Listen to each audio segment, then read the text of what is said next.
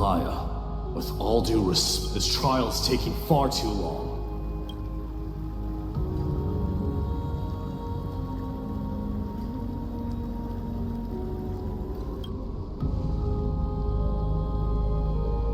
What do you think of this, Trinan?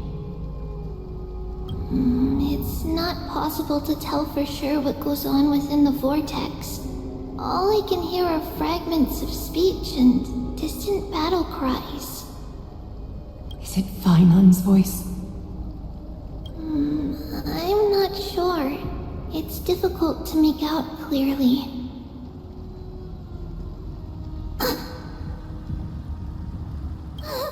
Wait, no! Lady Trinan. Voice.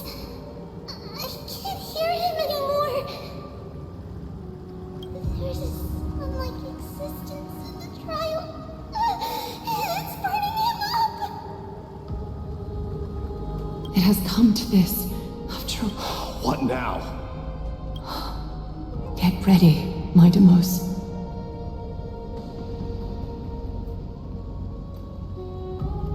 Why would we?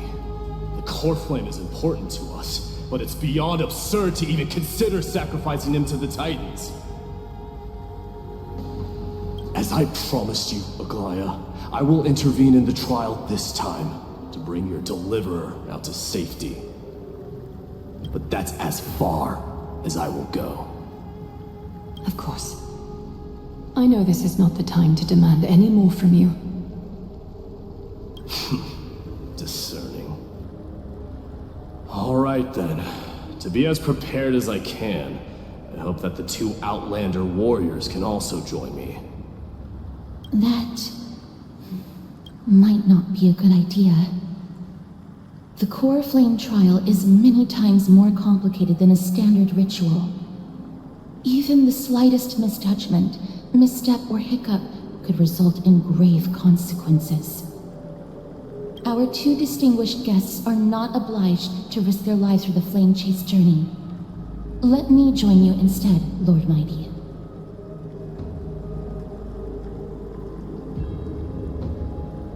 No. Someone should stay outside in case we need help.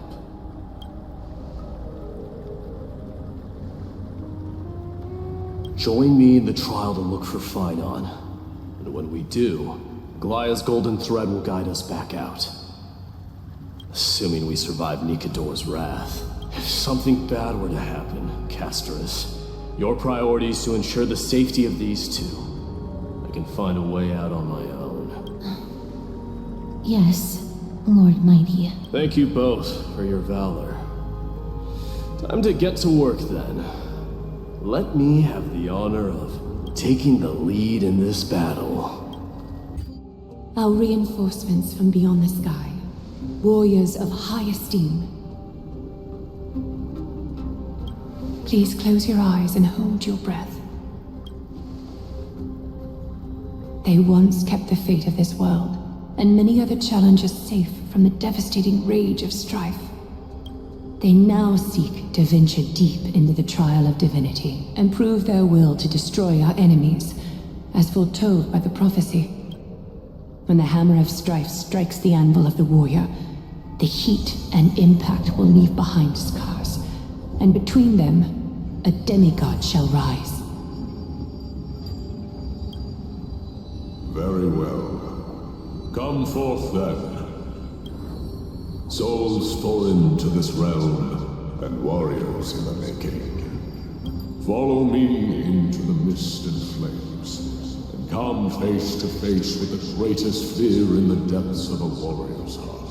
And with thy strength, banish the darkness and usher in sunlight. Let all lost souls find courage on a long journey back home.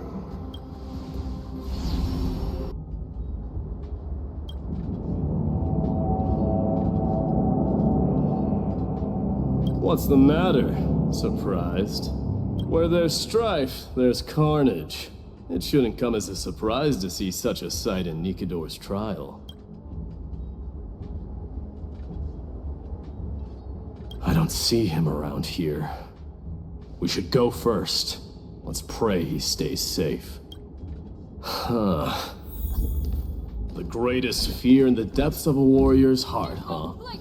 So, this is what he fears the most. A disaster. So much for the king of those outlanders. You won't get away, Kremnoan vermin! Be on alert. The smell of rust is thick in the air.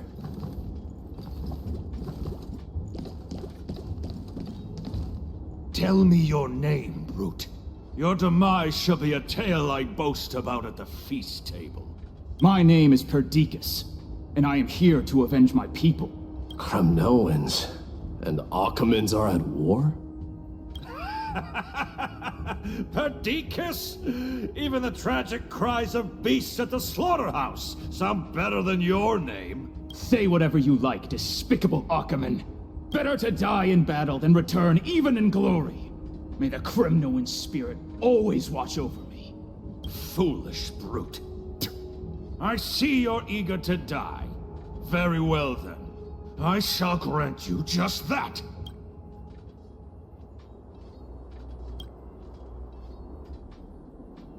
Huh? Die, you swine! Matamos. My king, why? Why did you leave us to the mercy of these foreigners? Is this... And you are... Oh. So the Alpha Brute has found his way here. You Kremnoans are all eager to die, huh? Then I shall grant you a swift death.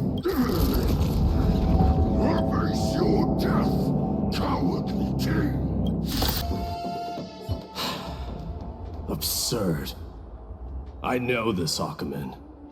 Strife contorted an honorable warrior into this perverse and twisted being.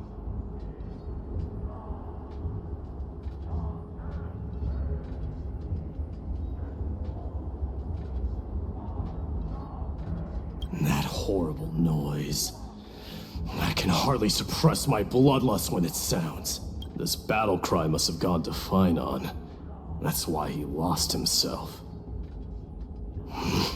What a useless fool.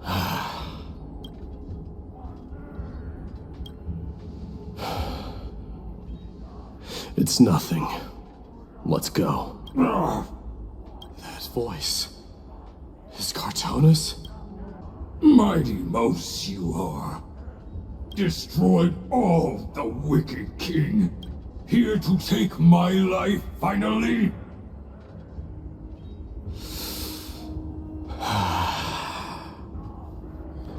I won't ask how this happened, nor will I hurt you like you said.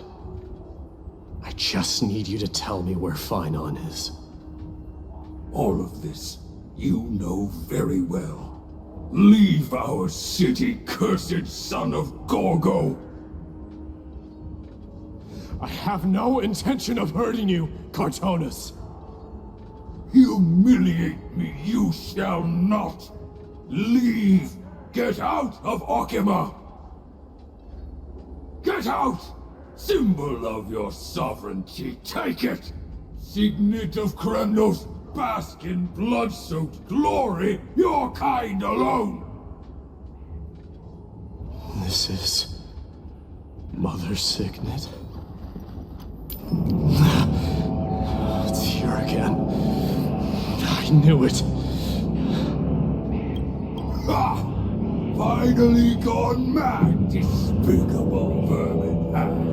With your mad king, perish together in that maelstrom of battle!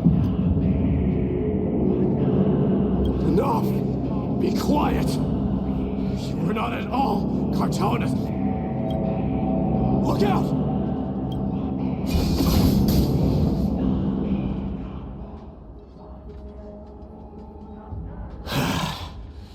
Nice move.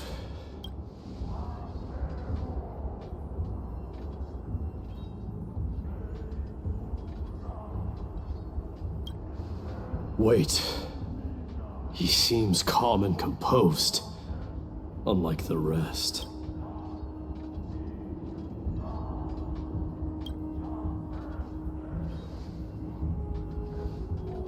Parted the waters.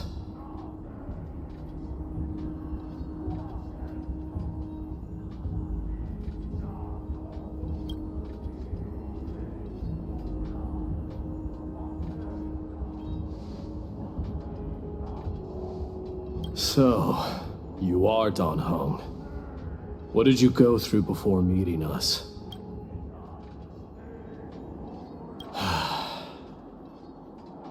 You mean you saw your past too? The trial of Strife is a vicious one, all right. This might not be a single person's trial, but an arena for every challenger to engage their own delusions in a bloody battle. I saw someone from my past a while ago. Someone Phynon has never met.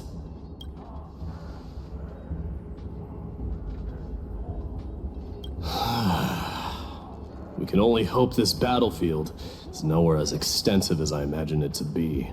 Let's first follow the sounds of battle to their source. The battle cries seem to be getting a lot louder.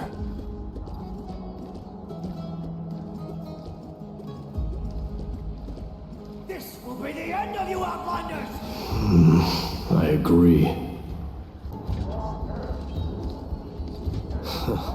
Just as I thought. This is where the battle cries were coming from. The true entrance to Nikador's trial.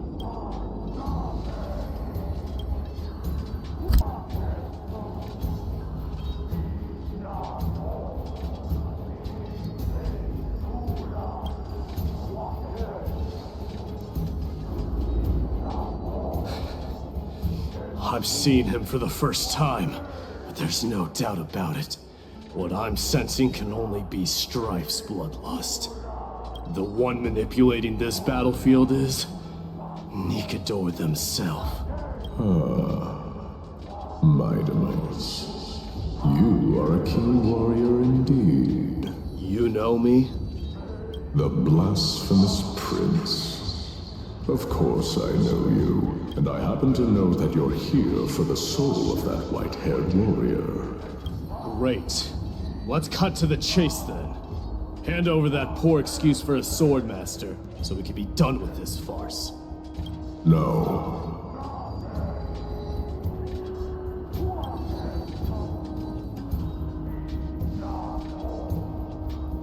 I applaud your courage and strength for coming this far, but you have chosen to besmirch the dignity of one who has fallen, and I cannot turn a blind eye to that.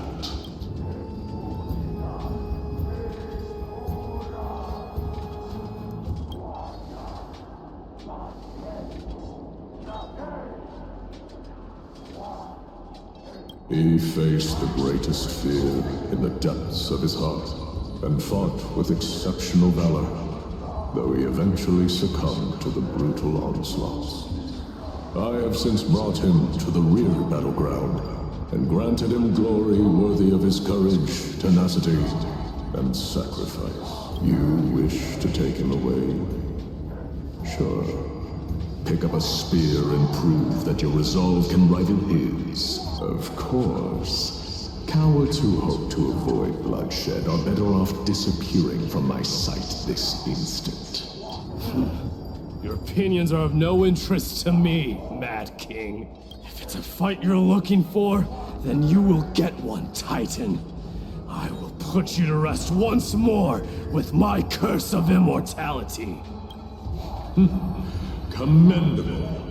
Your noble mother displayed the same spirit with a spear in her hand. Don't you dare speak of her.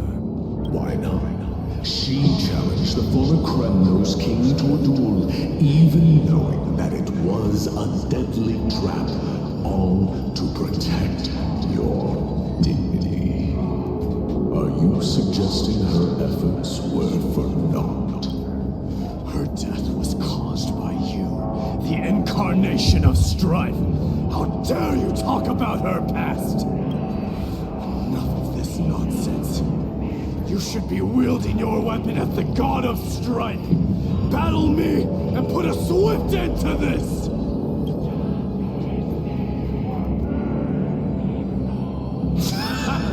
Your hatred is as clear as day, my Demos. My words must have stung you deeply. But thanks to them, I have also come to realize. This is why you killed your father for the throne. Only to let your signet sink to the bottom of the Sea of Souls, refusing to let the glory of Kremnos live on. This is why you slew the Strife Titan. Only to reject the core flame, letting Strife continue instead. Oh, child and show me what you are capable of. Show me if you have the power to put out the flames of your very own destiny.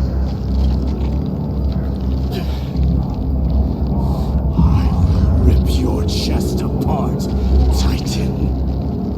The same way I ripped apart that former king. I see you wish to repeat this. Come at me then. Ignite the flames of your fears and step onto the battlefield. Take this fierce battle to the boundaries of Strife and consume me.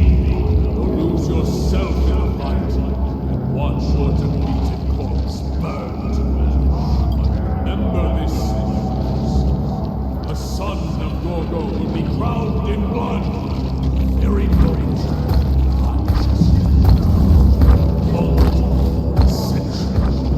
To you, the successor of Kremnos. White Warrior knew he was no match, yet he chose to fight till his very last breath. What about you, my Demos?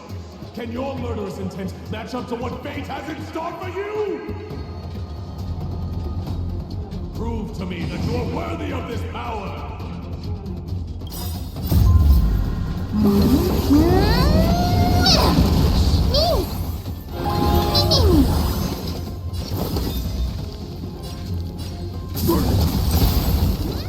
Mournful cries.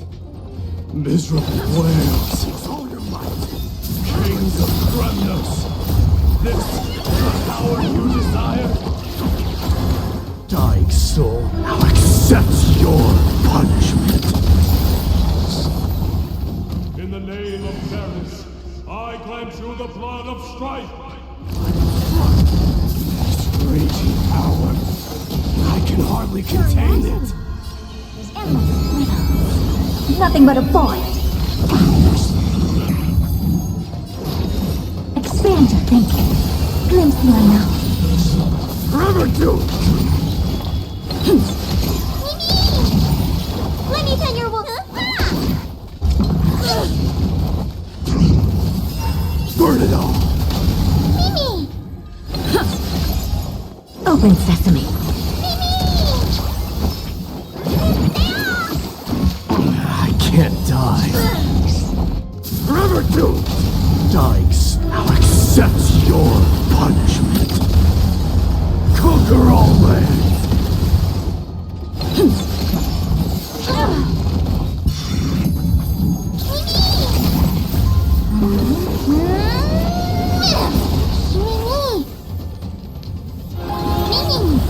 Burn it all. In fear you shall abandon your mortal body, King of Kremnos! Curiosity. Nothing but a void.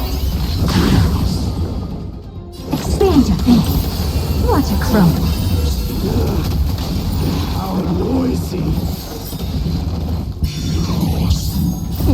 What's in your prescription? Burn it all. Dying soul, now accept your punishment.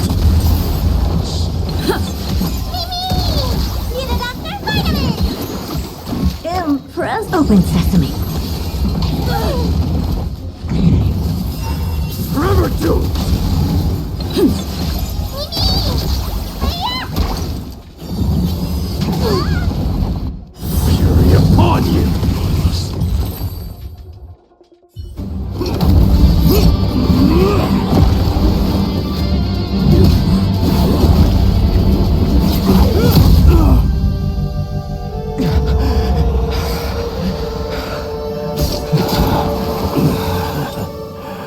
Found you.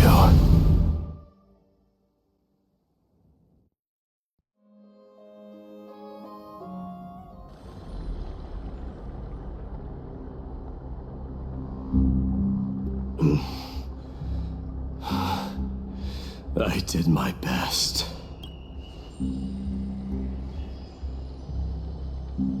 There's no need to worry. His soul is in a stable condition. With ample rest for both body and mind, he'll be up and about in no time. The greatest fear in the depths of his heart. Lord Finon must have been forced to relive his past during the trial, and revisit his homeland that had fallen to the Black Tide. In all likelihood.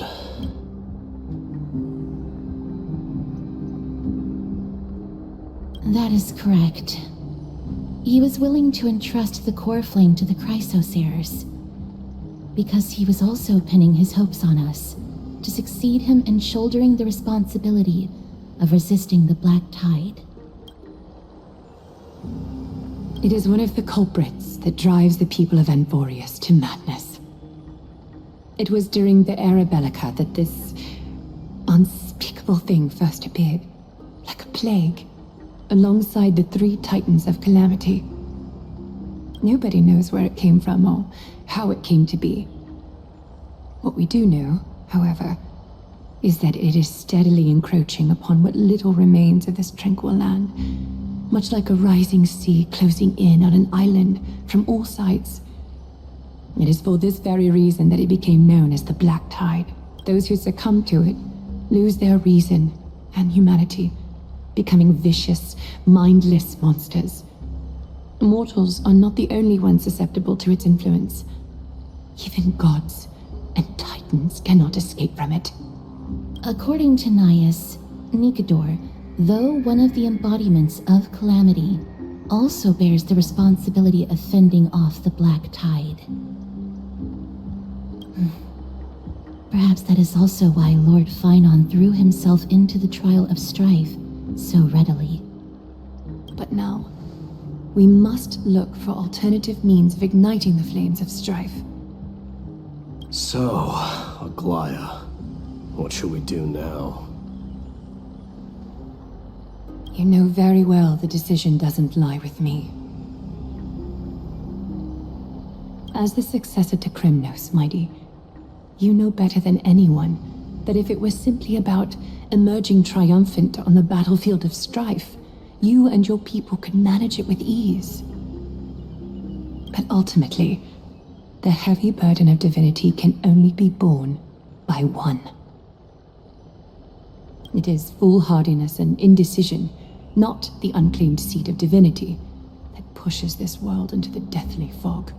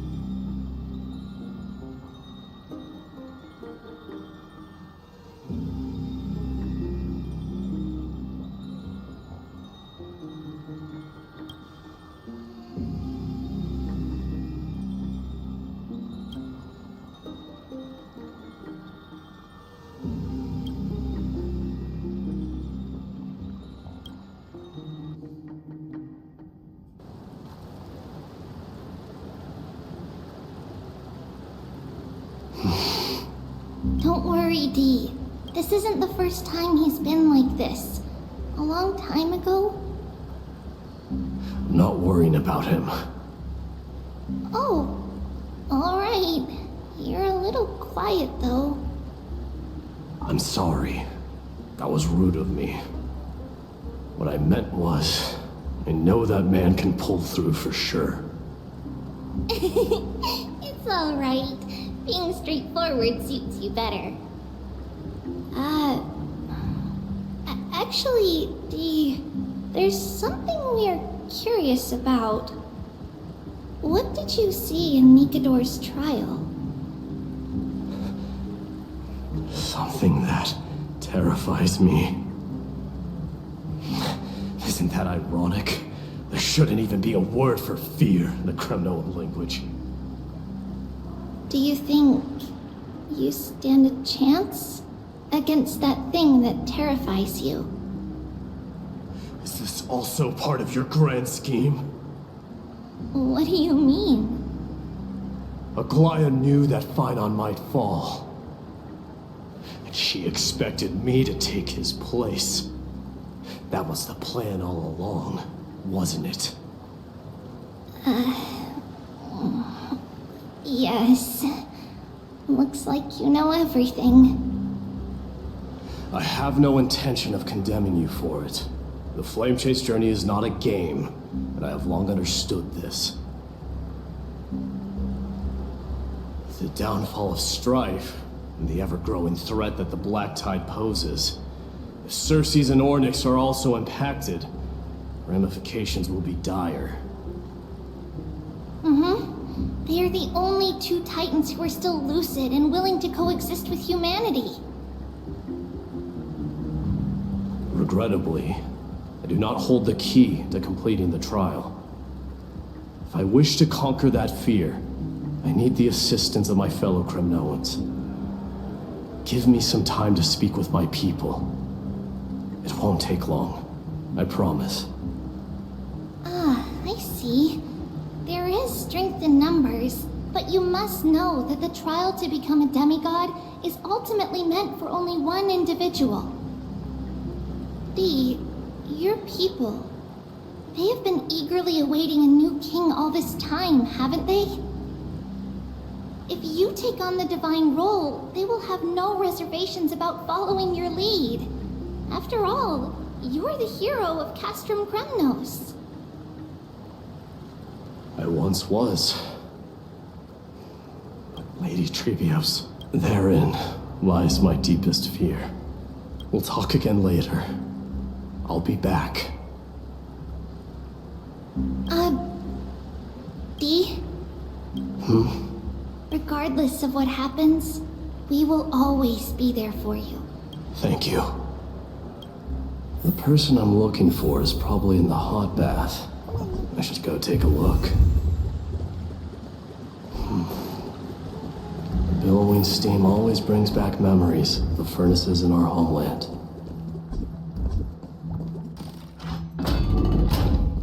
Children left unattended by their parents? That's not safe.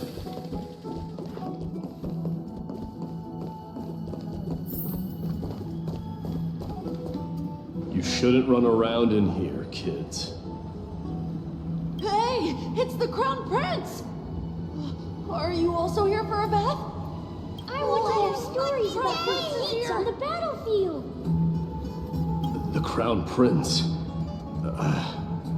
Are you Kremnoans? Yeah, we are! The grown-ups said we used to live next to the arena. Well, next to the parts next to it anyway.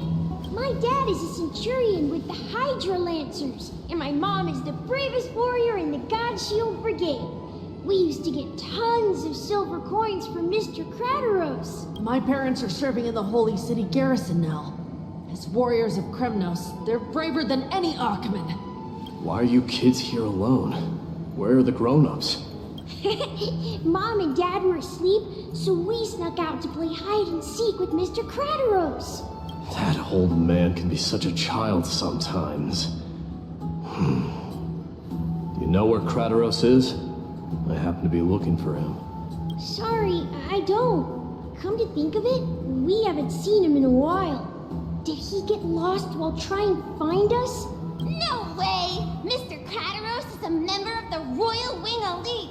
He's the best at hunting down enemies. He was counting near Verax Leo when we went to hide. I thought about taking a peek, but who knows if it might be a trap he set. It was prudent of you to be cautious. So, Which Varix Leo was he with? It's, just take a few turns after you go out from here. It's close to the backs. Alright, I'll go look for him. You should consider the game over and head home for now. And don't play around the hot baths again. Wait, Your Highness! Is there something else? I heard you retrieved Nicodor's core flame. Does that mean we get to go back home soon? Have you ever been to Castrum Kremnos? You were all born in the Holy City, and are living lives no different from the Achaemins. Everything you know about our people comes only from the tales of others. You have never even witnessed the blade in the sky with your own eyes. How, then, is a city you've never seen your home? Because this place is definitely not home. Mom and Dad told me that the children of Kremnos are born to wield swords and fight on the battlefield. They also said that the Kremnoan detachment led by the Crown Prince is the bravest army across all of Amphorious. No one can defeat them. The kids in the Holy City don't play with us. The moment they find out that our parents are Kremnoans, they shun us. We don't care.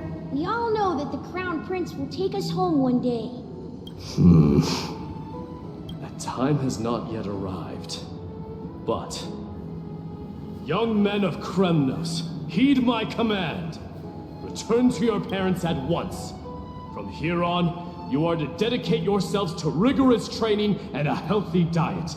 You must not neglect these two aspects if you are to become a brave warrior of Kremnos.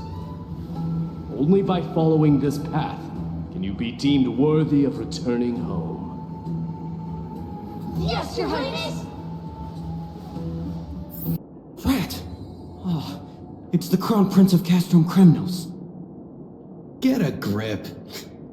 We're here by order of the Council of Elders. Even the Chrysos heirs have to think twice before doing anything to us.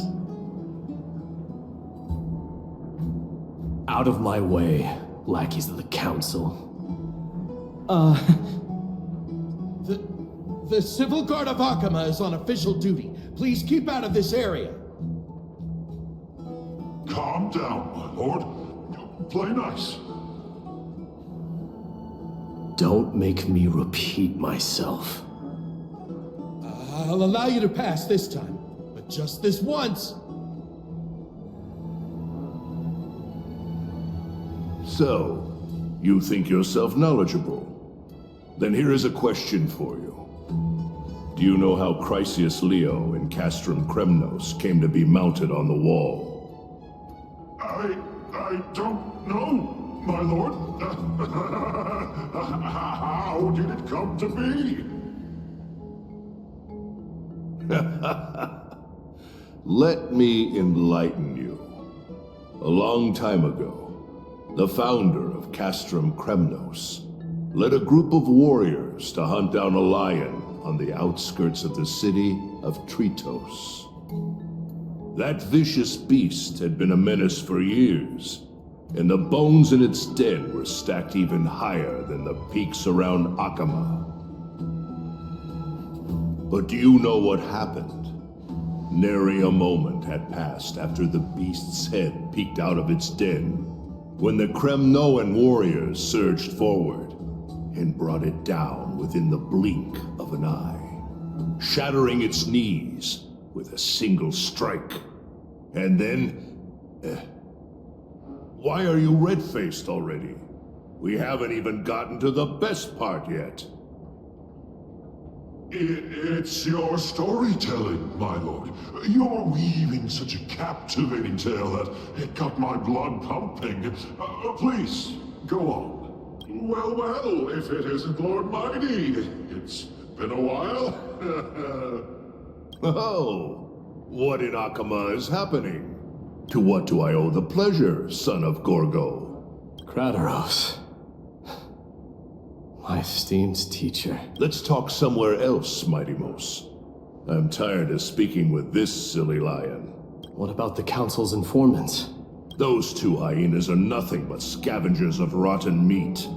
They couldn't bite even if they tried. They can follow us if they want to. Let's go. Wait! So, how in the world did Chrysius Leo get mounted on the wall? Why have you stopped? This is a nice spot for a private chat. Shall we, sir? Let's do it. What are you up to? Someone help me! Some privacy at last. So, tell me, why have you come to seek this old man's counsel? I came to discuss the future of the Kremnoans. Interesting. I heard the core flame of the Lance of Fury has been restored, though not by your hand. And you're even considering giving up Nikador's divine power. Is this true? Those rumors are not entirely groundless. In other words, you did entertain the thought of giving up the throne of Kremnos and forsaking your people. The divine power is not equivalent to the throne. The path of strife is also not our people's only way. Enough with the word games. You, of all people, should understand the plight of the Kremnoans. Think about all the warriors of the Kremnoan detachment who left their homeland with you. Think about their children.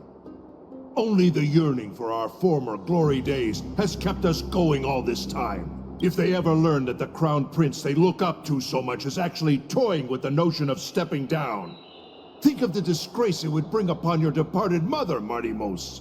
You best remember that she died for you because of Europon's schemes, to restore the glory of Kremnos. Since you've brought that up, tell me, who is responsible for my father's death? Are you trying to shame me, Martimos? I may be old, but I haven't become so decrepit that I've forgotten it all. Of course I remember that Europon died when the Kremnoan detachment surrounded him. You drove the spear into his chest with your very own hands. That was merely the final outcome. Do you still not see it? What led my parents and our people to their downfall is none other than the strife we speak of. The quest for glory. The tenet of valorous death before glorious return. This is the creed of every Kremnoan, no matter whether these beliefs are justified or not. Don't be ridiculous. The only thing that could slay a king is a spear. Even an infant knows that much. I swore to your mother that I would guard your crown with my life. I never foresaw that the son of Gorgo himself would be the first to turn his back on the Kremnoan spirit. Gorgo. Your mother bore that name. The name of the great founder of Castrum Kremnos. And she upheld that name with honor. If you choose to turn your back on her legacy, like a wretched deserter, do not fault me for withholding my loyalty, Martimos. I came to discuss the future of our people with you. But it appears this is not the right time yet. Go, mighty. Ha! That's what those Chrysos heirs call you, isn't it? Go down the path you have deemed correct. Deep down, you have always been one to do as you please. And I am well aware that no one can deter you once you've made up your mind. But don't you ever dream of renouncing the traditions of Kremnos. We may reside in Akama now, but we remain eternally bound to strife by blood. Bloodlines no longer hold any significance in this era of destruction. My young lord, always bear this in mind.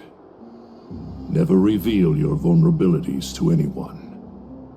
A lion should never dwell amidst its prey, especially when it wields power enough to dominate the entire hunting ground. Europon, the boy did nothing wrong! This is murder! Do not sully the noble name of Kremnos with the blood of an innocent child. You mustn't reveal your weaknesses to the enemy. Enough! My decision is final. We must use this child's life to preserve the soul of the great Nikador. We must save Castrum Krymnos. Don't be absurd! Those tiny hands lack the strength to even lift a spear. Do you truly believe him a threat to Castrum Krymnos? You'll be ending the bloodline of Krymnos if you do this. Our millennia-old glory will become nothing more than a joke. Have you forgotten that we Krymnoans place no value in bloodlines? It is through pure bloodshed and slaughter that the kings of Krymnos have ascended to the throne. As for our millennia-old glory, it has always been a joke in my eyes. Glorify it all you want, but it will not alter the nature of slaughter. Those who revel in it are but murderers. They are no more noble than the most monstrous beasts in Amphorious. Enough with your words! Among all the kings of Krymnos, which one did not inherit the crown only after plucking it from the lifeless body of his father? But listen to yourself now. Do you truly believe you can cleanse the blood from your hands through mere words alone? Nay, quite the contrary. I will end this cycle of bloodshed. Starting with this child. With these blood-stained hands, I will end it all. Your failure is inevitable, European. You are just a coward who can only raise his blade against his own child. A beast that murders his own kin. Royal Wing Elites and Emperors of Krymnos! You cannot sit idly by and watch this atrocity unfold. If you consider yourselves the honorable sons and daughters of Gorgo, then take up your spears and join me in putting an end to this bloody charade! Does anyone else have any objections? If so, come forward with your spear and prove your mettle. Understood. 5, 4, 3. No one dare stand by my side. Cowards! Has that crown stripped you of your courage? 2.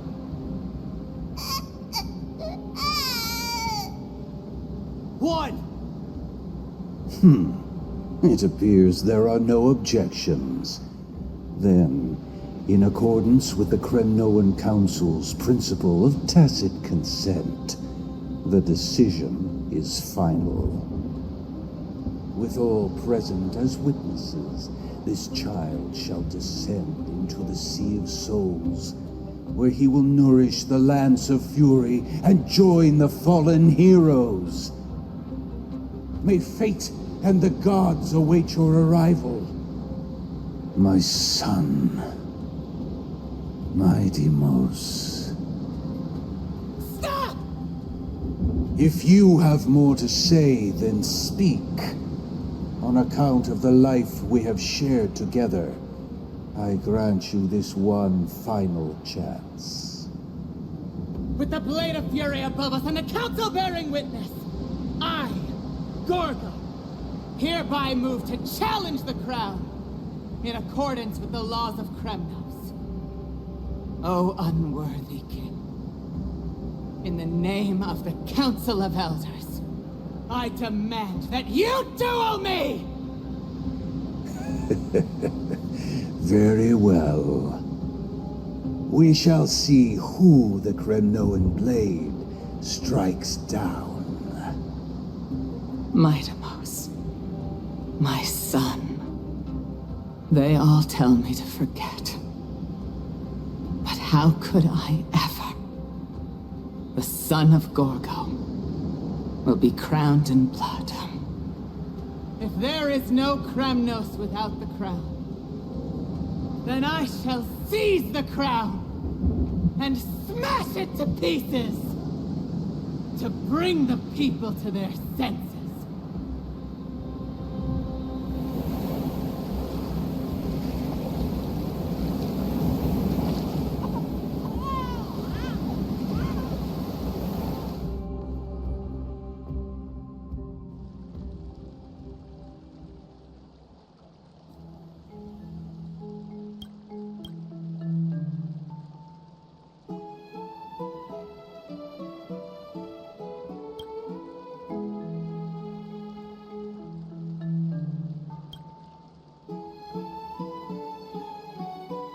Miss, you're awake.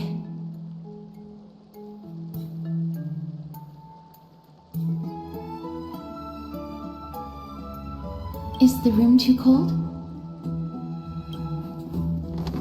I apologize for arriving uninvited. I saw that you were still asleep, so I took the liberty of waiting nearby. I bring a message from Lady Aglaya. She has prepared a gift for you and Don Hong, and wishes to present it to you in person. I'm glad you're in good spirits. All right, let's set off.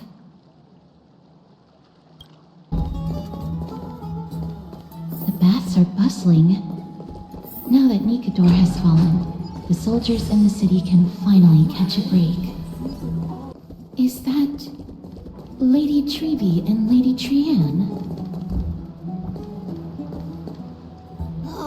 You must have forgotten.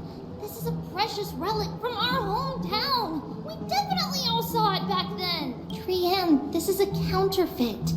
We both know it's impossible for something this fragile to have survived all those years in one piece. Nothing is impossible. We are fragile too, but we still got through those sad times. Ugh, look at that color and how it glitters in the light. It's exactly as we remember it. Why won't you buy it? If someone else gets to it before us, we'll miss our chance forever. Calm down, Trianne. You need rest. Please, there's no need to fret. If you need more time to make a decision, I can put this aside for you until tomorrow. Or... No, it's all right. Trianne is just... She'll come to her senses tomorrow. We'll be off first. Trianne is just... what? Trianne is super mad, that's what! You've forgotten all about Mama! Mama gave us something just like this before! Trianne...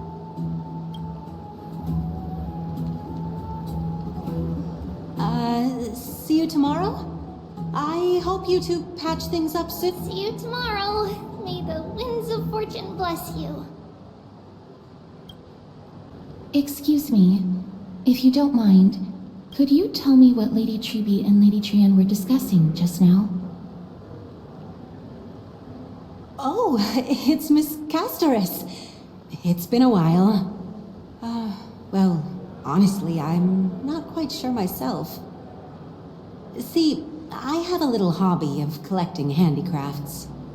Some time ago, I found this trinket being sold at the Memorial Market and bought it to use as decoration at my stall. When Lady Treby and Lady Trianne walked by earlier, Lady Trianne happened to catch sight of it and promptly insisted that it was a precious memento from her hometown. But Lady Treby believed it to be a counterfeit. She said it couldn't possibly be from Yanisopolis. The likelihood of such fragile glassware surviving the Chrysos War is simply too low. For some reason, Lady Trianne became awfully upset after hearing that. I see. Madam, would you mind selling this trinket to me? Certainly. It's just... if it truly is a relic from Yanisopolis, it could be worth a small fortune. Miss Casterus, I'm running a business here after all, so... I understand. Feel free to name your price.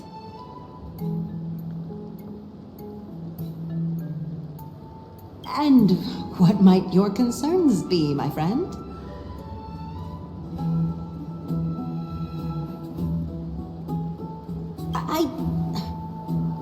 Fine. I'll sell it to you at cost, as a sign of goodwill, Miss Casterus. Just promise to support my business in the future. Much appreciated. Thanks for helping me out.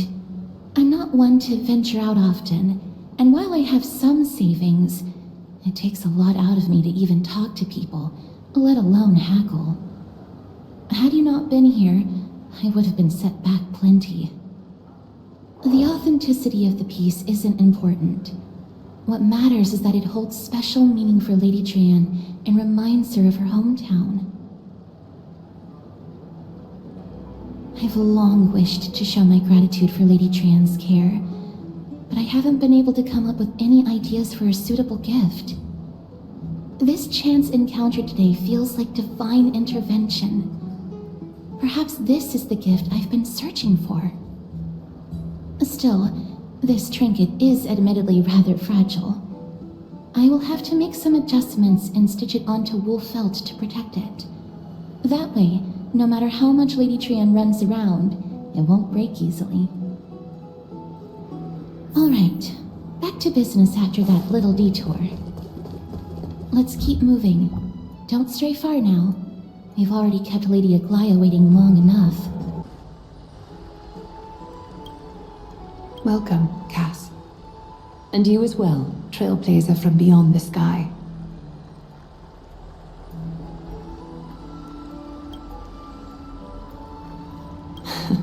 Not at all. It's good to see you bouncing back with such energy after that tough battle. For all that has happened, it was never our intention to drag you two into the battle against Nikador and jeopardize your safety. To express our gratitude for your kind trailblazing endeavors, we would like to present you with the highest honor of Akima. This is the Dew of Divine Blood, brewed from crops nourished by the blood of the Titans. It is said that only 12 bottles existed. The last 3 bottles are now being kept in the treasure vault of Akima. Back in the days of prosperity, cities fortunate enough to acquire it regarded it as one of the greatest treasures ever. Unsealing it during a ceremony held in honor of 2 cities' diplomatic ties was the highest form of respect one could show the other.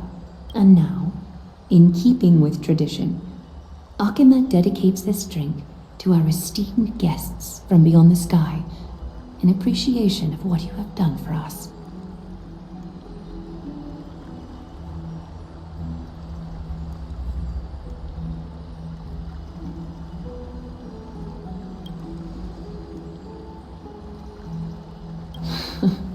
Very perceptive, Mr. Dunhung. Your heroic deeds have proven that you come in good faith. With the Dew of Divine Blood as testament, we wish to forge an alliance with the Trailblazers.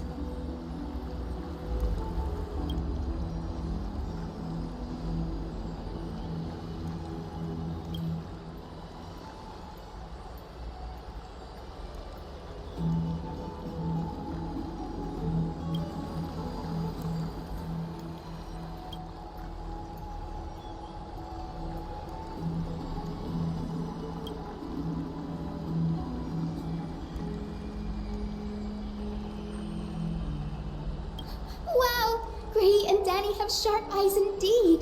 You'd make outstanding members of the Twilight Courtyard. No need to worry, by the way. I can tell from Lady Aglaia's tone of voice and micro-expressions that she's being genuine. Not only are you guests from beyond the sky, but you've also done so much for Akima. You're practically heroes to us all. Lady Aglaia would never subject you to Aquila's judgment. Hyacinth, thank you for taking care of the wounded of the past few days. Oh, it's no trouble at all. The patients are very cooperative when we attend to them. I'm just thrilled to see them all going home healthy again. Oh, it's Cassie. Oh, I've missed you.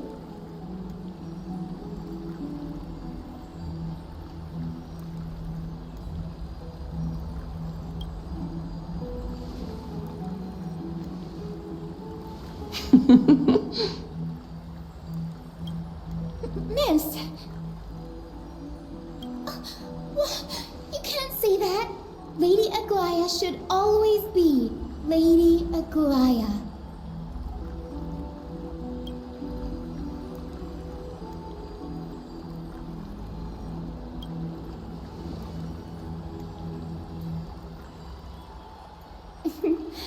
As an acolyte of Aquila, I'm here to bring healing light to the world. Plus, I've heard you're also children of the distant skies. Fate must have brought us together.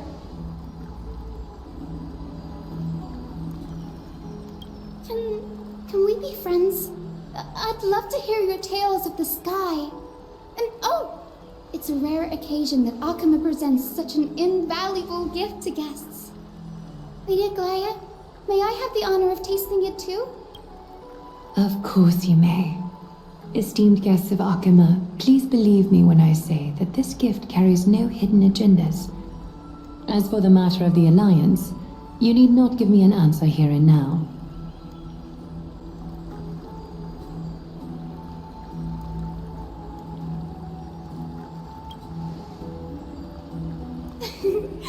You're mistaken. The capable Lady Aglaya doesn't need my help with things like this.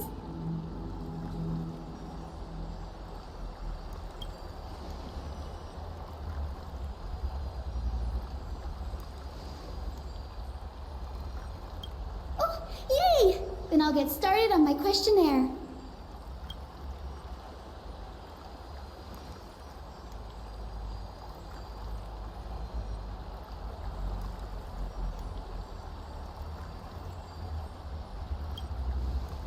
Allow me to do the honors. This young lady is Hyacinth, assistant lecturer of the new sporists at the Grove of Epiphany and head nurse at the medical institution known as the Twilight Courtyard. Many of the Chrysos heirs suffered injuries during Mikador's attack on Akama, so the Grove sent Lady Hyacinth to treat the wounded in Akama. But what I'm really good at is helping people sort out what ails their mind and spirit. If you're ever feeling troubled, come find me. A little sunbathing in the courtyard will chase all your worries away.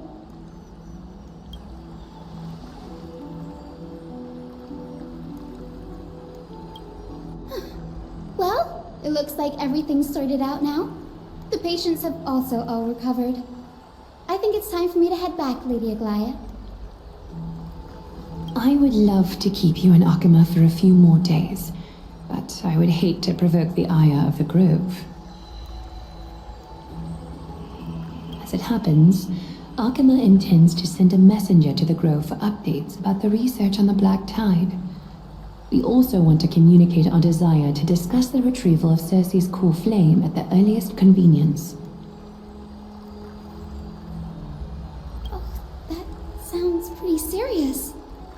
Lady Aglaya, you can't be asking me to... No need to fret. We won't put you on the spot. Trianne will be going there as the diplomatic messenger of Akama, and Castros will be accompanying her. I happen to have a few questions for Professor Anaxa as well, regarding the missing Titan Thanatos.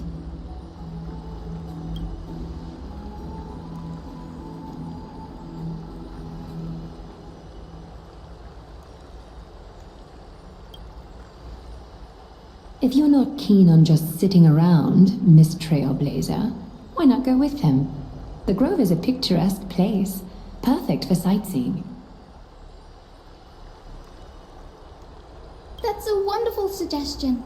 Come visit the Grove Grave. I'd be delighted to show you around.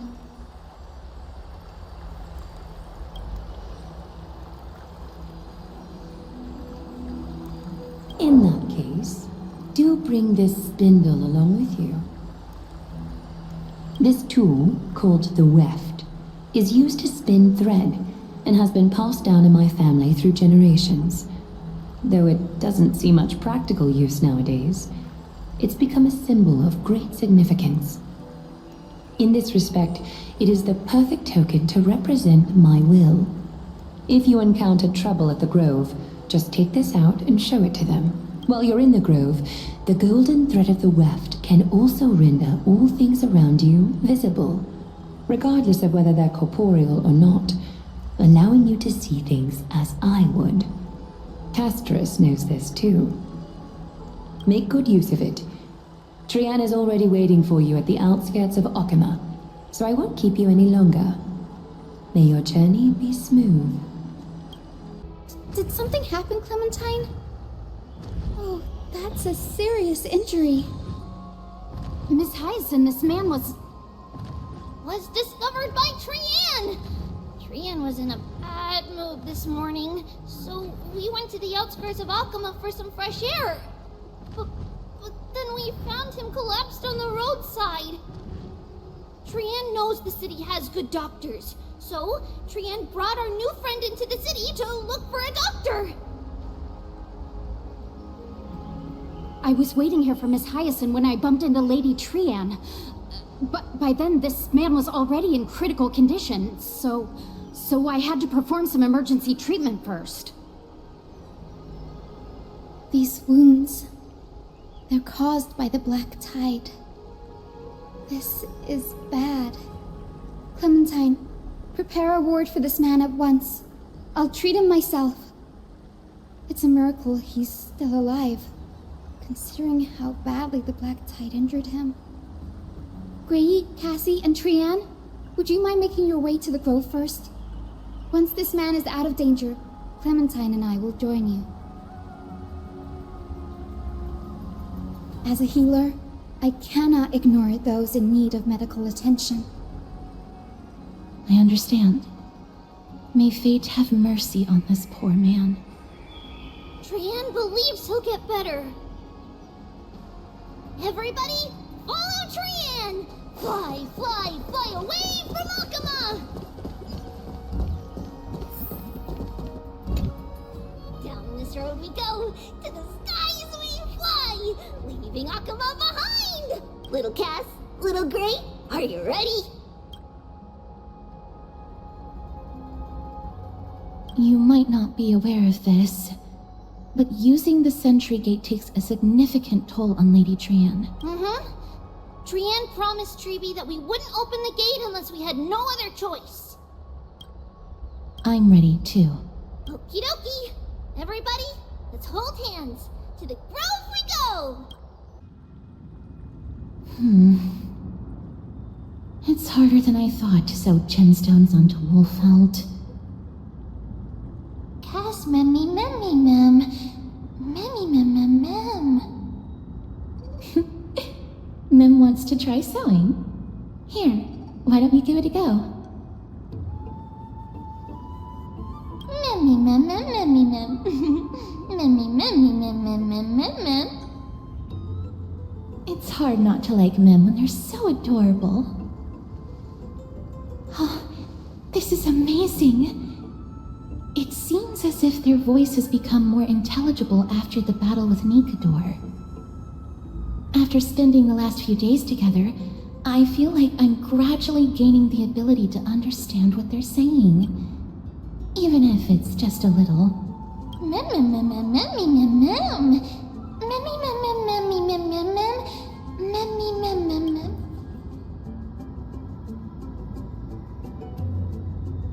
Memmy, mem. Memmy, mem, mem, mem, mem. Memmy, mem, mem, mem. Memmy, mem. Memmy, mem, mem, mem, mem, mem. Memmy, mem, mem. Mem.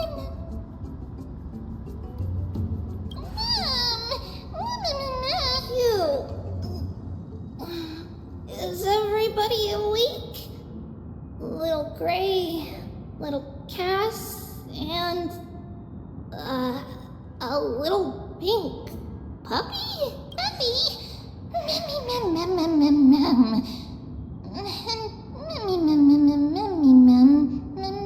It's already action hour. Lady Trianne, I hope you're well rested. You were talking in your sleep. Did you dream of many things? Sleep talking? What did Trianne say? Something like, Mommy, all with sword. Let's fight together. We'll be brave. Ugh, it's so embarrassing. Please don't make fun of Trianne. Of course not. Wasn't Lady Trianne's mother also the Holy Maiden of Yanisopolis? Uh-huh. Mama was the strongest holy maiden in all of our history. She also gave us the prophecy of deliverance. And she had red hair that looked like a cute red mushroom. But Trianne can't remember what Mama looked like anymore. Not even in the dream just now. Mammy mem. Mammy mem mem mem mammy mem mem.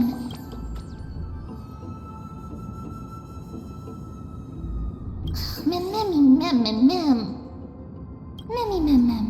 Mammy mammy mem mem mammy mammy mem mem. Mammy mammy mem mammy mem mem. Mem mammy mem mem mem mem. Mem mem mem mem mem.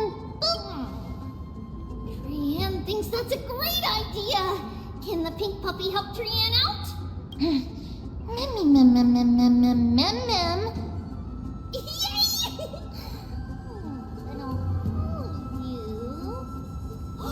Little Memmy from now on. Mem mem mem mem. Mem. Memmy mem mem mem mem mem. Mem mem mem mem mem mem mem mem. Mem mem mem mem.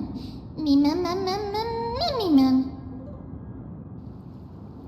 Okie dokie. Trianne remembers that we need to help Aggie ask the big tree whether Cersei's would be willing to visit Alkema. If we follow this woven trail and keep going upward, we'll reach the grove in no time. Mem mem mem. Memmy mem mem memmy mem. Legend has it that whenever they requested an audience with Cersei's, Nestia would always come to the meeting in a long white dress. As the warps and wefts of the dress came into contact with— Look! A huge tree! It's huge!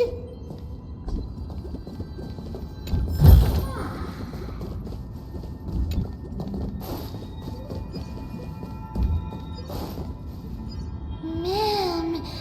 Memmy mem mem mem! Mem mem! Mem mem mem mem mem mem mem!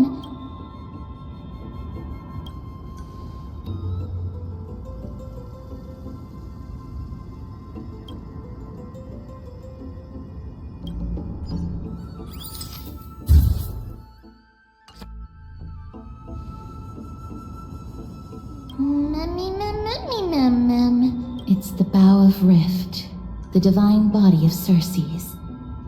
Flora began to grow where they planted their roots, and this flatland basin upon which we stand gradually became a large, verdant forest. A long time ago, Thelesis, the first scholar, led the masses to build a garden and courtyard in the forest, naming the site the Grove of Epiphany. There, people sought mental clarity, knowledge, and enlightenment. Trianne knows this. Everybody says that was how this big academy came to be.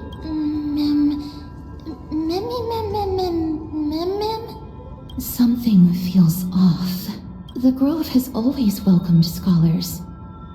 So too would Cersei's give us her delicate leaves and extend her branches in greeting. Yet, it seems both the Grove's messengers and the Titan are indifferent to our arrival.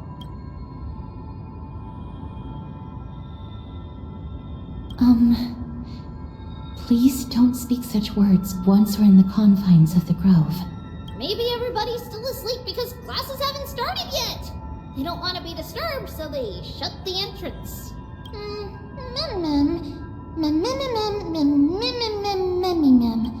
This place is too quiet. What in the world is going on? Oh! Trianne found it! Everybody, fly across to the other side! Grey's eyes are so sharp!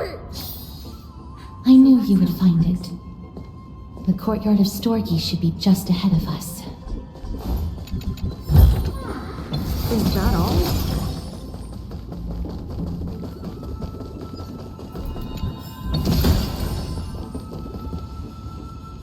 As I expected, something's not right here.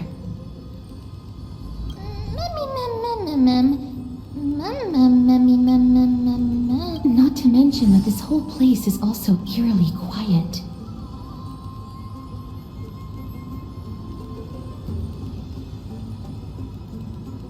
There is no way she would have neglected such an important diplomatic matter. Hello? Is anyone there? Huh, no one's here.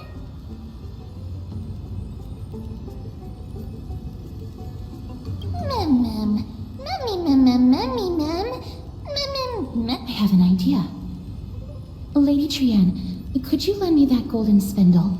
Do you remember? Lady Aglaia said this. While you're in the grove, the golden thread of the weft can also render all things around you visible, regardless of whether they're corporeal or not. This is achievable because the grove is not only where the roots of Circes are, but also where the chrysalis of gold manifests.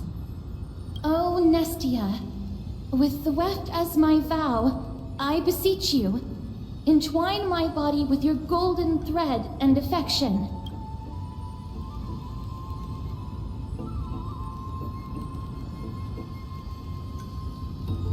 Well, these lines are documented in the Handbook of Nestia's priests. So, if I'm not mistaken, we should be able to draw power out of this butterfly exuvia with the golden thread. There isn't a reaction. Did it not work? But that shouldn't be.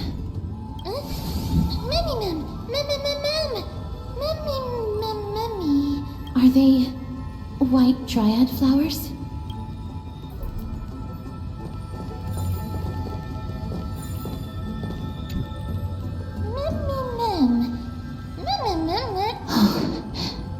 No, these aren't white dryads. These are shadows of dead white dryads. Dead me, mem. Shadow? Strictly speaking, these white dryads are still plants. They only gained sentience as a result of Circe's blessing of equality. But their sentience is minimal when compared to that of humans. These flowers have already died. What you see here are just faint afterimages of their souls. However, this also means that the golden thread has definitely connected with the Titan's presence. Without the golden thread's outlines, we would not have been able to see them at all. But what happened to them? Why are there only tiny shadows of them left? Mem, can you read their memories? Let me try.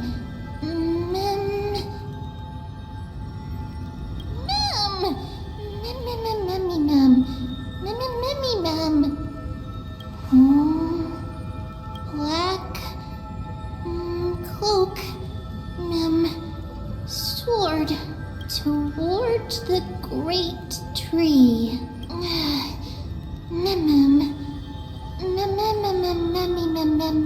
I have a bad feeling about this. The deathly fog of Thanatos is fast approaching. This looks really scary.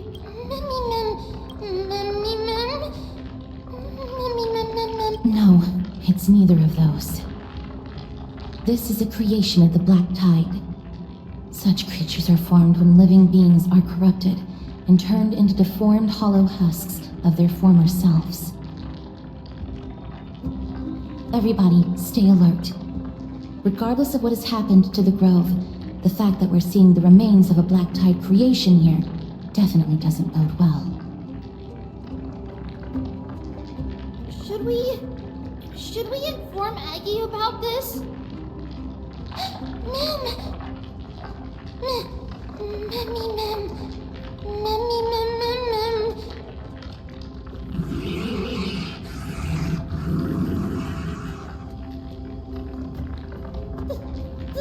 monster is alive! Trienne will protect everybody! Trienne, please hide behind us. Miss, let's do this. As expected, the words black, sword, and cloak. They're talking about the black tide. The dice have been cast. Bust? Or maybe I'll take it off! Watch your head! That's half the work. Destined for oblivion. Is that the time for resolution?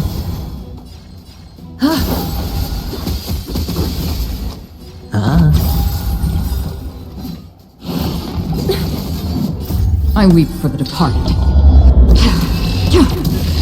It too shall fall. Where there's a will, there's a... We? There's no backing out now. For me or you. Who's the little backstabber? You defeated it! Little Gray, little Kaz, you're so strong!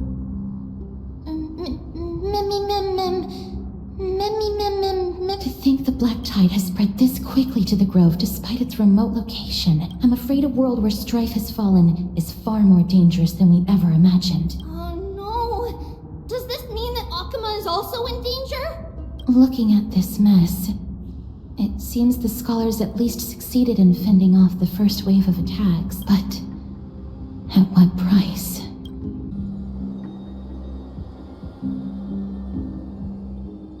Lady Aglaya, after a few days of surgeries, both major and minor, we were able to save the life of that patient found on the outskirts of Akuma. Thank you again, Hyacinth, for your hard work. The scarring of his organs was especially severe, a result of the Black Tide's corruption. It's a miracle he's even survived. I can't say for sure when he'll regain consciousness. Don't stress yourself out over this. You've already done everything in your power to save him. There's no need to hurry to the Grove either. You deserve a good rest now. Tribi, I have some things to tell you as well. There's something strange about where that patient came from. He is not Akuman. The way the stitches on his clothes are hidden is quite unique. Such craftsmanship is undeniably from the Grove. The Grove? You mean... Now that I think about it, Castress and the rest should have arrived at the Grove by now. Trienne just got in contact. The Black Tide has invaded the Grove. We haven't detected any survivors, even with the help of the Golden Thread. What should we do, Aggie? The Black Tide is posing an even greater risk to us now. I did not expect the Grove to be the first to be impacted, though. Can they tell where the core flame is right now? We see it. The core flame is still there, but... But what? But they can't say for sure whether the Titan has also been corrupted by the Black Tide. Please let them know that for now, the most pressing task is to identify the core flame and transfer it to a safe place as quickly as possible. We must also search for survivors and find out exactly what happened to the Grove. Oh, and find Anaxa. Unless something went terribly wrong, he should still be alive. They've set off. Please, stay safe, everyone. I pray for their safety too. Aggie, how do you know that Anaxa is still alive? I know that man all too well. If that blasphemous performer knew that he was not long for this world, he would most certainly try to seize the core flame and drag the Titan down with him. Is this a joke as well? No, I'm being serious this time. We're facing threats from both within and without Akuma. The merciless carnage may have ceased, but Akuma's nemesis continues to sharpen their blades even now. They may have even prepared the gallows from which to hang us already. You mean... Even if the divine authority of Strife is as yet unclaimed, the Black Tide is advancing more rapidly than I expected. I fear this tragedy is more than a mere natural disaster. Alas, it's too late. The Council will likely take this opportunity to do something... I will try to keep this under wraps for now. But you must also take care, and be prepared for anything that may happen. All right. Should I inform Hyacinth about this? Not for now. She must be exhausted after performing surgeries non-stop for so many days. I don't want to overwhelm her with this bad news.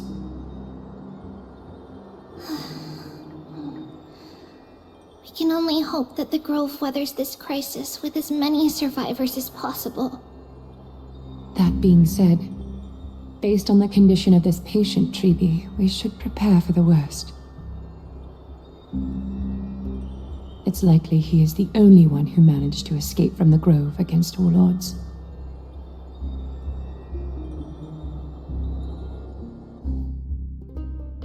Everything will be fine. The people at the Grove are really smart. They'll definitely be able to chase away the Black Tide.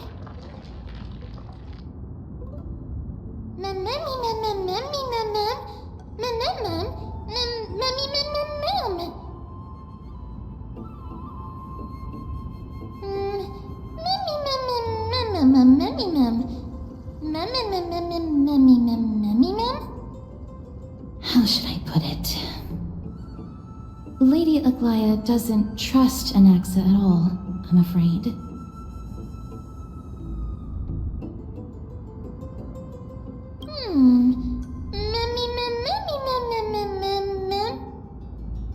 Believe me, she is far nicer to the two of you than she is to Anaxa. Despite being a Chrysosaur, Anaxa resolutely believes that Titans and prophecies are a load of nonsense. During our regular citizens' assemblies, he always votes to oppose the Flame Chase journey.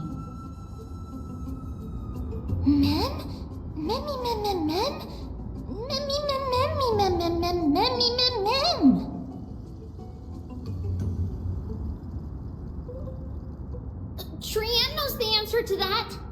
Everybody says that Circes, who symbolizes reason, is the most tolerant of novel ideas. Apart from Kefali, they're the Titan who treats us the best.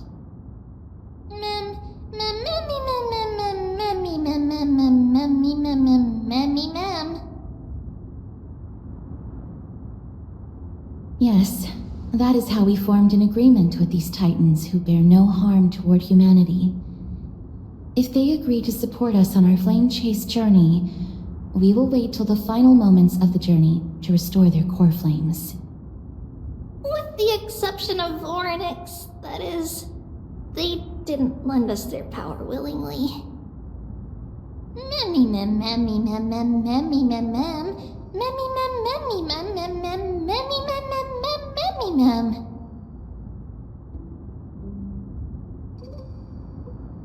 That is true.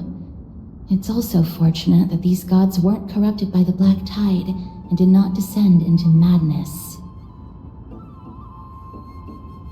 Trian believes Circes will be alright. After all, everybody says that the people of the Grove are really smart. So, Little Gray and Little Cass, just leave the task of finding Anaxa and everyone else to Trian. It's easy for Trian to look for people because we can fly. Good idea. In that case, please bring the weft along with you, Lady Trian. The golden thread will be much more effective from up above. Please promise us that you'll take care of yourself. Okie doke. If Trian gets in trouble, we'll look for all of you. In return, if you get in trouble, remember to call for Trian, okay? We'll come right over and open the gate for you. That's the other thing I wish to mention. Do not open the gate unless you have no other choice, Lady Trian. Your body is not in good shape at the moment. Okay. We will keep that in mind. Trian was just trying to help. Of course, we know that. After all, Lady Trian is a demigod. the most powerful among all of us here. Remember all those brave heroes in the tales you've heard? They would always save their strength until the very last moment. That way, they could ensure that nothing went wrong with their plans. Isn't that right? Mm-hmm. In that case, brave Trian shall clear the way for all of you. I can't open it. It was probably sealed in order to ward off the black tide. Save your energy. Yanis's power is far stronger than we could ever imagine. Are you serious? Just a mere door, and your first instinct is to call on the gods? Before you try unlocking the door, perhaps you should first find a way to clear the fog that clouds your vision. My name is Anaxagoras, one of the 7 sages of the Grove of Epiphany, and the founder of the Nusporists. Before we go any further, rule number 1. Do not call me Anaxa.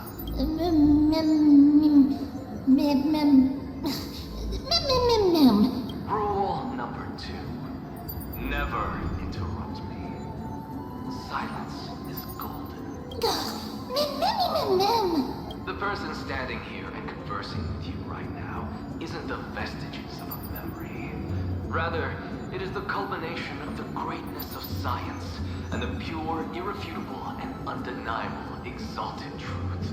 Through the wonders of alchemy, I have shattered my soul and transmuted it into gold before burying it in this spot. I have recorded these words so that visitors may learn where their next destination lies. Nothing is impossible. Having said that, alchemy is not omnipotent. Each time you hear from me, an equivalent part of my soul is being consumed as the price. In other words, this voice isn't created out of thin air.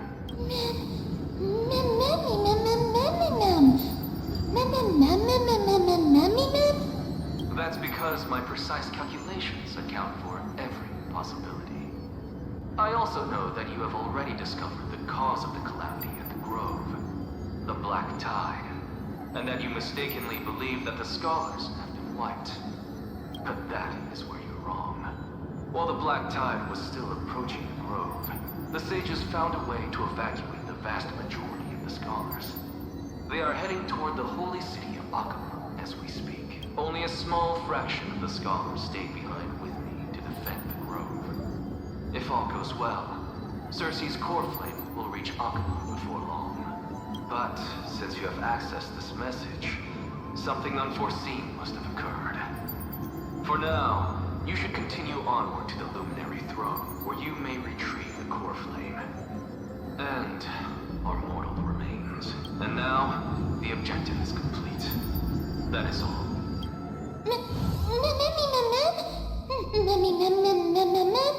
Miss, judging from your reaction, you must have found a useful memory. Professor Anaxa?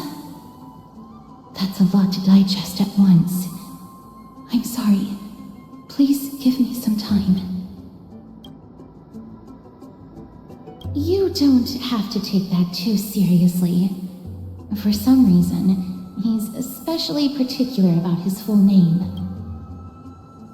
Professor Anaxa theorizes that all beings originate from the same source and have a similar composition, which in this case refers to the soul. He calls this theory Nusporism. It is an extremely complicated theory.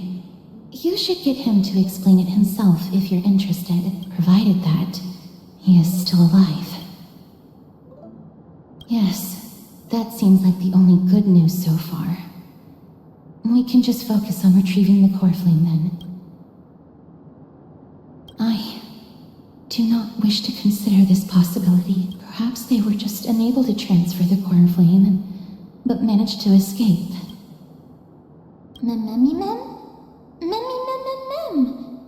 It is located at the top of the giant tree and is where Circe's core flame is kept. According to Anaxa, the core flame should still be there, but making our way there won't be as simple as the professor made it sound.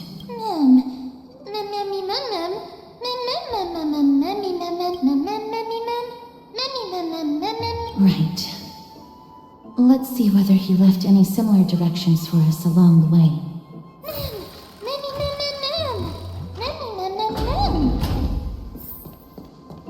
Alchemy is truly incredible.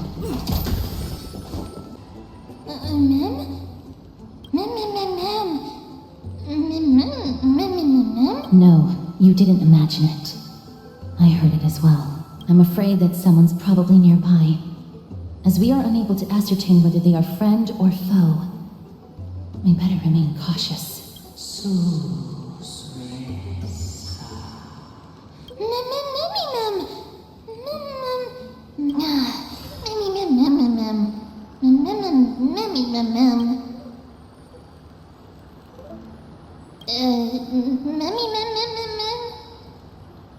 Found it. The voice is coming from over there.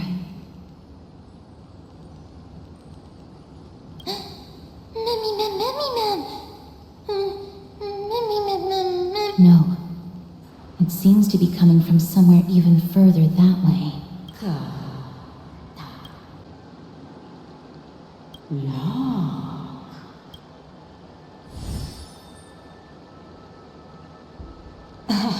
Regardless of what you do, a stone won't be able to speak.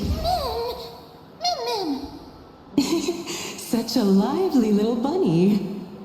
You even smell a little familiar.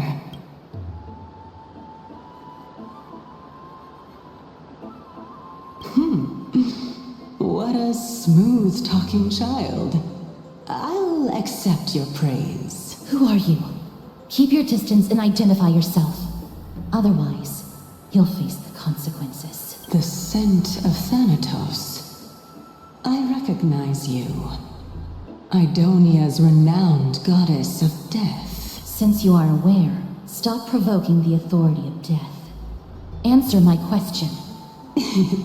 Baring your fangs at me. How cute. Just call me Calypso. I greet you on behalf of the 7 sages and the litophagists.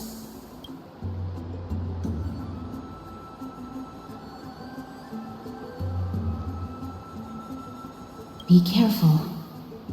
Even if the head of the litophagists has never shown their true identity before, we shouldn't trust this person so easily. The Weft could not detect her presence just now. That would be out of the ordinary if she were truly a phantom body. But if she is someone who has passed on, I should be able to tell. Let me test her. Do you mind if I join your private conversation? That would be rather inappropriate for someone who isn't even willing to reveal their real self. Forget it. However, I'm going to ask you some questions. Please answer them truthfully. If you can do so without hesitation, we won't treat you as an enemy for the time being. A pop quiz? Well, that sparks my interest. Go ahead. What was the topic for the grand finals of the 752nd Great Debate? Is a flying arrow in motion or at rest? Who was your representative? Medea. She went up against Phynon of the New Sporists. Who won? Nobody won because the 752nd Great Debate never took place. What I just mentioned happened during the previous debate. Phynon emerged victorious and obtained his 10th consecutive debate wreath. Also, to alleviate your worries, I shall provide you with a piece of information that's more valuable than the Great Debate. Anaxa the New Sporist is still alive. I saved him, and he is now recuperating at the Luminary Throne. So, are you satisfied with my answer? This dumbfounded expression of yours is much more adorable and likable than the previous one. As the saying goes, seeing is believing. Why don't you follow me to the throne and take a look for yourself? I'll keep my eyes on you at all times. Oh, that's truly an honor.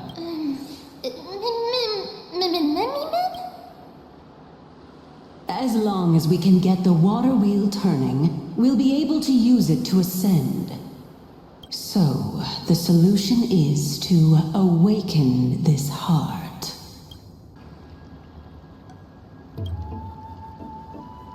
Why did you suddenly freeze? Do you have another way to make the water wheel turn? Can you really do it?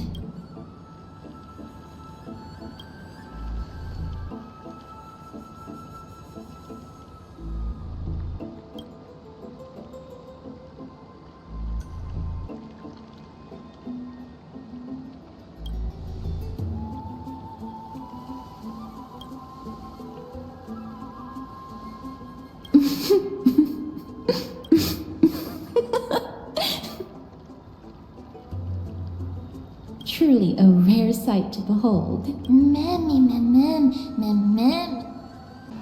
This heart is the source of all water in the grove. Indeed. When the sparks of inspiration burst forth within the grove, dewdrops fall and land within the pool.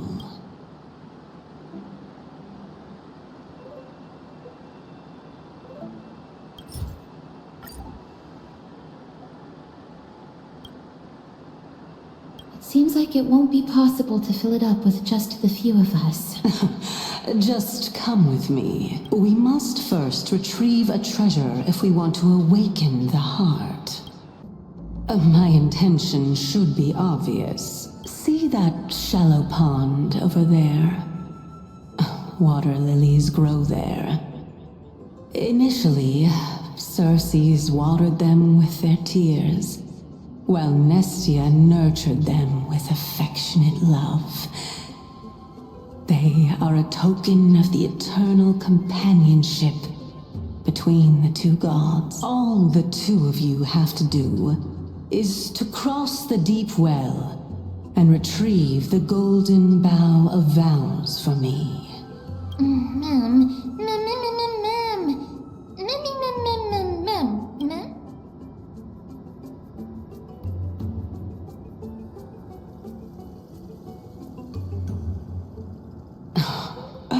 You're making it sound so ominous. We can retrieve it, but I advise you not to waste your time on any schemes. Oh my. I'm helping you to eliminate your worries and obstacles, and yet I receive nothing in return. Besides, the bow is essential for awakening the heart and drawing water out of the source. If you can't find it this time, we can just remain trapped here for the rest of eternity. You're overthinking things. We're all in the same boat, although it would be absurd to say that I have no other motives. Since you've brought it up, I might as well take this chance to explain. I'm simply making use of this opportunity to see what you two are made of. So, is that truthful enough for you? Now is not the time for me to elaborate further. So, please proceed. As a student of Anaxa, equivalent exchange should be something that you are familiar with. I cannot deny that. Miss, since our interests are aligned right now, it's better for us to do as she says. Besides, she knows about my past. Even though I'm not able to elaborate much, I can tell you that she has reasons to fear me. If you unfortunately turn out to be her ultimate target, please don't worry. I will promptly intervene.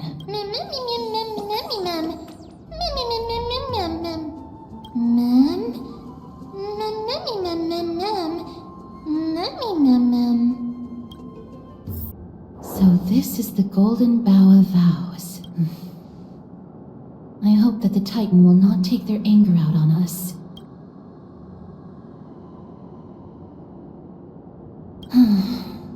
If only they could interfere in the affairs of the Titans.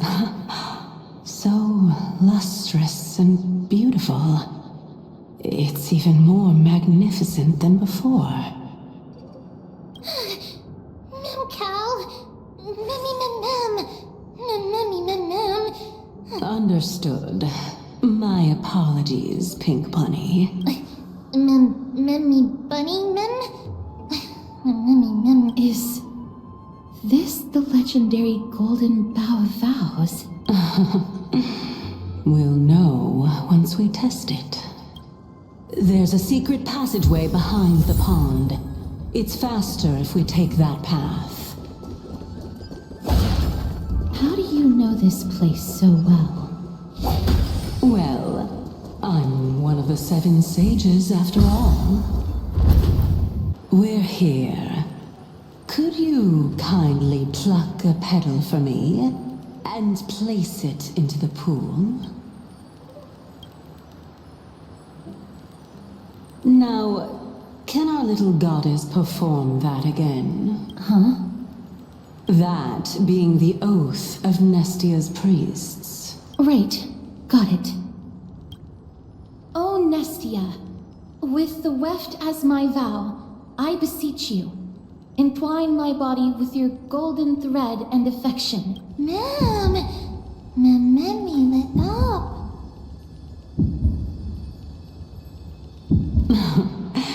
It's just an ancient promise between the Titan and humans. So, what do you think? It really is the Golden Bough of Vows. And I did not set any traps for you, right? That is indeed true. You look like a sad, lost puppy. Even if this is indeed a scheme to get you to lower your guard, you don't have any other choice but to play along. Therefore, why don't we just put everything aside and work together? We can always determine who's right and who's wrong once we overcome this. Yes, I agree. Great. Then, let's ride the water wheel. However, giving us half-truths is not the right attitude for cooperation. Furthermore, according to the principle of equivalent exchange, since we have passed your so-called trial, isn't it time for you to make your intentions clear to us? I really can't bear to look at your sad expressions. Although you only cleared a simple trial, I'm willing to make an exception and treat you with sincerity. I'll allow each of you to ask a question. But not the little bunny. So, ask away.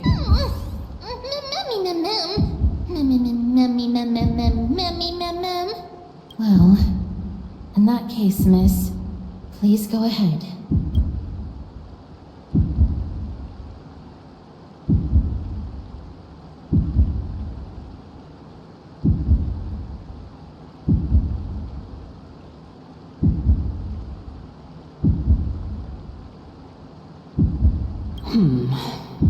As I've previously mentioned, I'm one of the 7 sages of the Grove of Epiphany. If you think that this answer is insufficient, then I'll add to it.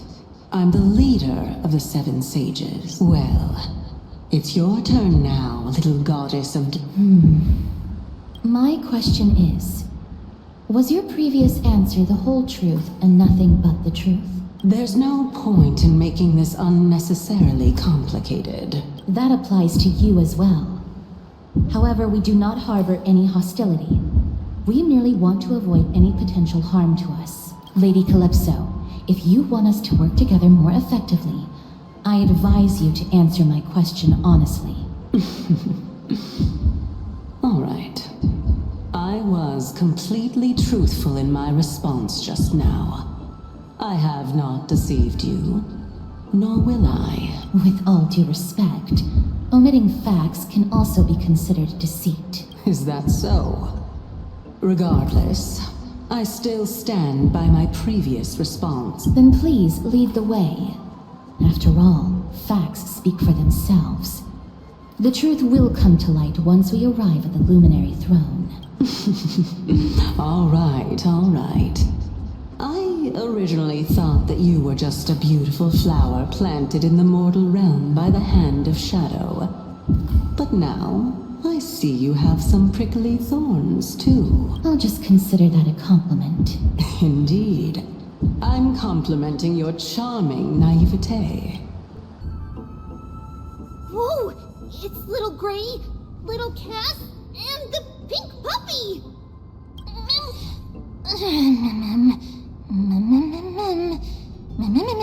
Lady Trianne, are you alright? Were you hurt? No, Trianne flew high up into the air so the monsters couldn't reach us.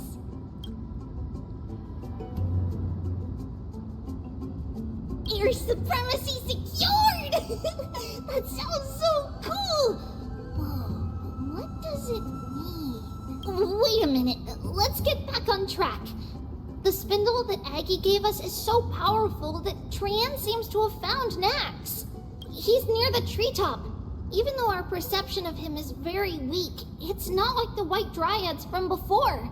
But since Trianne was alone and afraid that it might be dangerous, we did not fly there to take a look. It seems like Lady Trianne did not forget our promise. Anaxa is indeed still alive, and he's at the Luminary Throne right now.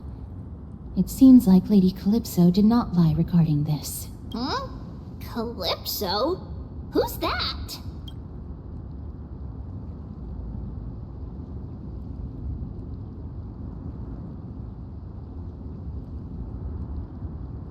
Whoa! A spirit? Trianne wants to meet this spirit that even the gold thread can't sense.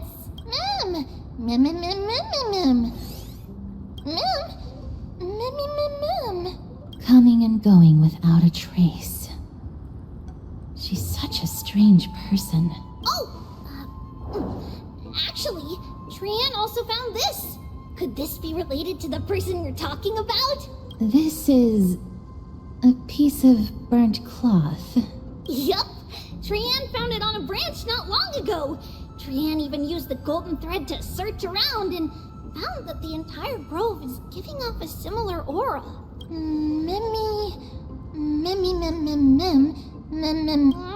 Trianne doesn't think so. Because when Trianne picked it up, we didn't see anything at all. And judging by the golden thread, the aura seems to be all around. Lady Trianne, where is the aura gathered at right now? It seems to be... a little higher and a little ahead of us. The Dome of Devotion.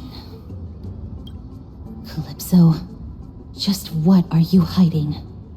The golden thread is vibrating more and more violently.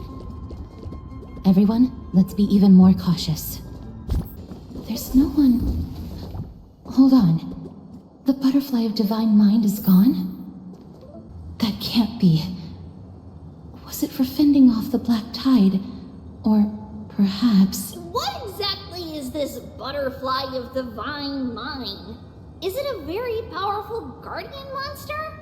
No, how should I put it? It's considered a safeguard for the Titan's core flame. This butterfly is created from Nestia's remaining divine mind and bears the responsibility of guarding the core flame. Legend has it that someone can only pass the trial of the butterfly by proving they possess pure and unselfish love within their heart. Only then can they awaken the great tree to open up the path to meet Circes. But how are we going to prove it?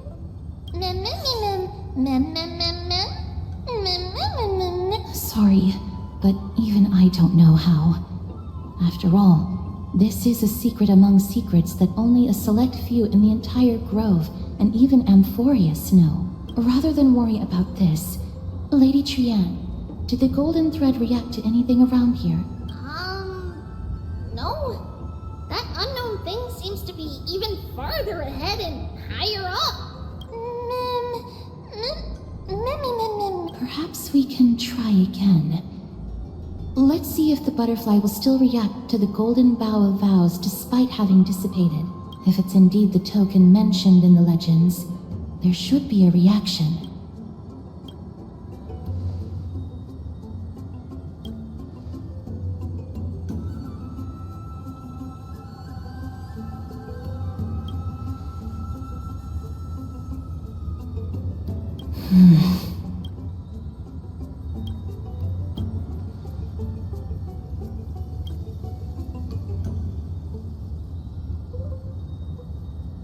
Let me give it a try. Oh, Nestia, with the weft as my vow, I beseech you, entwine my body with your golden thread and affection.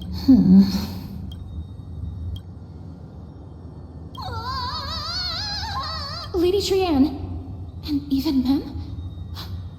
Where have they disappeared to? Little Gray, little Cass, look over here, quick! Mummy, he is about to burst into flames! Little Gray, little Cass, it's bad. It's very bad! Mummy, I'm fine. Mum, Mummy, Mum.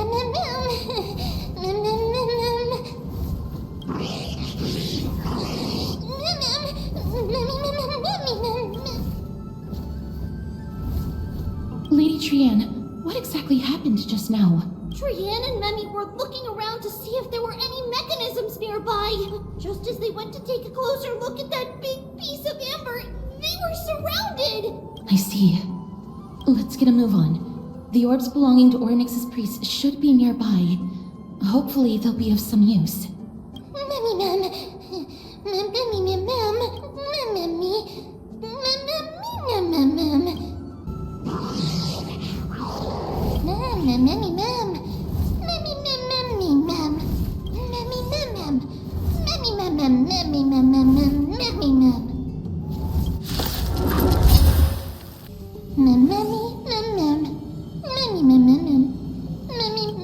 Easy. Memmy, Mem. Mem.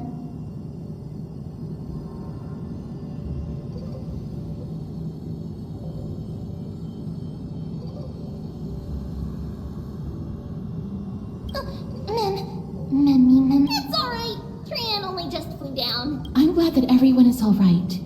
Speaking of which, this piece of amber is... a remnant of Nestia's core flame. To get to the throne at the treetop, gather the embers before you with the golden bough of vows, and present it to the divine butterfly. Whoa! Where did you come from? You finally appeared, Lady Calypso. Yes, it's been some time. The battle just now was a true delight, and I feel quite elated. It seems like I'll really be able to rely on all of you to reclaim my true form. Lady Trianne, how does the golden thread react to her? There's no reaction at all. Obviously.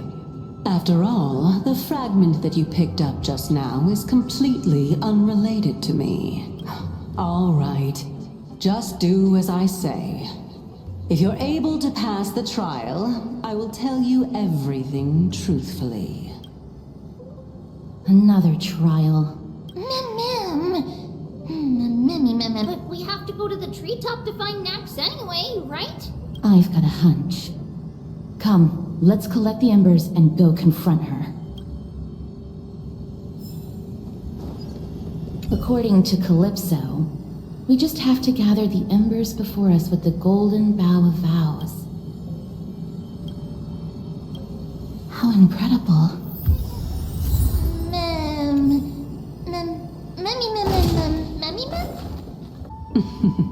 It seems like you managed to gather the embers. In that case, just offer it to the divine butterfly. It'll be fine. Let's just do as she says.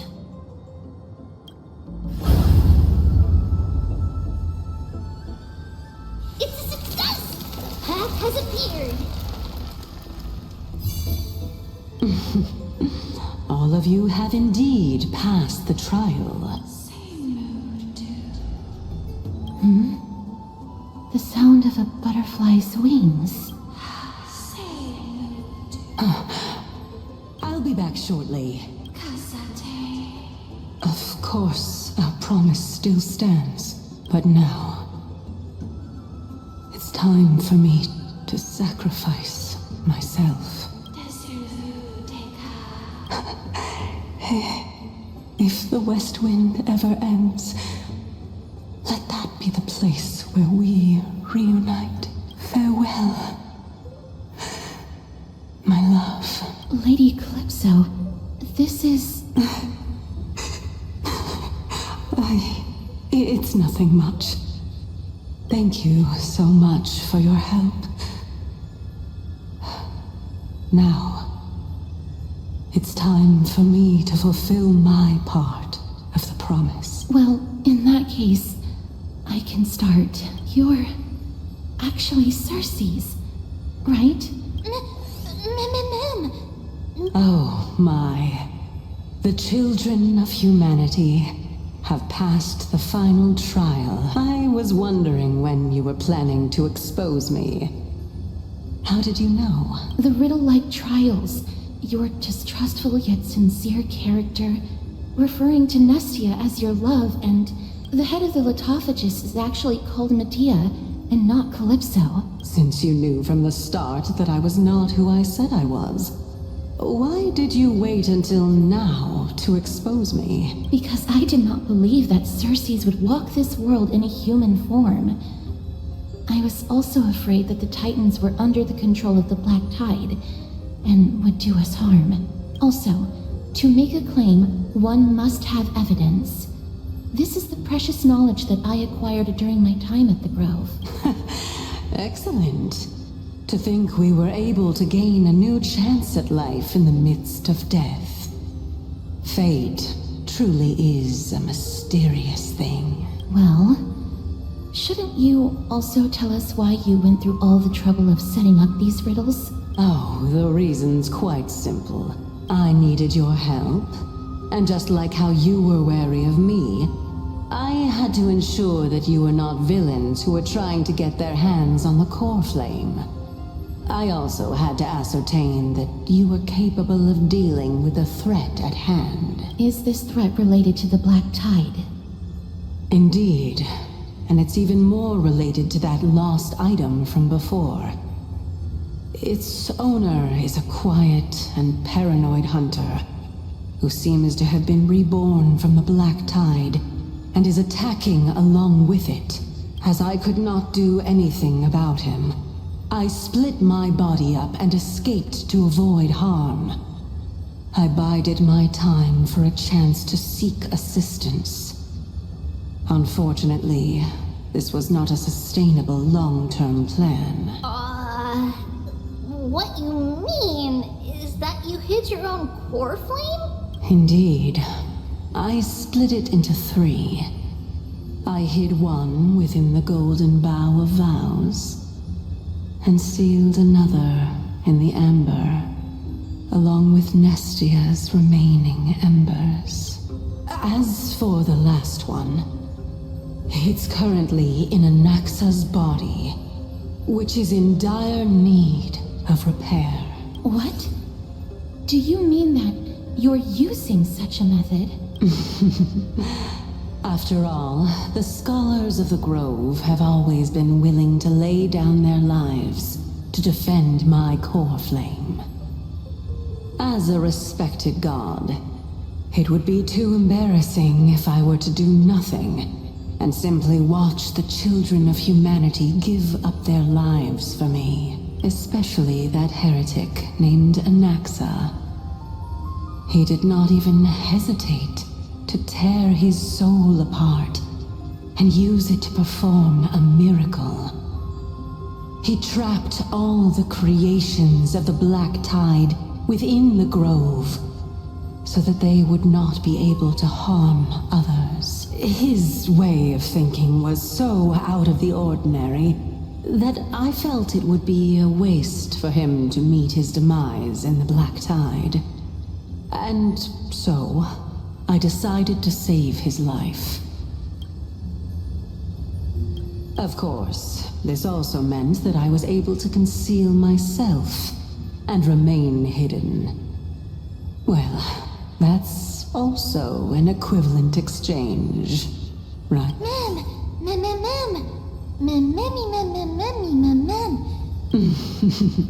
What a smart little bunny.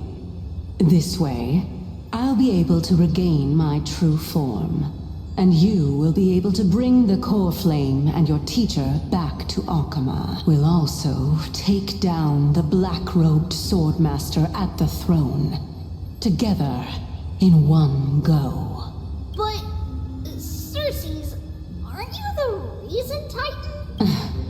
Even if I do not have the authority of Strife, I'm still a god. I just need you to buy me some time against the warrior's blade. Once the core flame is reformed, I'll be able to show my hand.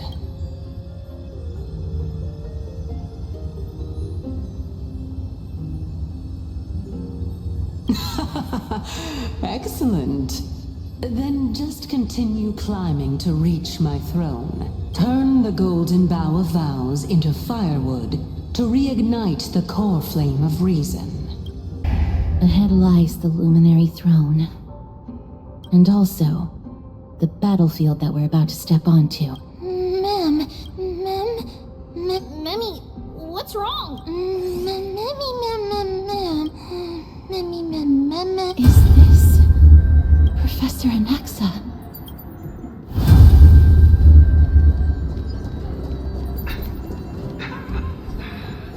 My eyes can no longer see.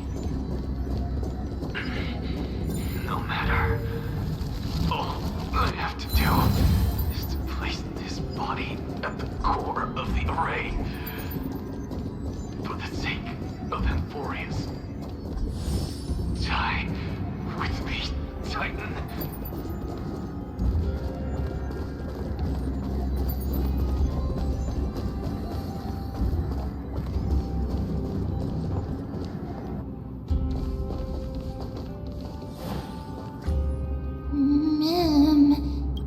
Circes was right.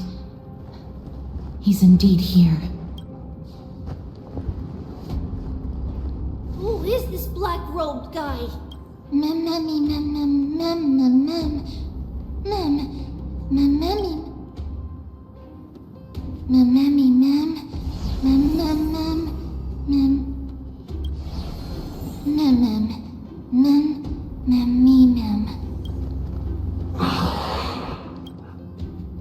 Everyone, brace yourself. This must be the hunter reborn from the black tide that Circes was talking about. The black sword and cloak. The owner of the piece of cloth. The north wind that sent over the deathly fog of Thanatos. You're not demigods. Stand down or die.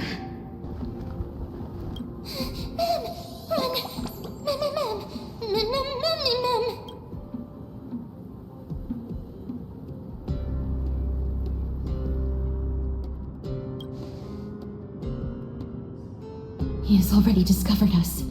Let's do our best to buy time for Circes. Trian will also protect everyone! Trian is brave! Miss, only this time, may death protect us.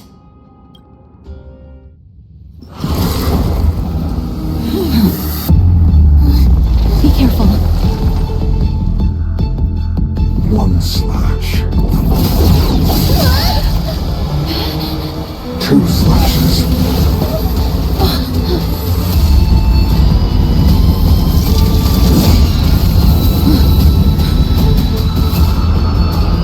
Three slashes are enough. Who exactly are you? Oh, look. Oh, don't let me down now.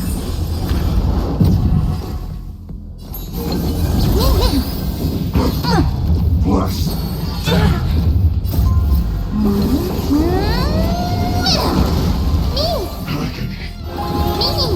A little honesty would do, Catadons. Ha! I'll see you off. Mimi! Eternal Step Dead return!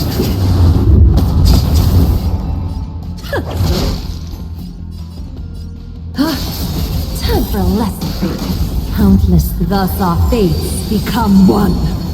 So fragile, like a wisp of silk. So powerful. Cersei's was right.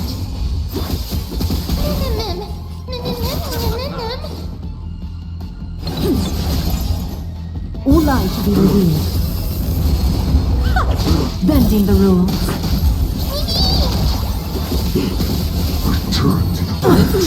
Bad. Moon.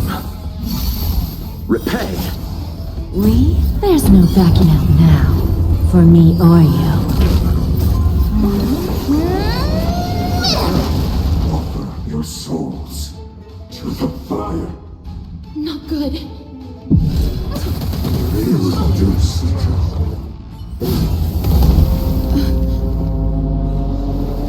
In that case.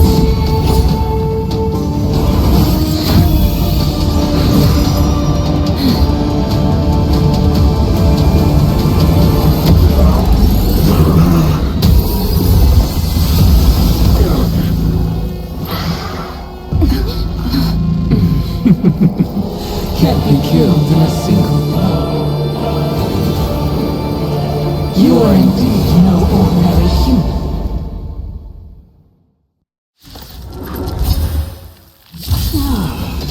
How annoying. Since the ambush failed, it'll be difficult to find another opportunity.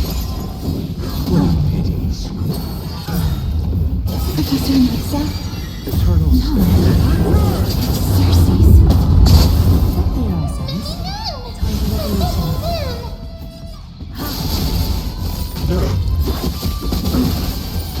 You chose the wrong enemy.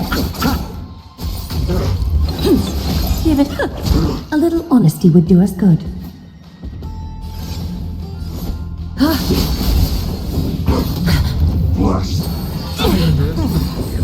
I'm about to be overwhelmed. Fighting is so much more tiring than thinking. Thus our fates become one.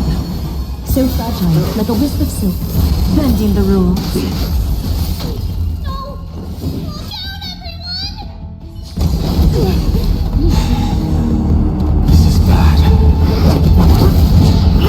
Century Gate,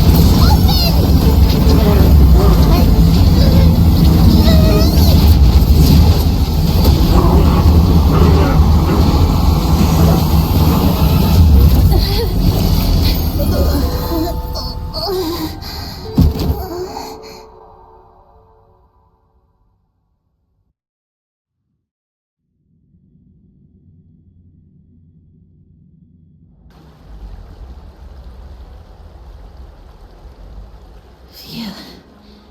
That was a close call. Thank goodness that we returned to Akama unharmed.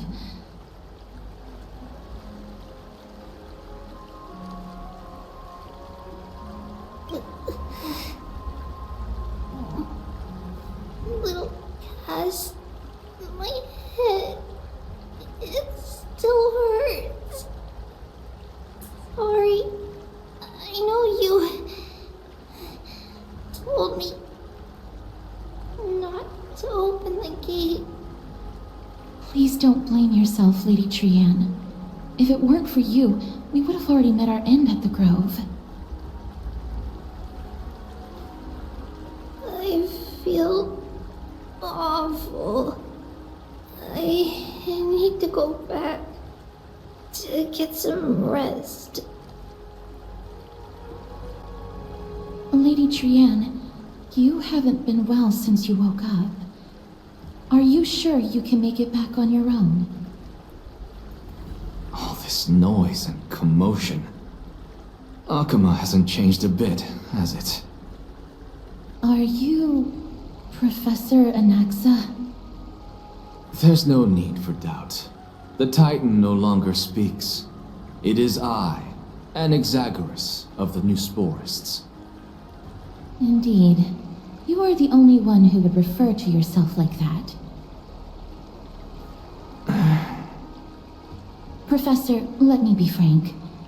The mission Lady Aglaya entrusted us is to search for survivors, uncover the truth about the disaster at the Grove, and retrieve the core flame of Circe's. That does not surprise me. And now, I'm a survivor who witnessed the entirety of the disaster, as well as the defenseless bearer of a core flame. Are you going to bring me to Aglaya to fulfill your duty? That is indeed my duty, but I prefer not to present you to her as a captive or spoil of battle. Fine.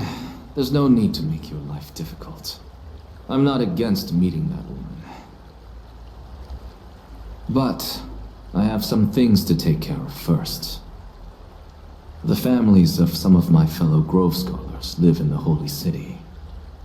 Before we meet Aglaya, I want to visit them. Because Lady Aglaya will probably be against it. Let me guess. That woman will not only prevent me from visiting the families of the deceased, but will also suppress any information about the Grove. She's always been that cold-hearted.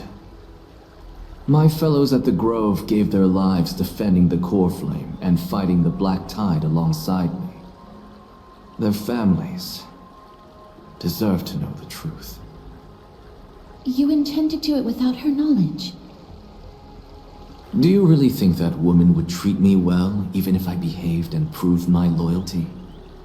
I wouldn't mind seeing a bit more anger on her face. Are you going to stop me, Castorus?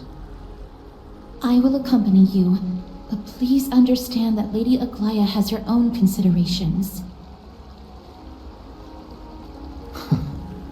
You truly have the makings of a fine scholar, putting yourself in other people's shoes like that. Let's go. I won't go overboard. Hello. And you are? Hello. If I'm not mistaken, you are Callinicus's wife, right? Yes. Oh, are you a messenger? No wonder I haven't heard any news for so long. There's been a change in personnel, hasn't there? Ma'am, Callinicus passed away a few days ago, defending the Grove against the Black Tide. So, did he manage to defend the Grove? Huh? Yes. He managed to protect Circe's core flame, at the cost of his life. I see.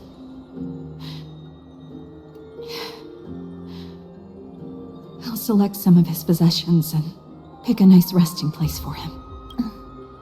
Please let us know if you need any help, ma'am. I come from Kremnos. Death and sacrifice are things I've learned to face with composure. You know, Callinicus, even though he was a scholar, he'd always ask me to teach him how to fight whenever he came back. Isn't it funny that a Chrysos heir like him wants to learn from an ordinary person like me? I've been prepared for this for a long time. In times like these, any ordinary goodbye might just turn out to be a final farewell. I'm really sorry. There's nothing to be sorry for.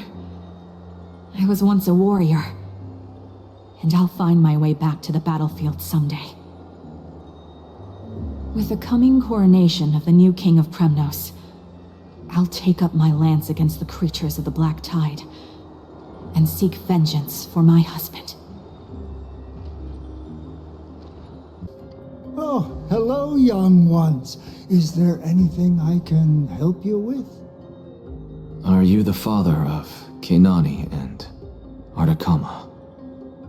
Ah, yes. Did my daughters cause trouble at school again? Alas, forgive this old brain of mine. Both of my daughters graduated. long ago, and they are now scholars at the Grove. As I get older, memories from years past tend to blend together. What's the matter, young one? Why so quiet? Did my daughters really get into some trouble? If they refuse to apologize, just let me know. Their old dad can still talk some sense into them. What should we do? I really can't tell him.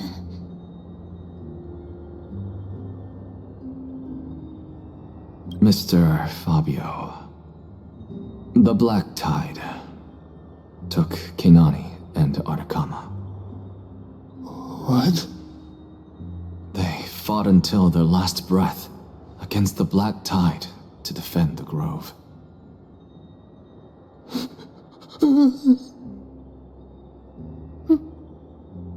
As the Chrysos heir stationed at the Grove, I failed to protect them. Mr. Fabio, if you're upset... Don't put it that way. Even if my Artakama wasn't one of the Chrysos heirs mentioned in the prophecy, she was still a heroine, wasn't she? What's wrong? I'm busy. There's a lot going on in the city, and I've got my hands full. Mister, we're sorry to bother you, but... No, wait, Lady Castorus, did Lady Aglaia send you because of some mistake I made at work? Keep your cool, Titus. I'm Anaxagoras from the Grove of Epiphany, and a colleague of your father, Old Titus. A few days ago, your father passed away. Wait, what? My old man died?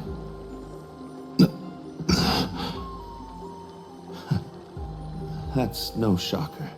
At his age, he was due for the River of Souls any time. Just up and left me behind. That old man. I've been telling him for ages to stay in the Holy City and enjoy his retirement. But no, he just had to go off to that grove and mess around with those scholars. Still wouldn't budge after all those arguments. That stubborn old thing. I already got him a retirement home and was waiting for him to come around. All my effort is wasted now, and he didn't even give me a chance to say goodbye. That bull-headed old man, stubborn as a mule.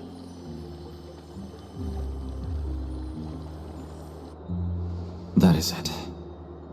That's all the colleagues' families that I remember. Good work, Miss.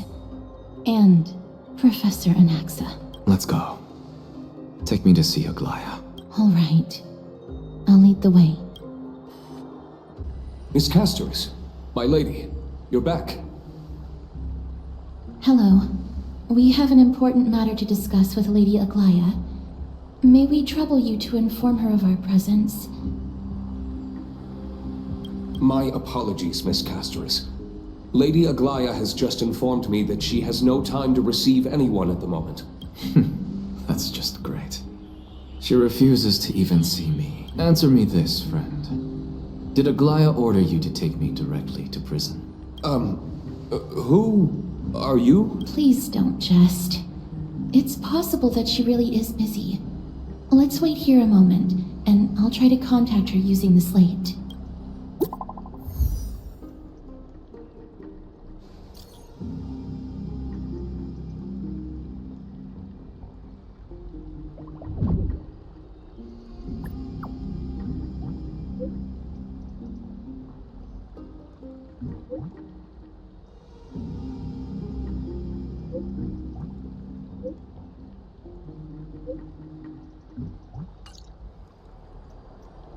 It's fortunate we don't have to confront that woman while I'm hauling around this sick body. Castorus, and this friend I haven't gotten the chance to know, I'll take my leave for today. That Titan made a myriad of adjustments on their own. My head still aches from that. I don't want to stay a second longer in this noisy city if I can. Please be careful. Akama isn't the Grove. This place is covered by her golden threads. I know. That woman is extremely confident I won't escape her grasp. Don't worry. As I said before, I'll mind my behavior. Miss, so many unexpected things happened on our journey to the Grove. We truly had no intention of putting you in danger, let alone face the Black Tide head-on.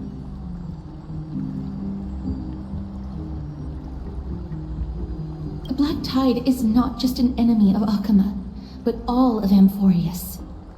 Even back when the forces of Strife coveted the Holy City, their warriors still undeniably halted the Black Tide outside Castrum Kremnos. Nikedor's core flame now sits vacant, and the Black Tide has returned. The Grove is an academic city with the best understanding of the Black Tide. It shouldn't have fallen so easily, and yet it was taken overnight, leaving the city in blood and tears, haunted by the spirits of departed heroes. The trial of Strife is imminent. I pray Mighty will be able to steel his resolve soon.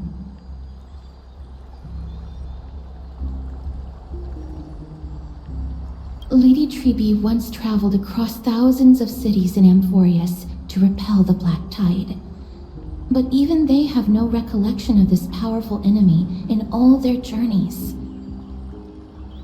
Perhaps as for me, I detected a strong stench of death from that entity. But it wasn't because it had a connection with Thanatos. I'm afraid it's purely because it has sent countless others to their deaths. Speaking of Thanatos, Miss, there is something else I wish to verify with you. You must have an idea of the curse I bear by now. I was born as the shadow of death, a poison shunned by all living beings. Yet when you caught me in the Grove, I'm curious why you weren't affected by my power, Miss.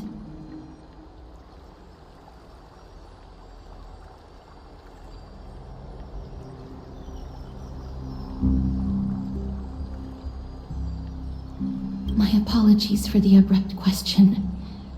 For all my life, I've always wondered, what is my connection to death? And why am I inextricably linked to Thanatos? Miss, you must be tired after being on the move these past few days. Please set aside the tragedy at the Grove for now, and rest for the day.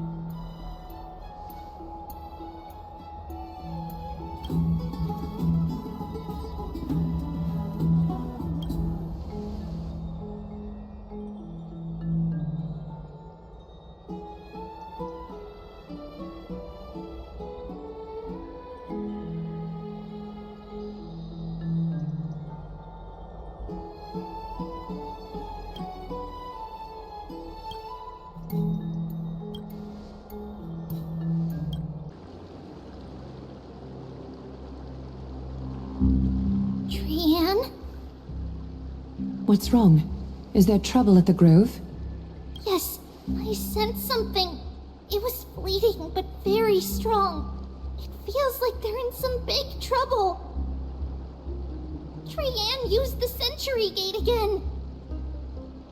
Can you see what's actually happening? No, it's fuzzy like always, but the enemy's aura has disappeared. Maybe they've moved to a safe place? Let's hope that it's just a false alarm. We should place our trust in her and Castorus, teacher. They will keep Trayanne safe. Aggie, you're talking like we're little kids. One day, Trayanne will reach her limit, and Traby will take on the role of gatekeeper from her. We are all aware of that. I am just a little concerned about her state of mind. Trayanne was already unable to speak, even in short sentences when they left. We want to say a proper goodbye at the very least. I will pray with you. Thanks. And Aggie, it looks like we will need you to come with us to the baths this time to unwind. It feels like neither of us have laughed for a long while. Here's really hot and heavy. Has it always been like this?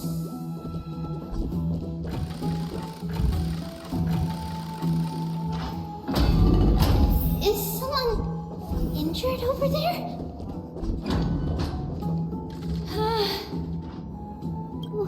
What happened here?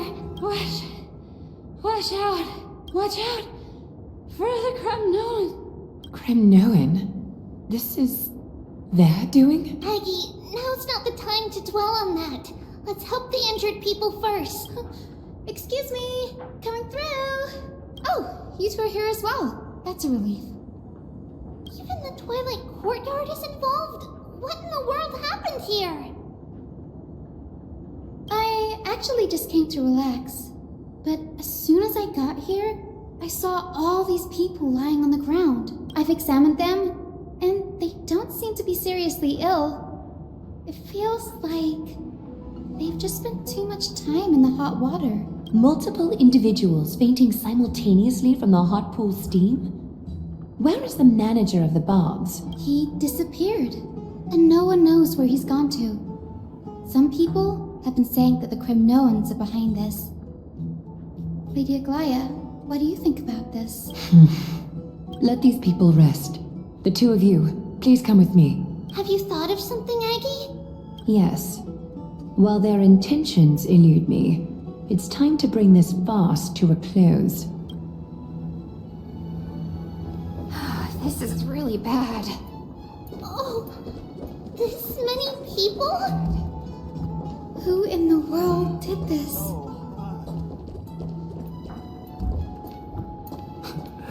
This is all you can do, huh?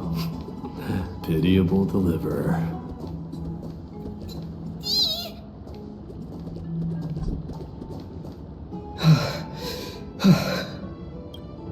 Snowy!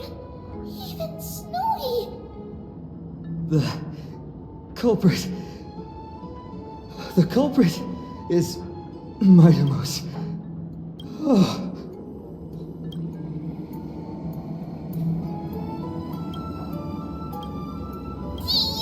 What did you do to everybody? It's just another duel where I claimed victory. Duel? As I expected. On the surface, these two are the mightiest warriors in the Holy City, but they're still impulsive youths at heart. Speak up, Mighty. Tell us exactly what kind of foolishness you and Finan indulged in this time.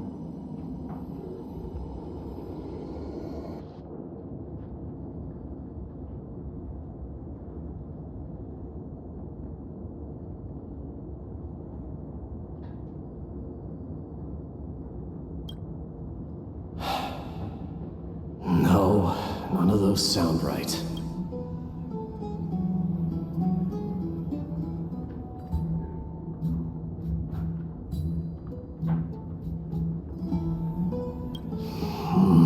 Forget it.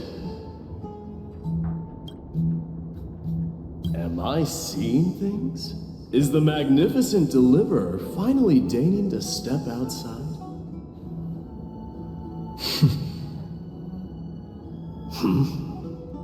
What kind of response is that? Nothing. I was just imitating your usual response. I don't feel anything special from you. Have you passed the demigod trial?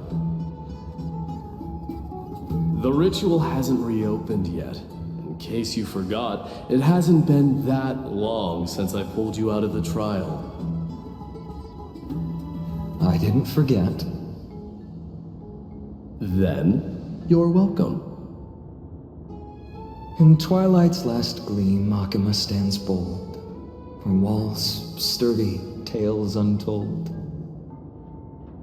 Dreaming of her fruitful gardens, pilgrims arrive from distant lands.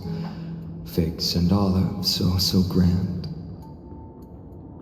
Yet little do they know that they will step into flames, fuel to the fire, a burning brand. What are you playing at this time? I just felt like reciting a few lines of poetry. Surely the Crown Prince of Kremnos knows how to appreciate poetry, right? Kremnoans steer clear of such weak literature.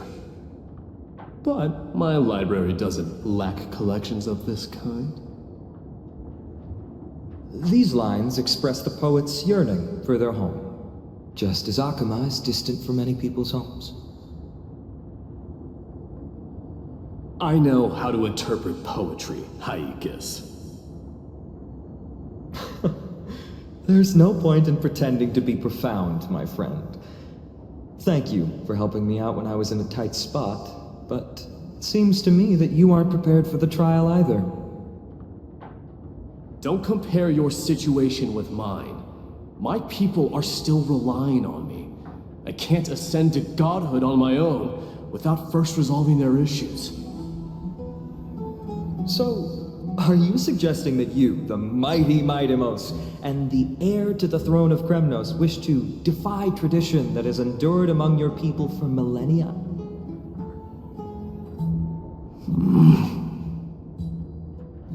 I'm still thinking about what I should do. Never mind. It's probably not my place to offer you counsel. An idea does strike me, though. Go ahead. Let's see what terrible ideas you've come up with this time. Maybe we both need to relieve some stress. Come, Mightimos, let's recommence our previous competition. This time, we'll see who can stay in the super hot bath for longer.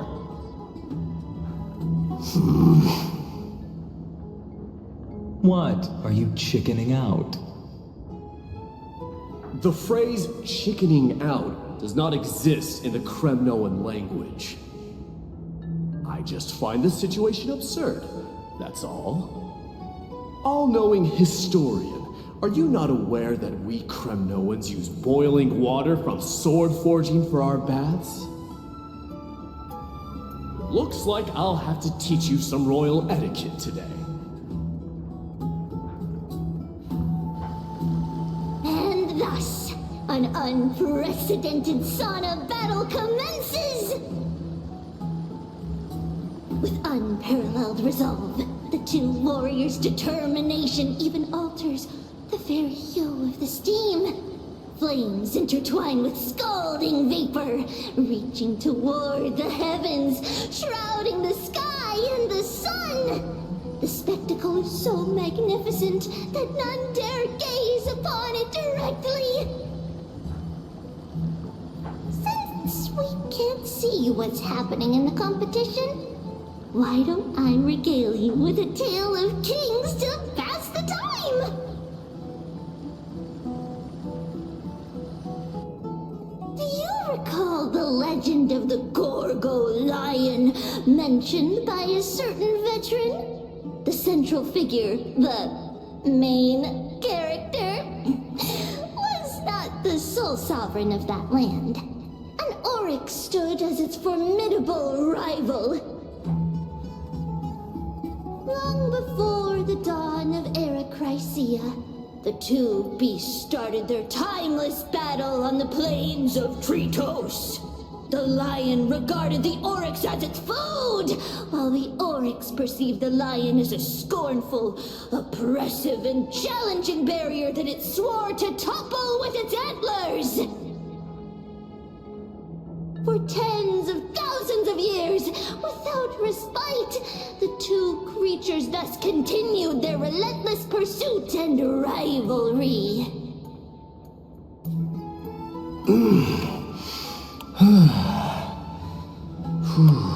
It fixated on its rival's fleeing form in the chase.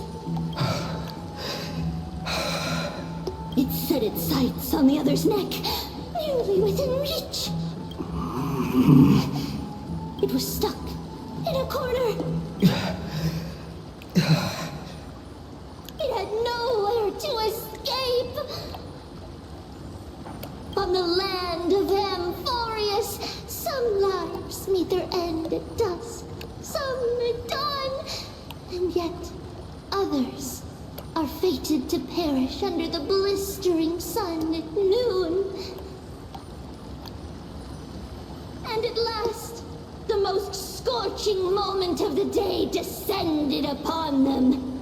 The formidable hand of fate heeded their call and arrived! My lords, would you like me to reduce the temperature a little?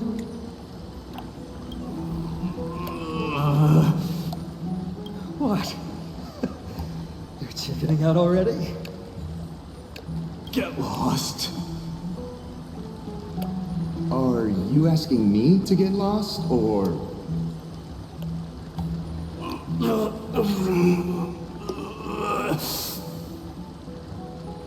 Do whatever you want. Oh, please forgive my presumptuousness, my lords.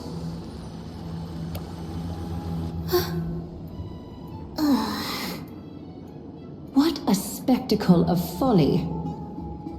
This is what you get for daring to challenge a Kremnoan without understanding your own place. What I'm saying is, your little game dragged down quite a few innocent souls alongside you. We will personally escort back home the customers left awestruck by our formidable presence. This isn't fair. You're wearing way less than I am. Is this the latest trend now? Getting into the baths while dressed in full armor? Don't look at me like that. It was he who challenged me. There is no word for flee in the Kremnoan language. Very well.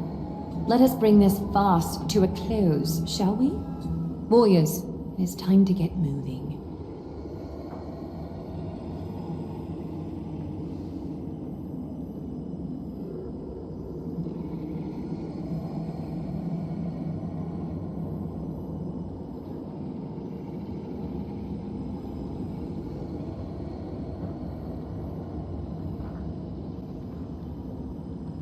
Alas, the flame chase journey is destined to be a lengthy one, replete with obstacles.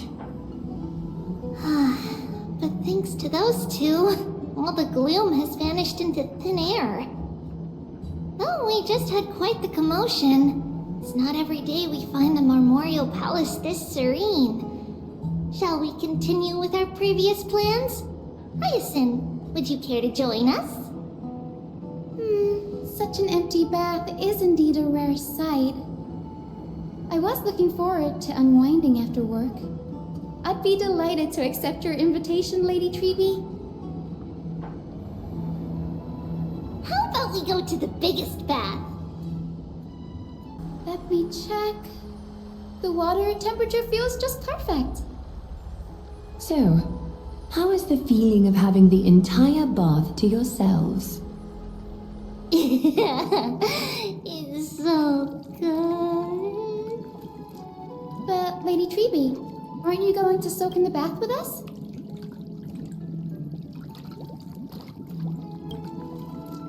We will have to pass. After all, we've become children. Please understand that she can no longer endure the heat of this pool due to the blessings of Janus. Oh. Are you curious about us, Hyacinth? I am, but something tells me that it might be better to change the topic. Don't get all nervous. It's not something we can't discuss.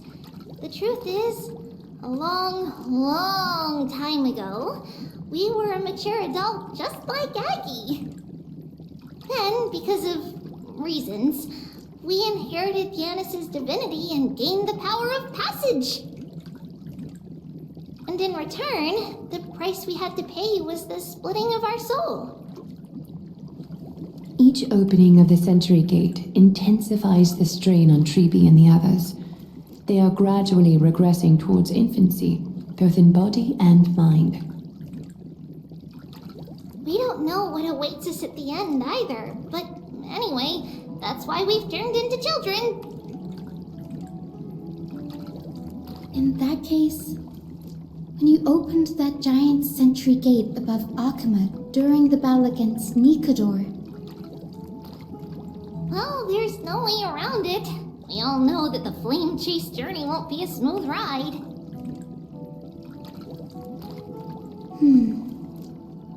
Maybe we can find a way to fix it. The primary research focus of Neusporists is the soul. We explore its depletion and methods to restore dispersed souls. As long as research continues, there might be a breakthrough that can help. We will do everything we can. So your first reaction is in fact denial. You're indeed an Access student. I look forward to your good news, Hyacinth. Now there's another reason to look forward to tomorrow.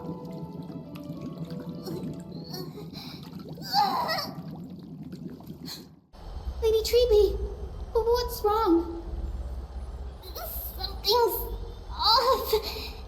It's that strong feeling again. Is it Trian? Wait, no. It's not Trian this time. It's Trinan. Trinan is in danger.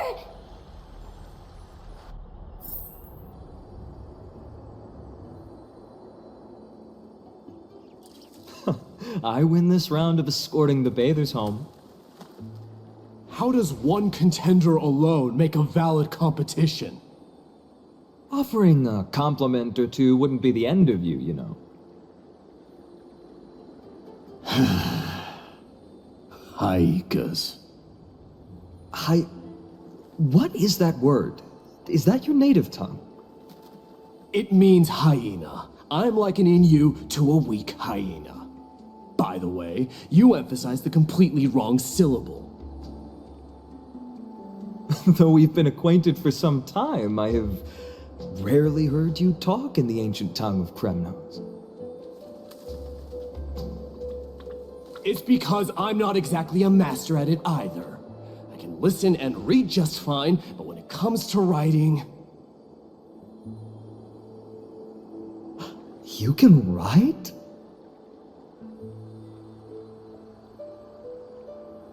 You speak as if you don't have a brain. That was in jest. I understand. After all, you spent all your childhood wandering far from home. Worry about yourself first, Deliverer. You also never mention your hometown, apart from when you need to introduce yourself.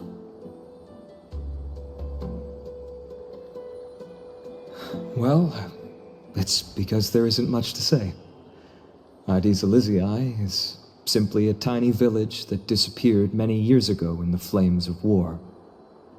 The only times I get to see it are in my dreams, and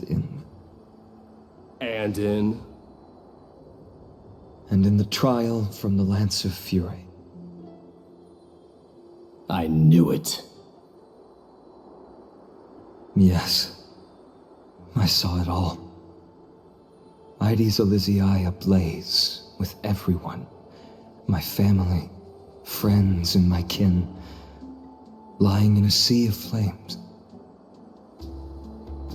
A blood-red half-sun hung in the sky, just like on that day. And before my eyes, that murderer killed Cyrene. But I saw its form this time. A black cloak, an eerie mask, and a broken giant sword that carried an ominous aura. I fought it in the trial. But even though I've been fighting, improving, and resolutely getting stronger all this time, I still couldn't defeat it. You were blinded by hatred and almost lost yourself in that trial. That's right. And that's why I am truly thankful to you, Mightymouse. You finally picked up some manners. Better late than never. Then what about you, Mighty? What did you see in that trial? What do you fear? There is no word for fear in the Kremnoan language. I'm getting the feeling that your language has no words at all. But to answer your question, I saw Akuma in the trial. As well as... my old comrades. Hephaestion. Perdiccas. Ionius. Ptolemy. And Possesta. Ever since I returned from the Sea of Souls, these 5 have been by my side. We faced life and death together during our days in exile. Those 10 years were arduous, yet filled with moments worth treasuring. Each night, we would gather by the campfire, savoring honey brews and singing our hearts out. The wind in the wilds of Amphorious smelled like rust. Hephaestion would always tease me about adding goat milk to the honey brew, claiming I ruined the blood-red color of the drink. He had a scrawny figure, but was a relentless force on the battlefield, dispatching foes without so much as a blink. Perdiccas was an expert in concocting medicines, delving into all those strange folk remedies. Ionius was a swift runner, and our most reliable messenger. Ptolemy was a real bookworm, always spouting off in chapters and verses. When we left Kremnos, he made off with a stack of ancient tomes from the Grand Library. Not like it mattered, as my family owns the library. And then there was Possesta. He was the silent type, but a truly masterful musician. This is the first time I've heard you mention these 5, and their names. They died on the battlefield before the Kremnoan detachment managed to join Akuma.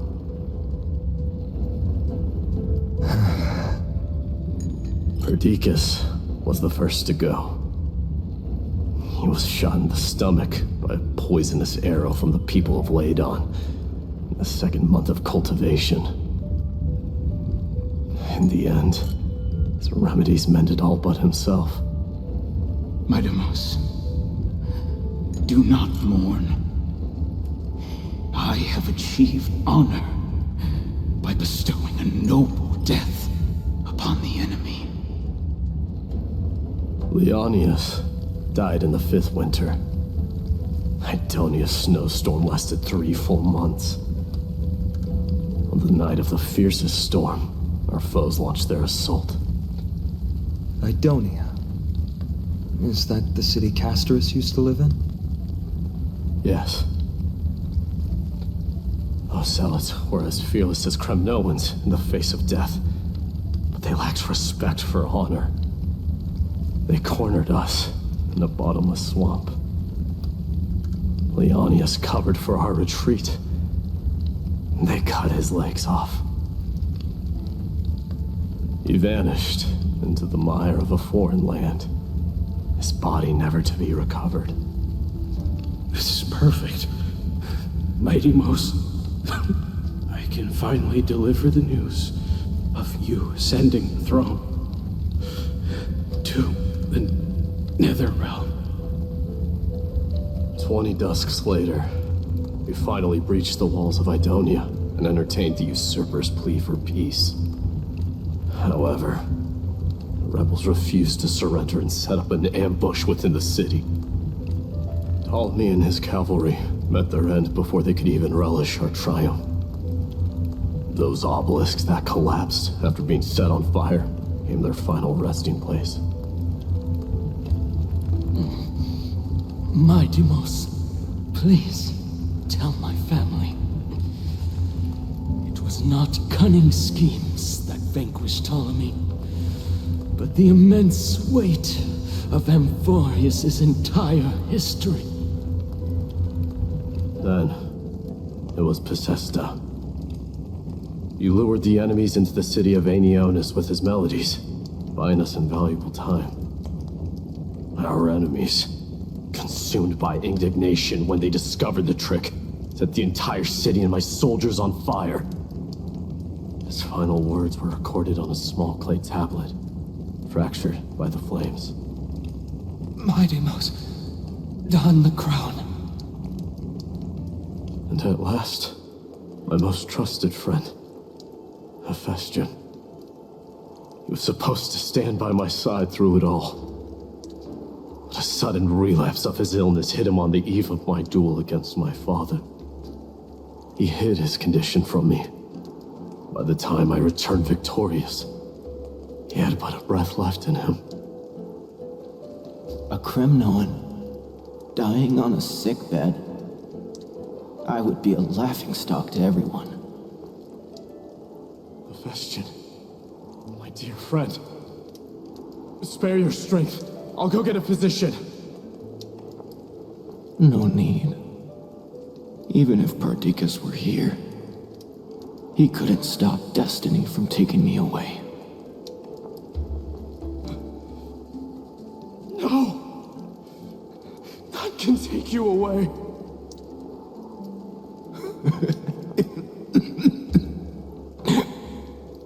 Mighty Mos, our king, do not shed tears for me. It's not befitting of your status. Farewell, my dear friend.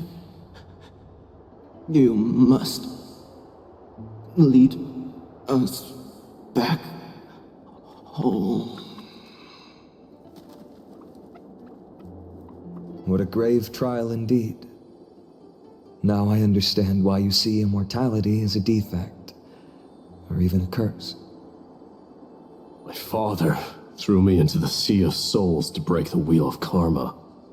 But little did he realize it would grant me an immortal body and summon a fated revenge on his head.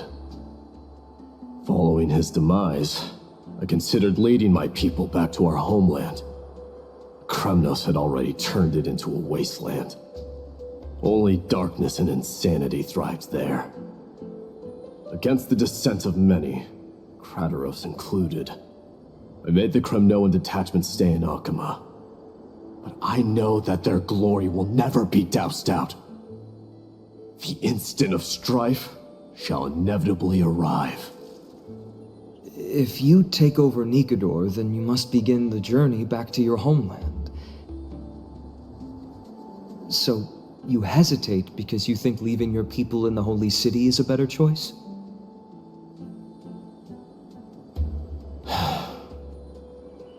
I don't know. But I have never been crowned. And those 5 were never endowed with any titles. None is aware of their glory. Your predicament is truly complicated. I don't know how I can give you any useful advice. Maybe you could seek counsel from more people, such as the Grand Craftsman. Cartonis' people seem to have been through comparable dilemmas. And that teacher of yours, Krateros? Dee, we've got a big problem! Big problem! Lady Tribby, what's making you so flustered? Hurry up and go save Trinan! She got abducted by Krateros! Krateros! What's going on? Mighty-Mos. It seems I was the one who exposed my vulnerabilities first. Aglaya, I demand an explanation. This man abducted Trinan by force, and forced her to bring him to the vortex of Genesis. He then brazenly stepped into the trial of the Lance of Fury, and naturally failed. She telling the truth? Why did you do that? Because I don't want to wait anymore. Your hesitation made me desperate. If you want to run away from your destiny to become king, then keep running. Someone will eventually stand up and fill in the gap left by Strife. Then they will lead our people home. Age has blinded you, teacher. Can't you see that I'm hesitating because of this very recklessness seared into your blood? Krateros, do you truly believe you're worthy of entering the trial? To blaspheme against the prophecy? Does the mission we Chrysos heirs bear seem like child's play to you? Do you know how the Kremnoans see you, Aglaya? You're a hypocrite and a megalomaniac. The prophecy of Genesis and the Flame Chase journey are just excuses for you to seize power. Silence, Krateros. Do you even know what you're saying? Are you defending this woman, Mighty-Mos? How many wars did people start because of her and her so-called prophecy? How many cities fell in the past millennium, their people massacring each other? Even if this so-called Genesis really exists, will there be a place for the Kremnoans in that new world?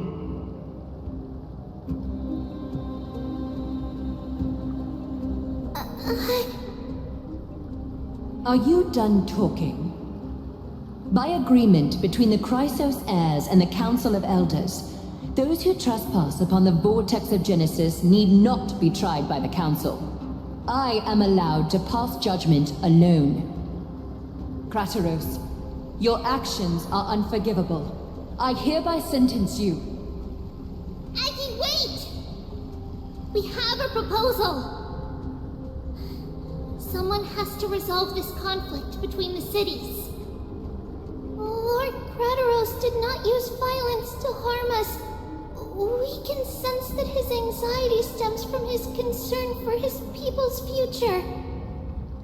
Please, Aglaya, hear us out first. I'm listening.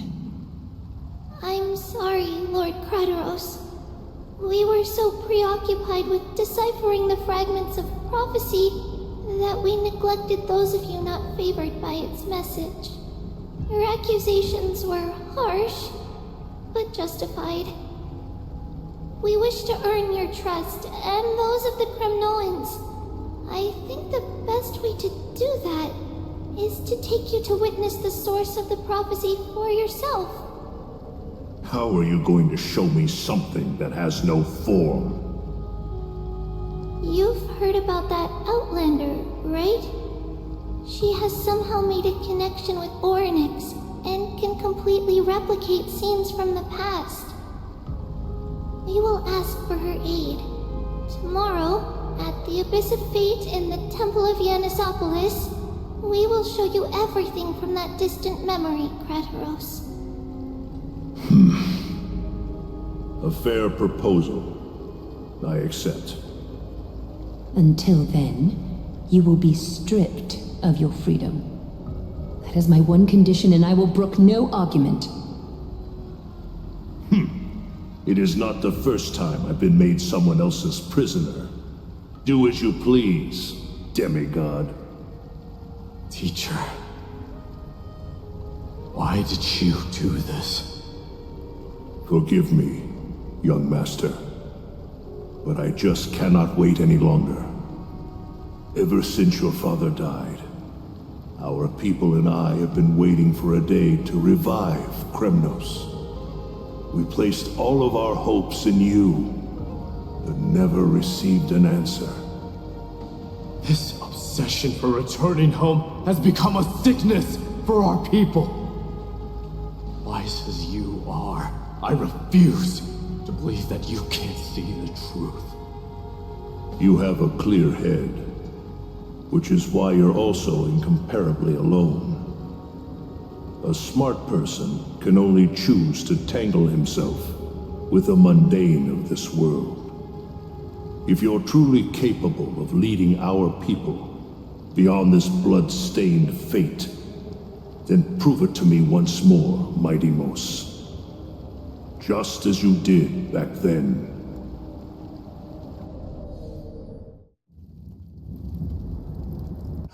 A fierce fighter. I did not expect such heroism from a feeble Acheman. Fulfill your duty as the victor, warrior, and tell me your name. I seek an honorable death from you. As if you have any honor! Listen closely. I am the leader of the Kremnoan detachment, Mighty Mos. I'm here to finish you, Father.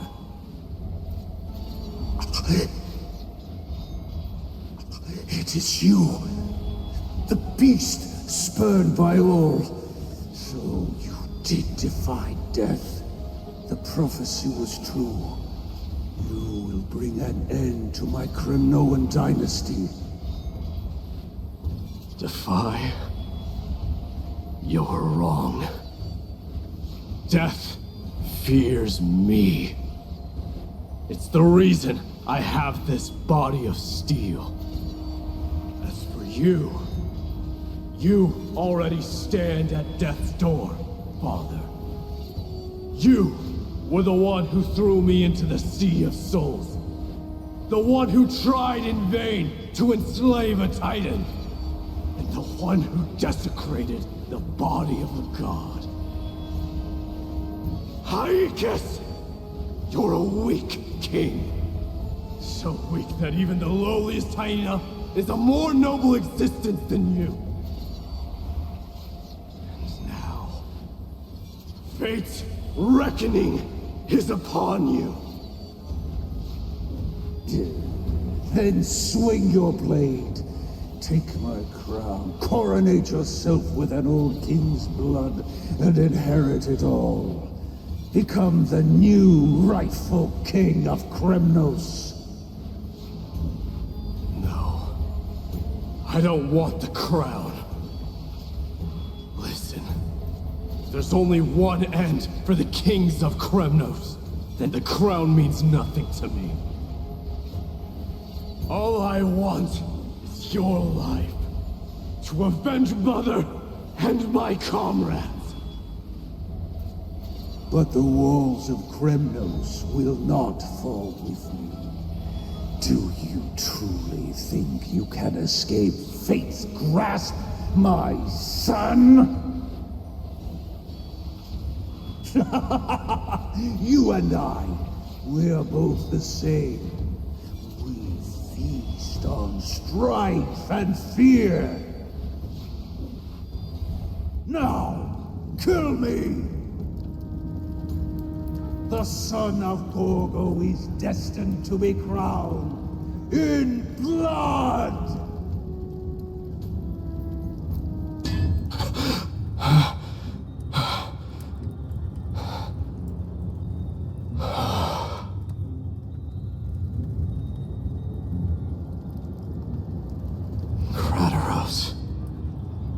He said the Grand Craftsman Cartonus might have some suggestions.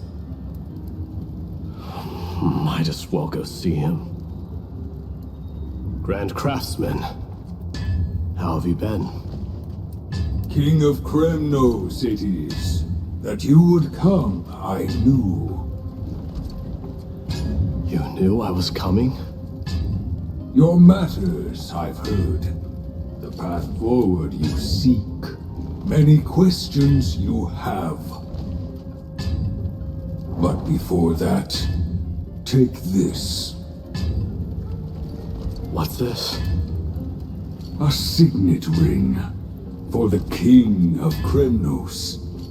Belonged to your mother. Recast and restore it, I did. What? Mother threw it into the Sea of Souls.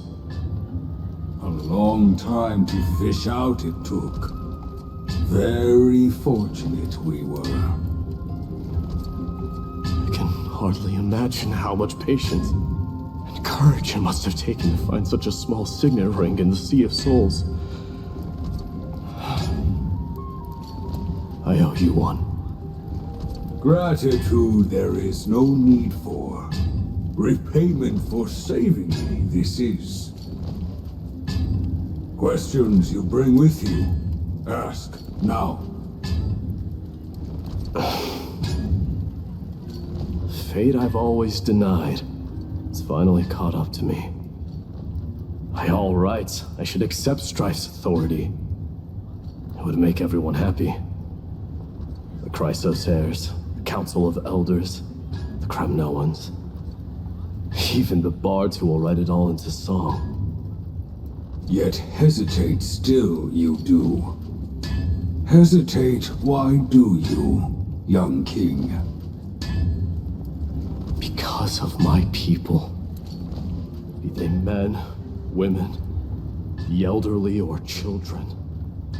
The hearts of all Kremnoans yearn for home. They've all been waiting for this day. For the day their king returns. Children of Strife would then be able to go home and embrace the old traditions. Never mind that most of them have only ever been heard in these so-called traditions and song. They would then gather around their king and throw themselves into battle. This is not a good thing, you believe. The Kremnoans have been trapped in a cycle of bloodshed for the past 1,000 years. They seek vengeance, start wars, become prosperous, and decline. How much innocent blood flowed into the River of Souls in all those years? How many needless sacrifices could we have avoided? If I accept that fate and become the totem of strife, that lead my people into repeating the same mistakes, then of course I would be terrified. I'd be terrified of becoming king. A different kind of Kremnoan you truly are.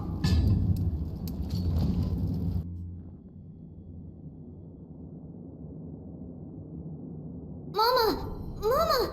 I had a dream last night. Oh. Now what did you dream about, my darling Trebios? I had a dream that I turned into many me's. Then we made the moon into a ship and made the stars into our sails.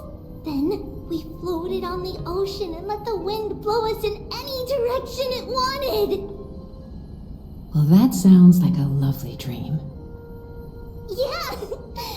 The ocean and the sky were really, really dark, but there were so many of me that I wasn't scared at all because we'd all sing together.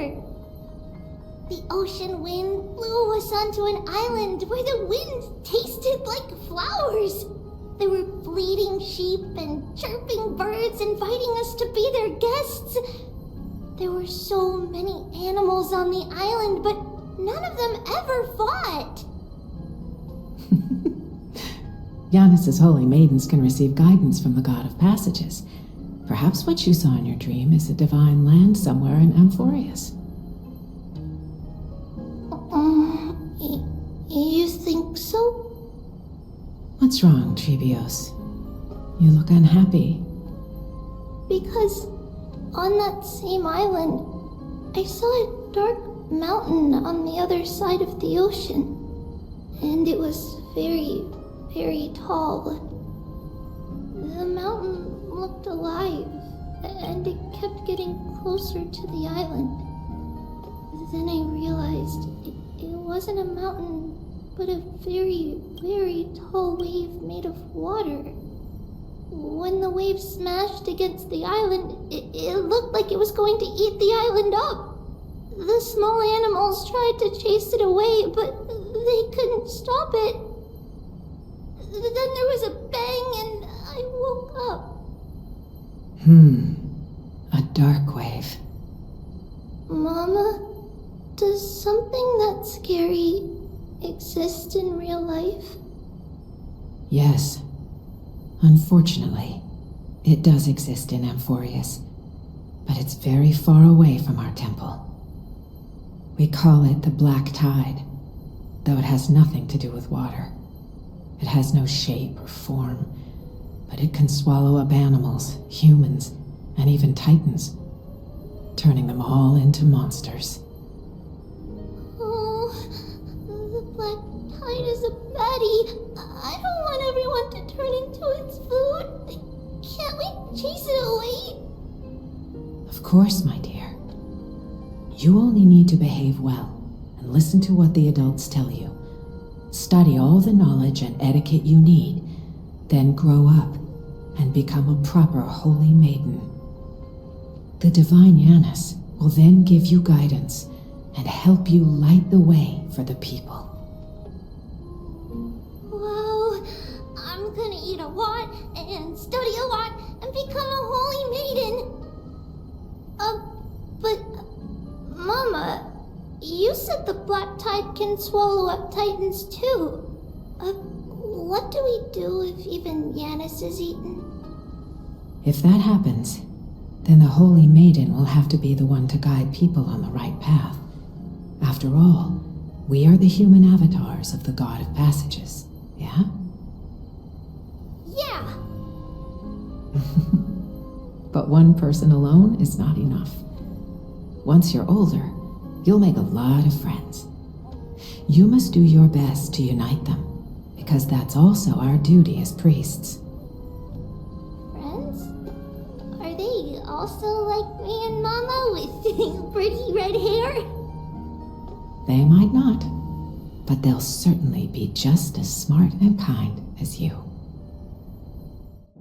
Mama? Am I dreaming? Don't be silly, dear. Of course you're not dreaming. I've always been by your side. What?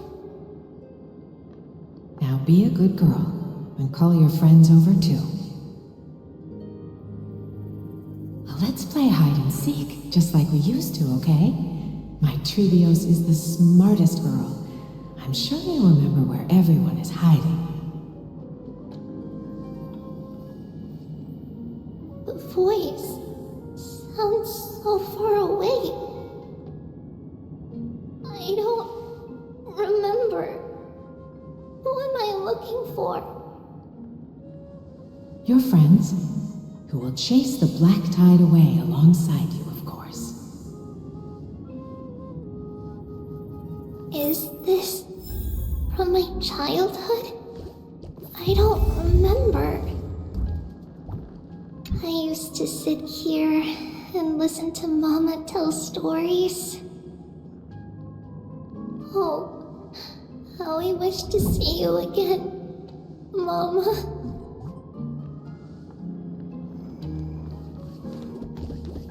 Am I dreaming? Use this. There will be an amazing captain on that big ship. She's cheerful, optimistic, bold, and cautious. she'll be able to get everyone together. Wow, that's amazing! Can I be the captain? Of course you can. But you'll find someone else who's better for the job, my dear. I think that person lives in a beautiful temple that sits atop a hillside covered in golden fig trees. There's a noble girl there who's very smart, but also very delicate. Just like Mama? Perhaps. But before we find the captain, the ship also needs someone who can navigate it. Who could that be? Let me think. I know! She's Treevee! I named this doll after myself? I don't remember it all. Is this a dream or something that happened in the past?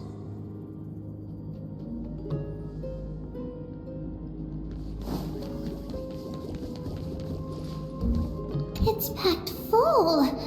Mama must have left all of these for me. All the words are blurred out. Could it be that my memory is fading? Bad chest! You can't lock me away! Huh? Why is this doll inside a chest? It's holding a sword. Why? Many years later, many brave warriors will board this ship. They're skilled combatants who fear no danger. Ooh, I can learn how to fight too and protect everybody! Silly girl. You're Yanisopoulos' holy maiden. It's not your duty to fight. There will be many others to protect you. Alright. Then where will they come from? I believe one warrior hails from a lovely village where bulrushes flourish, while another comes from a magnificent royal city. Though each has their own troubles, both are ready to lend their strength for the ship's long voyage. In that case, let Trianne fight by their side. This way, they'll always stay on course.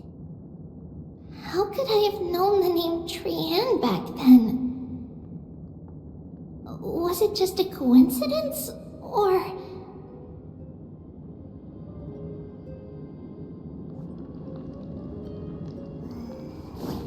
Learning a blackboard? And what is that drawing? Doesn't ring a bell at all. Perhaps it's just a childhood doodle.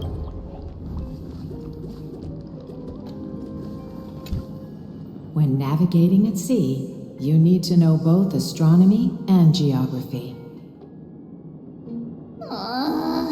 Isn't Yanis's knowledge enough? Oh, sweetie. The ocean isn't like the land. It's easy to get lost. That's why it's important to learn to recognize the miracle of Aquila. Alright.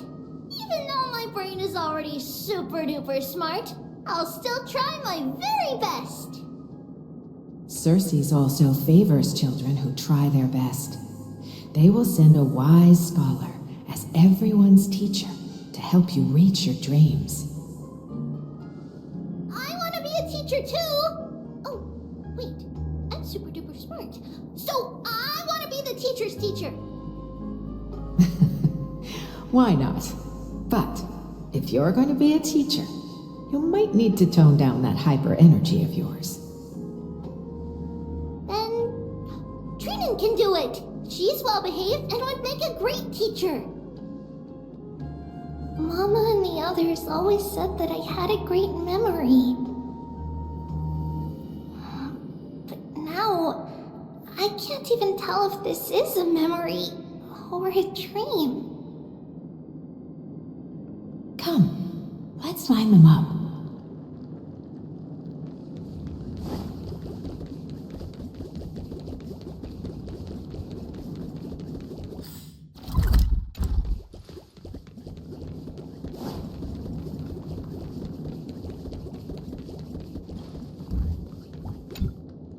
Now, Trebios, set them on this music box and let them compose a melody for our song.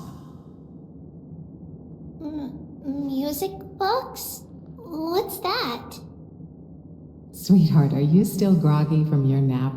You invented it. I invented it? What does it do? Oh, my lovely Trebi. You're usually so bright. What's gotten into you today? Well, you might as well see for yourself. Put your good friends on it and see the wonders it can do. Put the dolls on.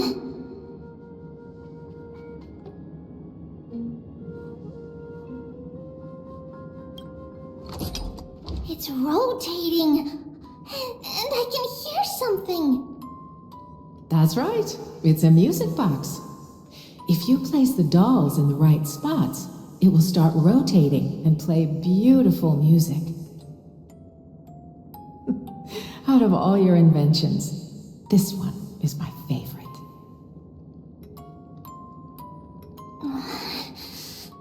I don't remember.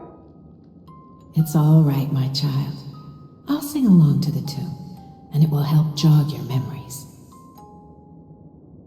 Happiness abounded in this lush land by God's chosen. Giants raised their glasses in a toast, beheld by the 12 constellations. 3 carved the heavens and the earth. 3 wove the threads of fate.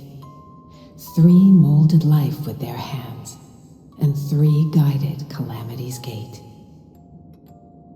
They declared the world too unstirring, hence wished endless laughter upon the living. Thus you and I were created, with words and song to weave, and love and intimacy to give. Thus creation was complete. Who then will bear the weight of humanity's souls, to lighten the steps of the living as a whole? O great Kephale, all-knowing Father of stature so tall, yet low does their gaze willingly fall. With light of dawn heavy upon their shoulders, golden blood spills unto the land, converging into a boiling river that flows to the heroic heirs of this world.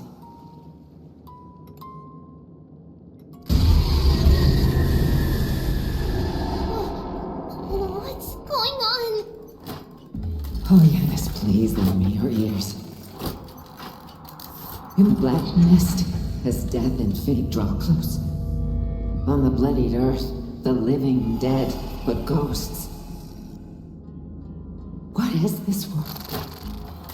It mirrors your maze-like fate. What is this world? A silent lament without a trace. What is the past? Wandering ghosts that linger. What is the future? Souls scattered by fate's finger. What is the start? A voyage born in solitude. What is the end? A spirit, lonely and subdued. Lonely and subdued. And subdued. And subdued. Subdued. Subdued. Subdued. Subdued. Subdued.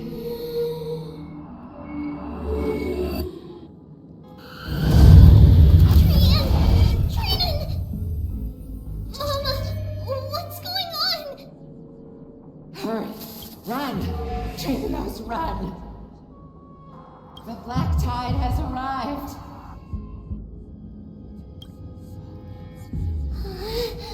Where can I go? What's this? Why? Why are there dolls everywhere? This is the sacrifice of a holy maiden. You won't make it to the only one person can. I know.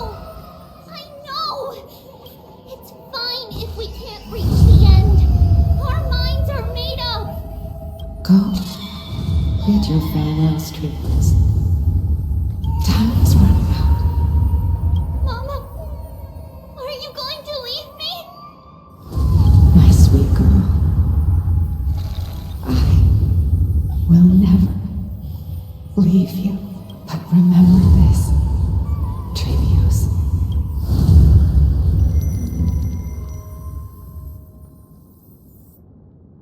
All shall bid farewell to one, and that person alone will witness the miracle.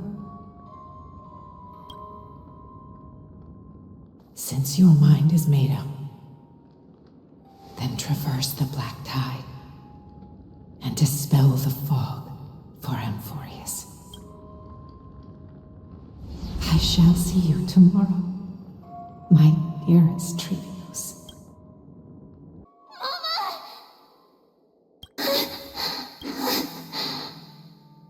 Are we still in a dream? Did you have a nightmare? Maybe. But it's been a long time since we had any dreams. It's not yet the entry hour. You still have plenty of time to rest. No. Our heart is still racing. It must be that reckless Kremnoan soldier who startled Treenan, and you as well. If you want, I can pass through his chest with the golden thread right now. Aggie, cut it out with the scary talk. I'm just kidding. If I were serious, I wouldn't have waited until now. Do you want to talk about the dream? Keeping it bottled up is not good for your health. We had a dream about Mama. The dream itself was nothing. It's just the timing that feels a bit unsettling. You mean... It's Trianne. Even if we refrain from ever using the power of the Century Gate again, her soul continues to slowly drift away from her body. There isn't much time left. Perhaps it wouldn't be such a bad idea to let her relinquish her role as the gatekeeper and live out her days as a carefree child. You have a point, Aggie, but our decision has already been made on that matter. I believe there's still another way.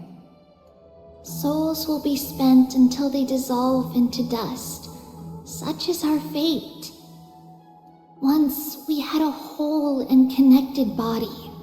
If that body were a tree, then its trunk and branches would share the same fate, decaying at the same pace. Now we are fragmented into numerous selves.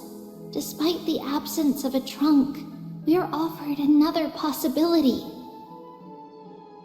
We can choose how our branches will perish in a way that is most beneficial to the flame chase journey.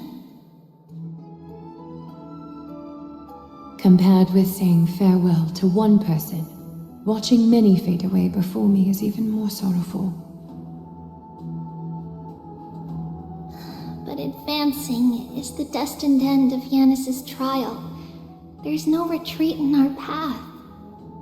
Don't feel sad about saying goodbye to us. We have already agreed on this, right? It won't be long before I forget what sorrow tastes like.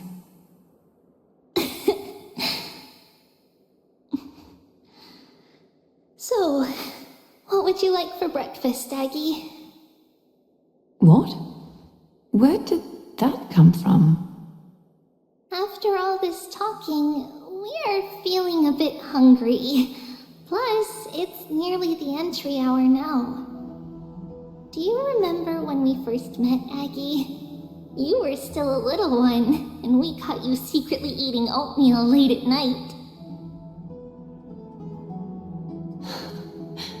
While my emotions might be fading, those memories are still as vivid as ever, teacher. Please, let me do it. What would you like to eat? leave it to us. You should rest for now. It won't take long, and we'll call you when it's done. In that case, thank you. Then, see you tomorrow, Aggie.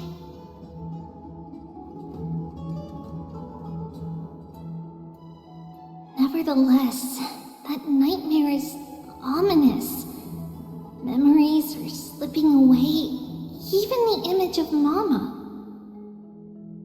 Just as expected, another trip must be made into the abyss of fate. Hopefully Orynyx will be willing to help us.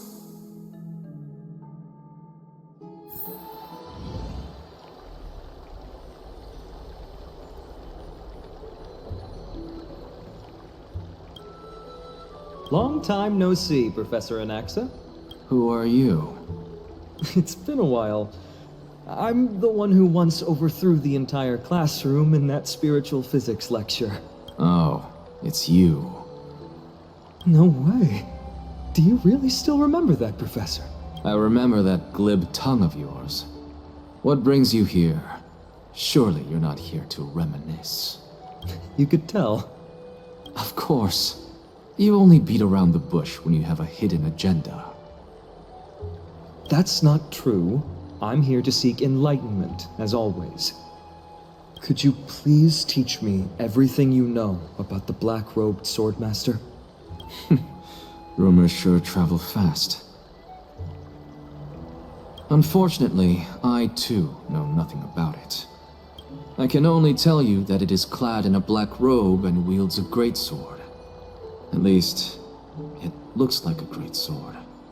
It's shaped like a twisted half-sun, and a peculiar dagger resembling a crescent moon. By the way, take this with you.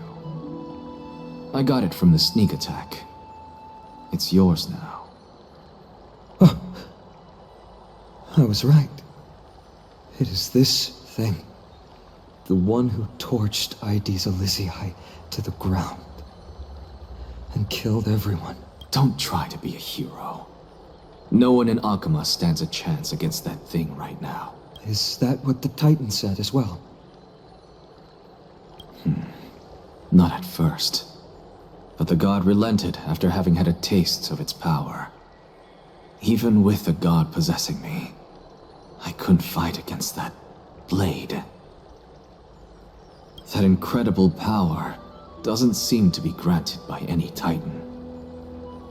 Are you suggesting that it originates from beyond Amphorious? It's possible. Much like the Black Tide, no? Nonetheless, it's an enemy we must overcome. Yeah. We? Drop the pipe dream, Phynon. No one wants to see you fall by their blade. His mere presence will endanger the Holy City and the Flame Chase. You know that I don't believe in... You don't believe in the so-called prophecy, I know. However, I'm here to seek your assistance, not at the request of Aglaya or Treeby. I just want to eliminate a threat to the city I pledged to protect. That's all. The tragedy at the Grove must never happen again. Take a seat. Since you are sincerely seeking enlightenment, I suppose I can tell you one more thing.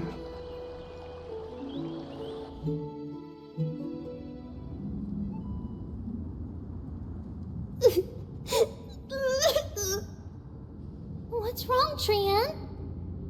Nothing. Just remembering what happened at the Grove. Monster in the black cloak. So scary. Everyone in danger. Nightmare. I can't forget. Don't be scared. There are no bad guys here. Didn't you save everyone with the Century Gate, Trian? Trian threw it away. far, far away. It's never coming back. We got back safe from the grove because of you, Trian. You're the reason the flame chase journey can continue. Sorry, Trian feels a bit dizzy. Why are we here again? For the same thing, of course. Remember? Tomorrow we will reveal the prophecies past to everyone.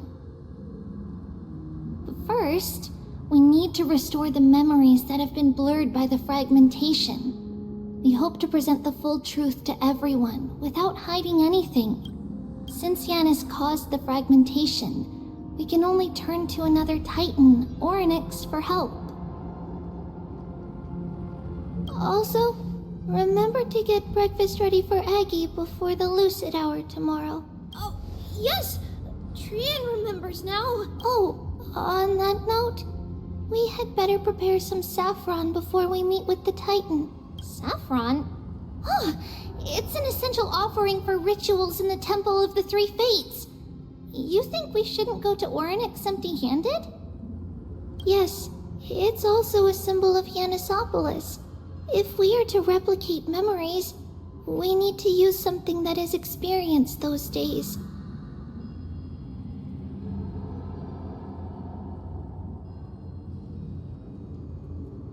And when we first met Aggie, we added that to the porridge we made for her, and she really loved it. I see! It's like killing 3 birds with 1 stone! But it all depends on whether Orynyx is willing to help us. This could be a problem. After all, it was us who took the core flame from Yanis, from Orynyx's kin. We will have to give it a try, if there's truly no other way. In our current state, we probably can't do anything to them. We'll cross that bridge when we get there. Leave it to Trian. Trian knows how to play cute. In any case, let's look for saffron first. I hope there's still some left in the temple, untouched by Mikador's soldiers. I remember that aged saffron is preserved in sealed jars. Let's be on the lookout as we go.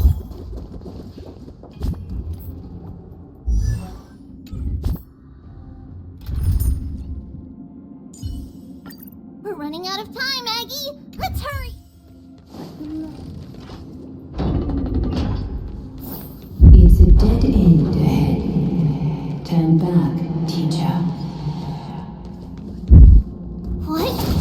Aggie? No, it's an illusion.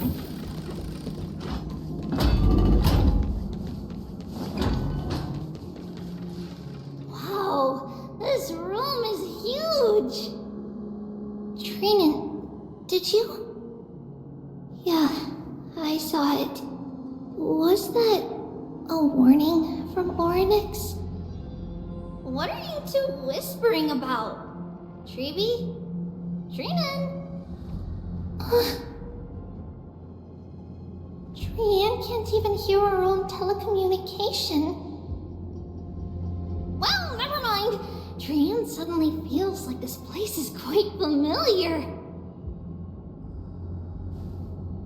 Oh, there's a whiff of safari in this room.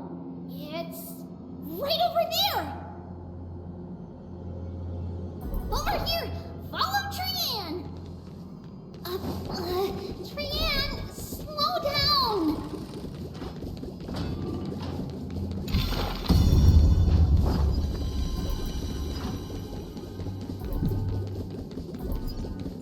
Even if separation is our fate, a futile death is not the solution. It appeared again! Right here! I summon thee, Orynyx! Stir up ripples of past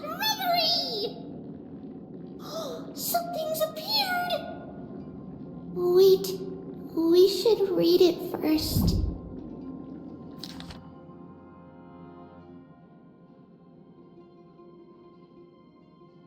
Wait, this is a letter? It mentions something about Saffron and Treebios? Isn't that name... Never mind that for now. Why is this letter here? And how did Tran sense it? Could it be our lost memories?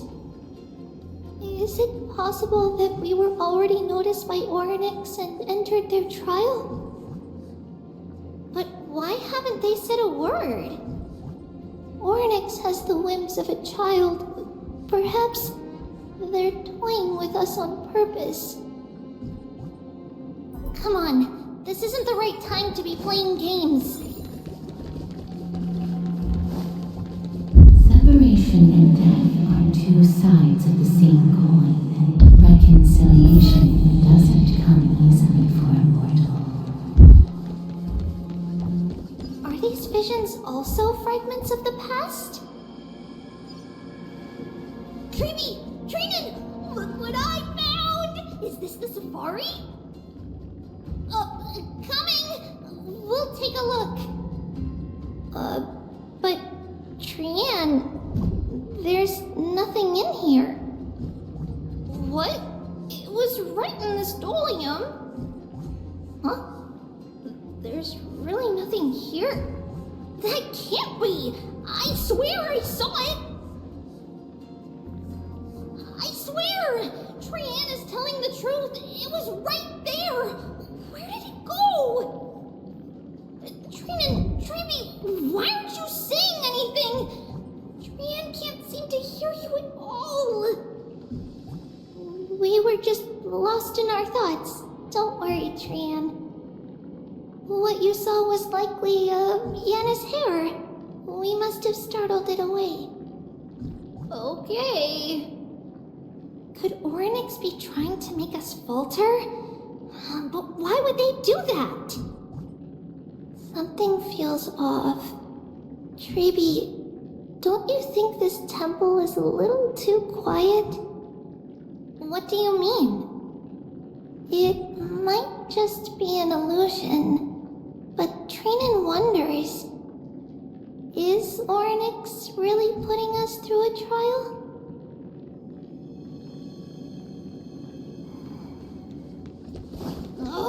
Still no luck finding any safari. I suppose we can do without it. Let's try to convince Oryx. At least they didn't toss us out straight away. Whoa, Treeby, Trinan, look at this! So cool! There are so many of us now!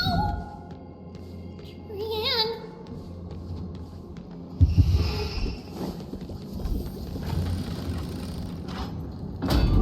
It's really quiet in here. Do all Titans live in dark places like this?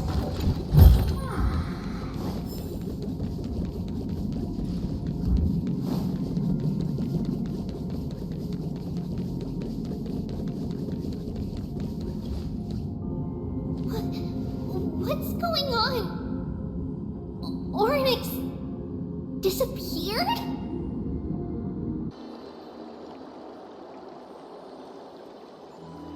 Are you saying that the black-robed swordmaster is not just tied to the Black Tide, but is also hunting for core flames everywhere? This is the most plausible possibility.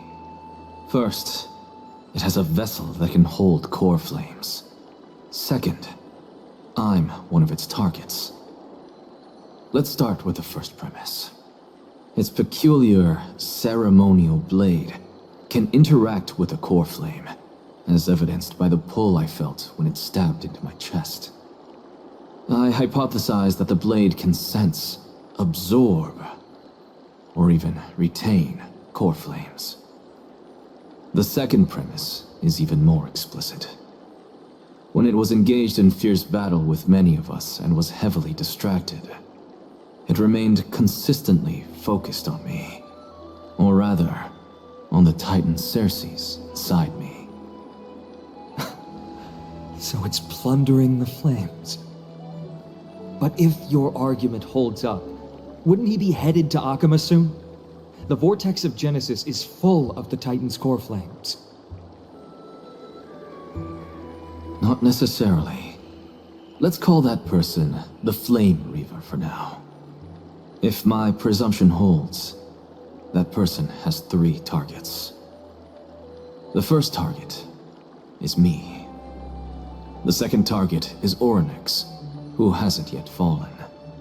And the third is Akama and the Vortex of Genesis, where the core flames are housed. But I suspect Akama won't be their first target. Kefali's core flame is guarded by the Council of Elders' arcane power. And Fagusa's water curtain should be able to block out any external perceptions. What about Thanatos and Aquila? Their core flames are yet to be restored. The whereabouts of Thanatos remain a mystery to all. As for Aquila, can you fly? No, I can't. Why are you asking that? Can that Swordmaster fly? Good point. But what if he does grow wings? If they had wings, I wouldn't have made it out of the grove alive. That's a relief. Anyway, since the Flame Reaver has 2 targets, we need to move fast. With the distances between Akama, the grove, and these potential targets, I believe we should bolster our defenses and...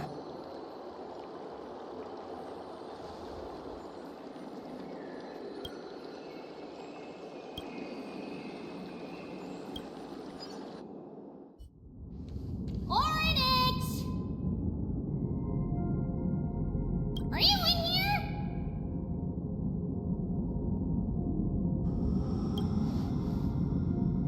No response at all. Did they foresee that we were coming and hide in the fog? Or...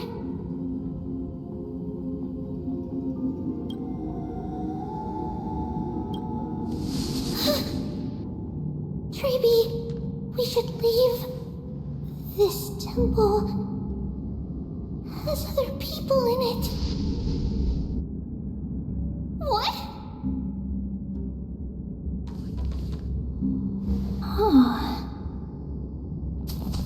Listen, footsteps. Fast ones. 3 or 4 people coming this way. Come on, we need to hide. Whoever they are, we can't let them see us! Treeby, Trainin, come check this out! What's this? Trian feels like... it's so familiar.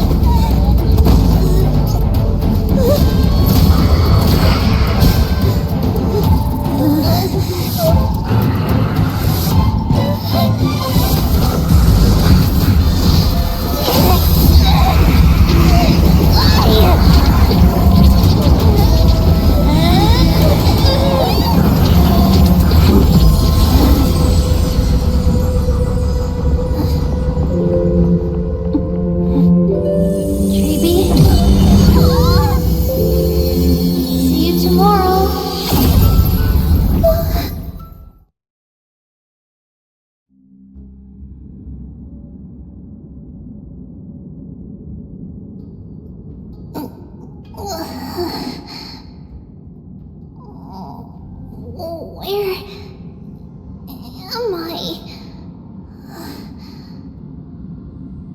Little gray, snowy, and... wait, where's Trian? Is she back?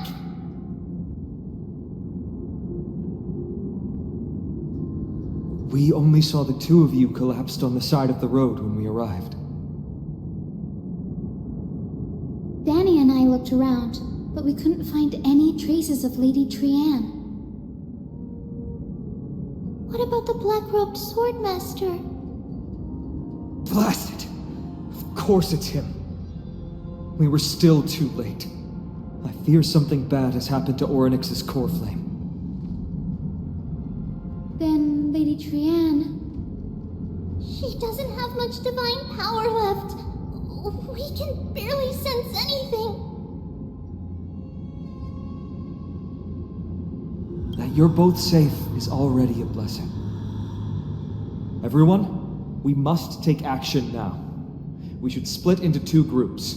One group will stay in the Abyss and meet up with Aglaya's reinforcements, then search for Trianne's whereabouts. The other group will come with me to pursue the black-robed swordmaster and recover the core flame.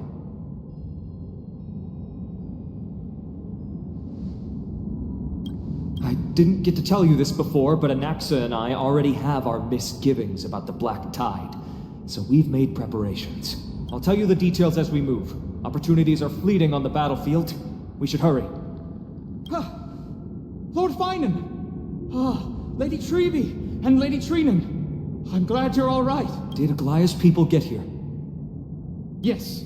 Lady Aglaya already knows about the situation and sent along a message. Finan, I understand that Swordmaster is of great importance to you.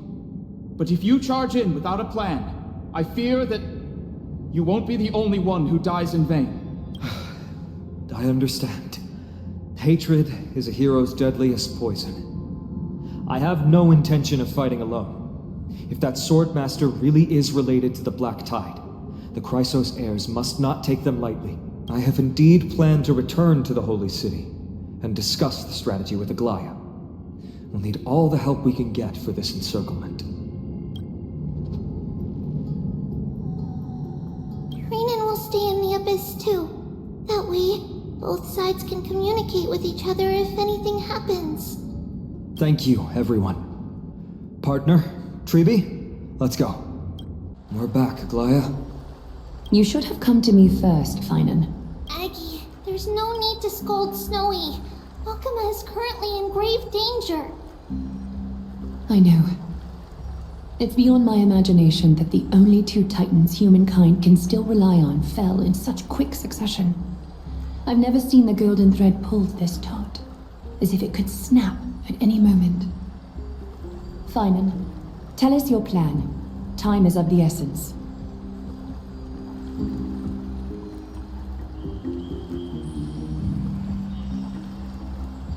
This being is not just hunting titans, but taking the core flames too?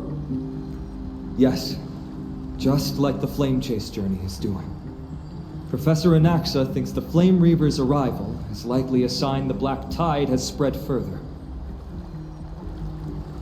Regardless of whether you're right, this being is still far more aggressive than we expected.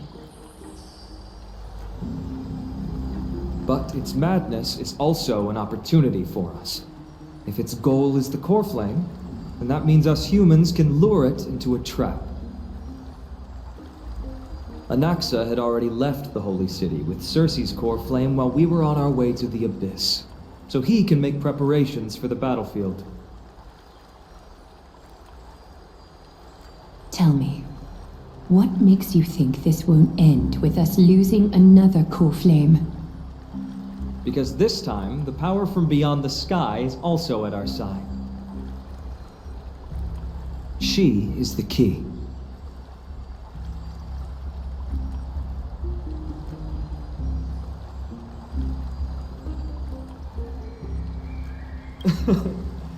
We need your other companion, too. Ma'am, do you mean me? I see. Finan, that battlefield you mentioned, is it Castrum Krymnos? Yes. I'm sure everyone remembers the astonishing miracle our partner here performed with her companion during the battle with Nikador, and how they awakened Castrum Krymnos' past. That will be the key to our victory. We will use Orynyx's power to once again open a passage to the past and lure our enemy inside. Then, we'll seal the Flame Reaver in the maze of time. Impressive. Orynyx has fallen, and Yanis's divine power already belongs to Akima. Once we take back the core flame, the Swordmaster will have no means of escape. It's very clever, using the element of surprise instead of brute strength. Can you do it, little one?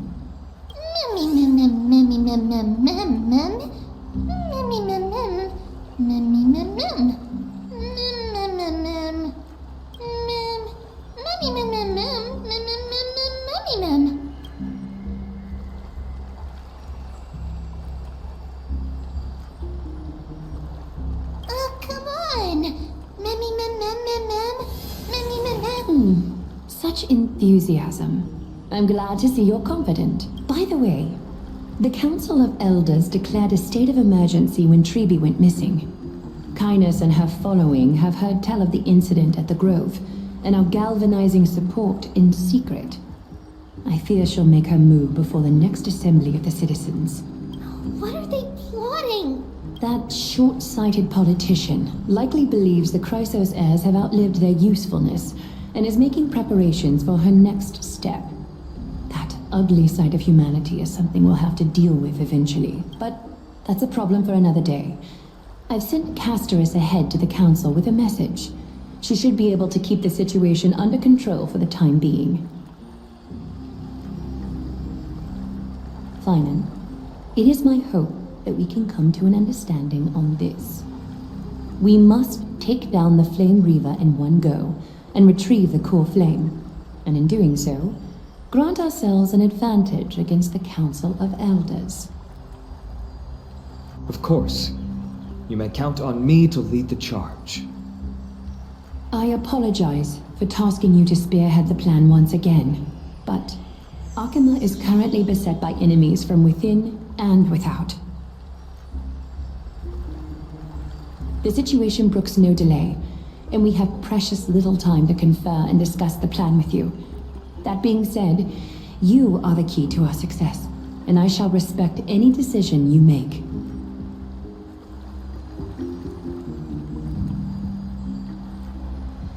I may not be as masterful as Trian when it comes to the Century Gate, but even I can open a nice big gate if I have enough time. As for whether we can take back the core flame, that will be up to Anaxa's capabilities. Based on what I know of him, he can do it.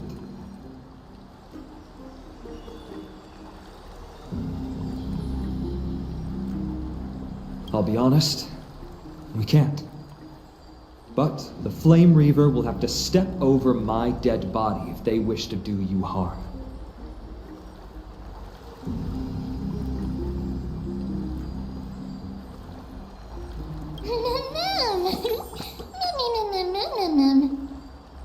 We are grateful to you for your aid, and to the rest of you as well.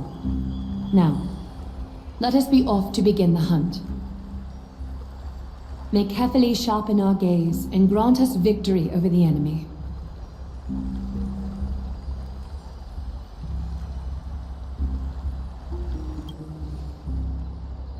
You mean Mighty? He's dealing with a different problem. Don't worry, that man would never miss out on this fight.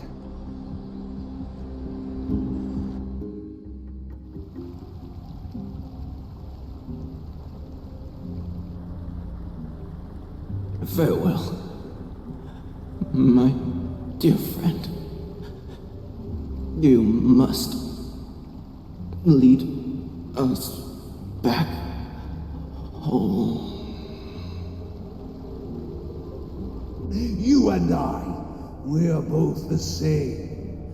We feast on strife and fear. If you're truly capable of leading our people beyond this blood-stained fate, then prove it to me once more, Mighty Mos.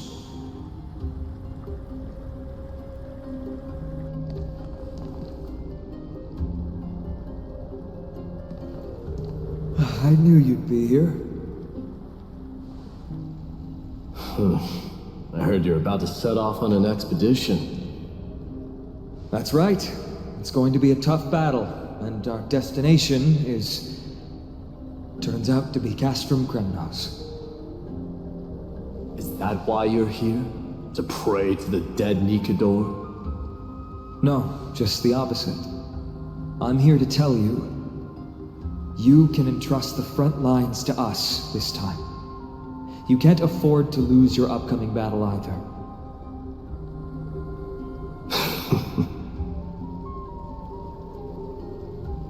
Have you heard the story of Geocles the Mountain Breaker? Sounds like you've spoken with Cartonus. That's the name of the legendary mountain dweller, right?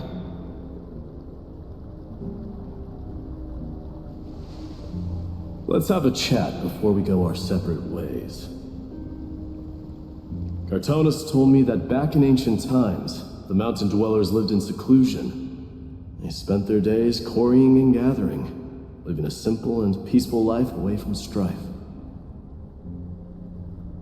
But Geocles was different. He resisted their traditional way of life, yearning for the world beyond the mountain. They're safe, but humdrum culture was like fetters around him.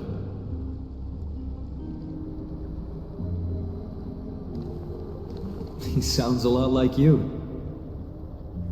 Yes, that is why he too faced the same dilemma as I do. One day, during one of Geocles' many ventures beyond the mountain, he spied a battalion of Ladonians stationed at the foot of the mountain.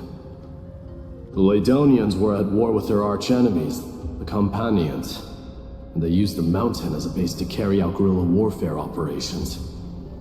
When Geocles, who had taught himself the common tongue, approached a soldier, he learned a shocking piece of news.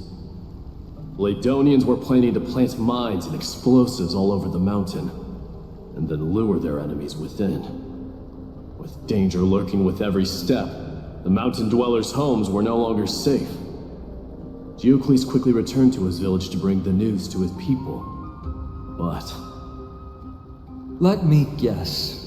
They refused change and chose to put up with the situation instead. That's right. The mountain dwellers were fearful of even the smallest change to their lifestyle, let alone leaving their home. Despite the imminent war, the elders would rather negotiate for peace instead of leaving the mountains. This made Geocles both angry and sad. But he didn't give up. If you were in his shoes, what would you have done? Lead my people on a resistance, perhaps. I'm not sure. I can't think of a solution that would make everyone happy. A solution that would make everyone happy, huh? That's how naive we are. Well, let me tell you what Geocles did. He took the mountain dwellers' store of gemstones and traded them with the Ladonians for a massive amount of gunpowder. But he didn't do this to fight the Companions. Under the cover of night, he set ablaze the forest surrounding the settlement, forcing his people to flee the mountain. That great fire marks the beginning of mountain dweller history. Since then, their people became part of civilization, and giants became a common sight in the holy city. Meanwhile, that mountain they once lived in has turned into little more than foam inside the black tide. But leaving their homeland also brought many mountain dwellers misfortune. They were hunted by Kremnoans or enslaved.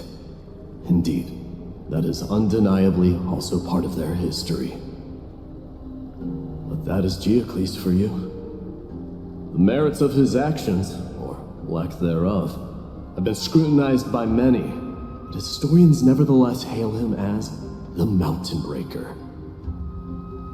Why do you think that is? It's simply because he took action and enacted change with his own hands. He didn't try to make everyone understand him, nor did he even waste time trying to make everyone happy. He started a great fire and burned the shackles of tradition to ashes. And then forced everyone to march toward the coming of a new era. You've made up your mind, haven't you? I'll be leaving Akama soon to fight the great darkness of this world, and to shoulder Nikador's destiny. So, listen well. If there comes a day when we meet again on the battlefield, that I stand opposed to the flame chase, remember to stab your sword into my back through my 10th thoracic vertebra. That's my weak spot, and the only way to kill me.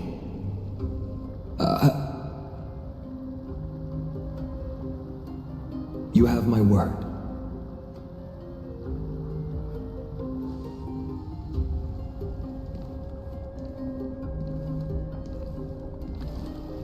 Go now.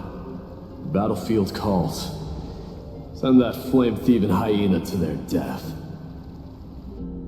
But if you find yourselves with no other recourse, pray to that blade in the sky. And loudly call out the name of the new god.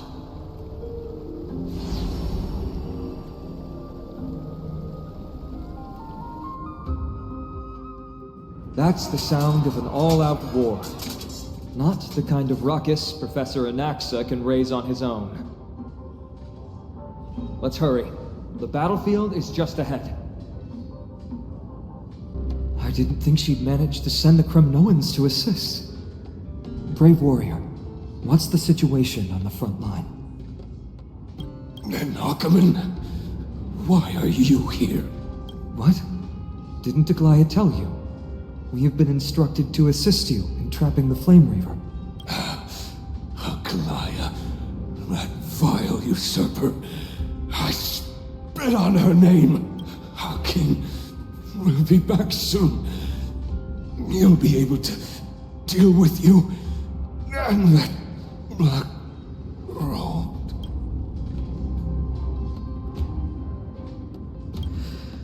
The Kremnoans really are just like their king. Rest in peace. May your glory last forever. Once we take back the core flame, Yanis's passage will open. When that happens, you must evacuate immediately. Don't stay behind. The rest will be up to how well we work together. But remember what Mighty said before? Cast aside all distractions once you're on the battlefield. Let's go, partner. Today, destiny shall stand with us!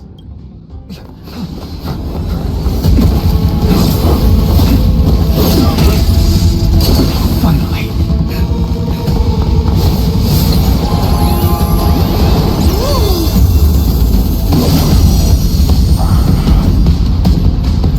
Pent in the memories of the dead! Executioner! You sure know how to keep a man waiting. A VIP. Any later, and I fear the Titan would have sacrificed me. Frail child of humanity, 'tis more effort keeping you hale and whole against that blade than it is in seeking the truth of the world. There's no backing out now, for me or you.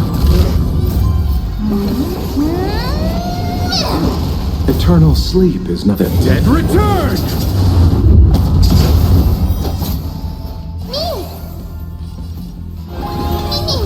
Lose some, win some. Who's the little backstabber? Destined for oblivion.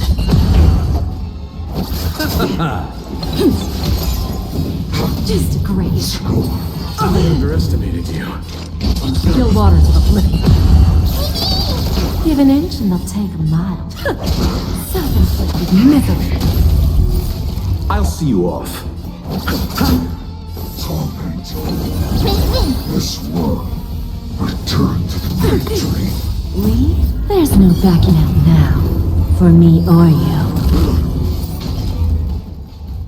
Destined for oblivion. Who's the little backstabber? Still waters of oblivion. Return to the Familiar. Receive divinity. Guess I owe you one. They're trying to overwhelm us with numbers. Split up. Take them out. What a spirited display, deliverer. You chose the wrong. That's half the work.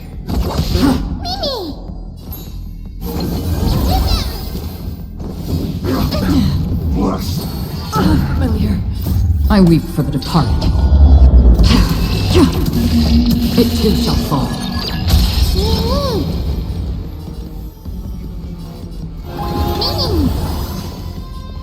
Don't let me down.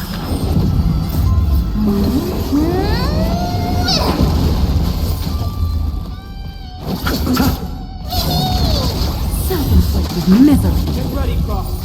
Can't hold out much longer.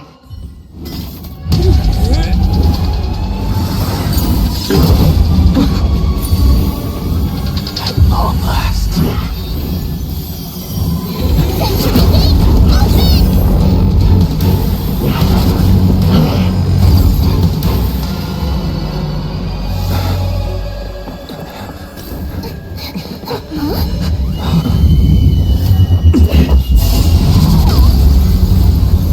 How embarrassing. You didn't come down from the sky? This city is mine anyway. So why shouldn't I go through the front door?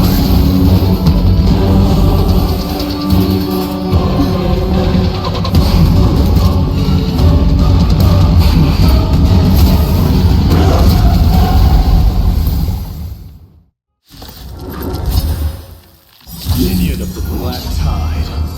I, King of the Kremnoan Legion, will be your opponent today. Long time no see, Nikador. Lee, there's no backing out now. For me or you.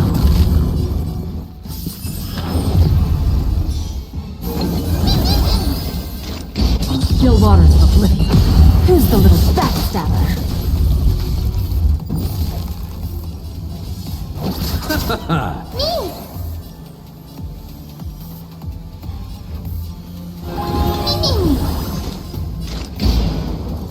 Destined for oblivion.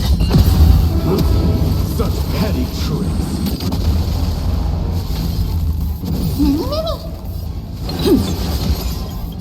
I weep for the departed. It too shall fall. Self-inflicted misery. Free will, or was it fate on the still waters of oblivion? Vanity leads to self-destruction. Let's send the dynasty to its end. I underestimated you. That was a good opener to the ceremony. Now, we honor the fallen gods with this fight to the death. Rejoice, for I grant you the honor of sharing your final resting place with Kremno's departed hero. Bloom. Don't worry, it's just a scrape. Lee, there's no backing out now. For me or you. This world is a fallen. Who's the little backstabber? It's time to end this.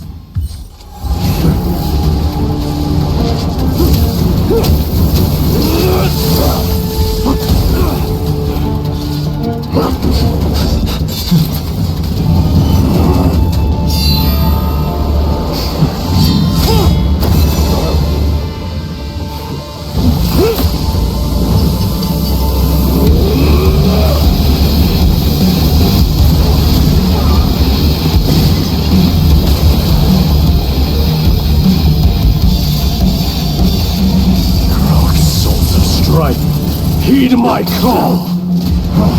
I am the Lance of Fury. The agony this world needs!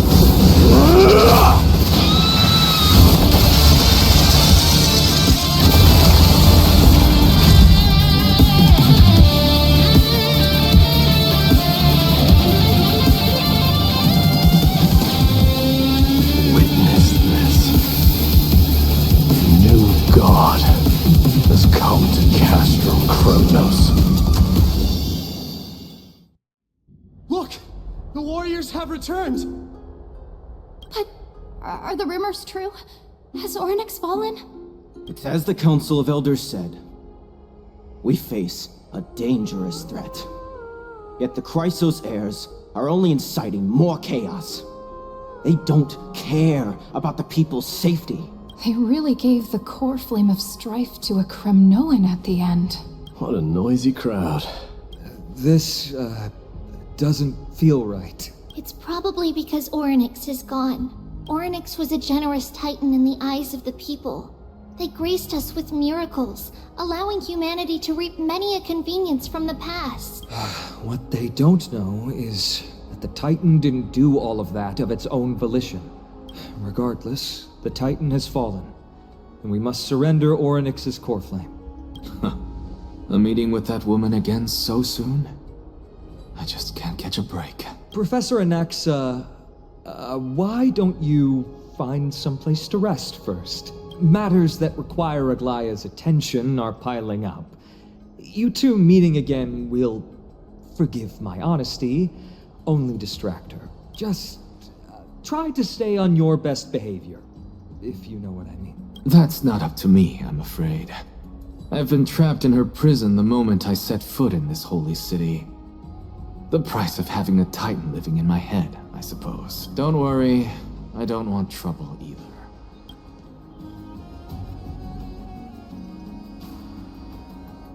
They have differences in ideology.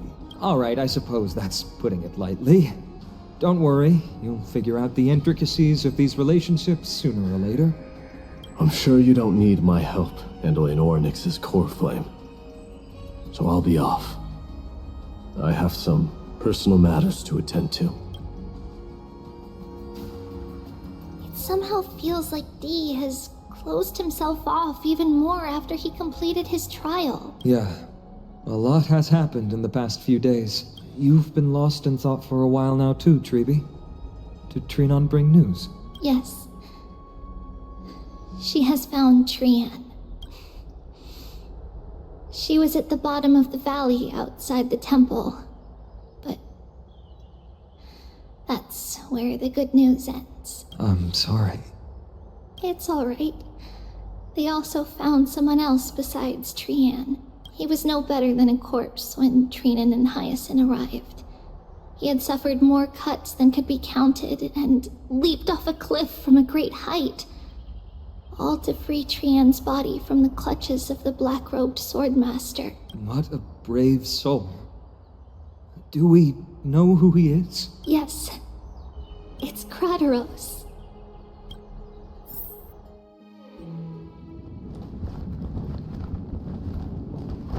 Stop!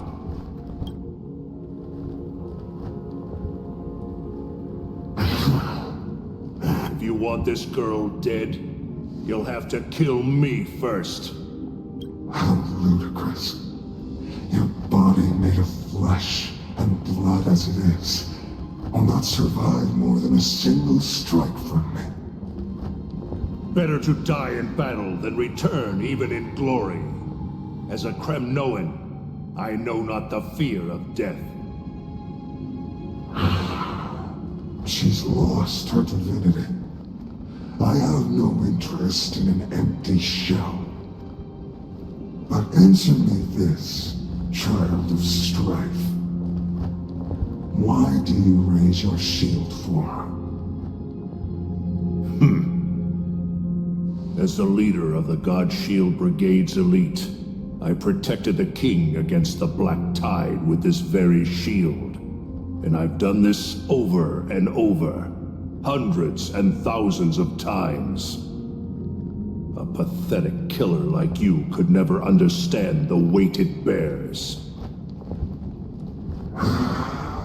Pity.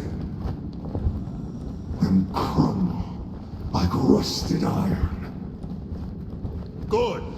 Supreme glory shall be mine, as I indulge in the libations and incense offered by my descendants. Come, let us fight! For Kremnos! For my king! For Amphorious!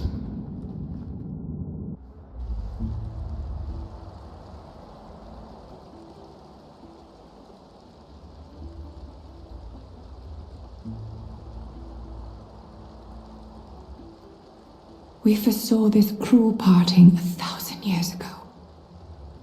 Today is but a reminder of that bitter taste. But Lady Aglaya, I don't understand. It wasn't life itself that Lady Trian lost. Why does she look like she really turned into a doll? I don't understand. Don't be sad, Hyacinth. Trian has used up her borrowed time from Yanis, that's all. Her spirit is now riding the west wind, flying ahead to a world free of sorrow. If a world like that truly exists, does that mean everyone from the Grove is there too? It exists, Hyacinth. Do you not remember? The prophecy that guides the Chrysos heirs is the voice of Kethely before it fell silent. It loves all of its creations dearly and would never bear to lead us astray with lies.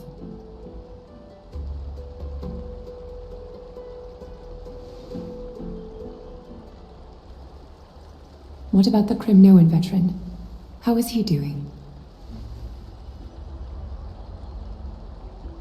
The Twilight Courtyard has done all we can. Even so, we've only managed to keep him from breathing his last. I had to use the Sky Priest's techniques to help him to walk again. But if light ever disappears from Akima for good... No. Let's hope that never happens.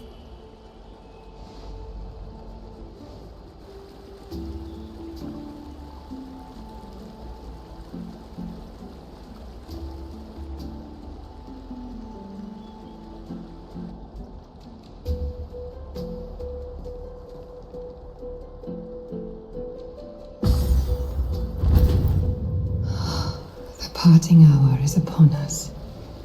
Yet the golden thread runs slack. The heroes have returned with their spoils. Everyone, please take this opportunity to rest and prepare for what awaits us. You've returned unscathed and brought tidings of triumph. Truly a moment worthy of celebration.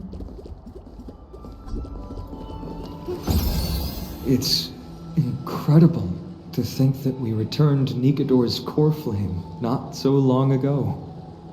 It wouldn't be an exaggeration to say that you and your friend's arrival has melted the glaciers of history.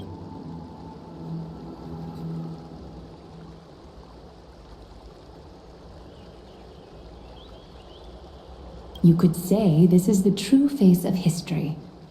It slumbered for 1,000 years, only to awaken for this one moment.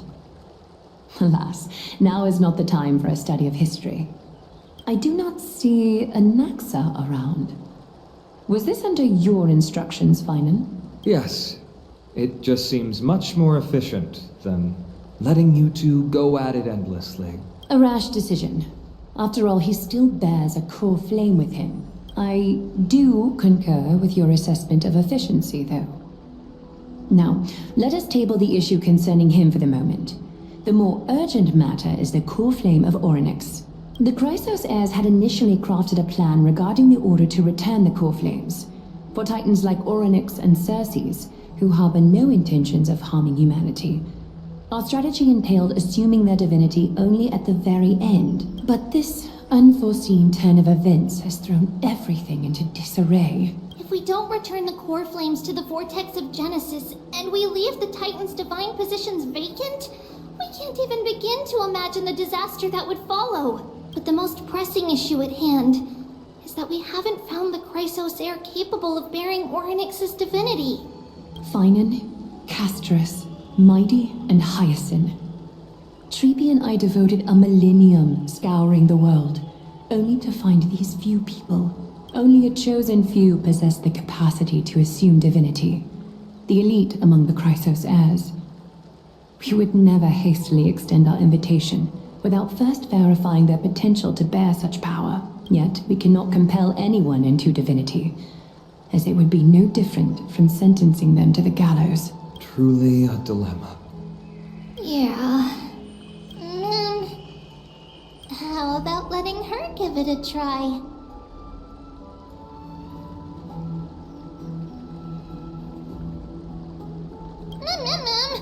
Mem special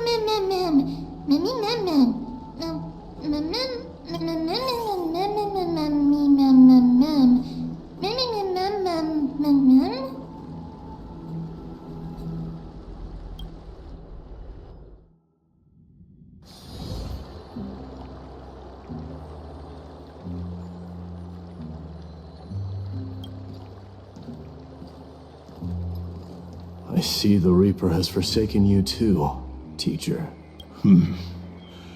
It simply put my life in the hands of the Twilight Courtyard. That priest girl's medical talents are truly exceptional.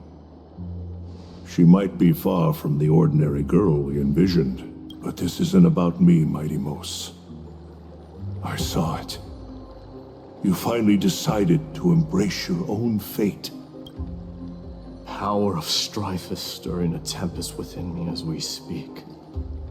My bones have turned into steel, and my blood is seething in a blaze.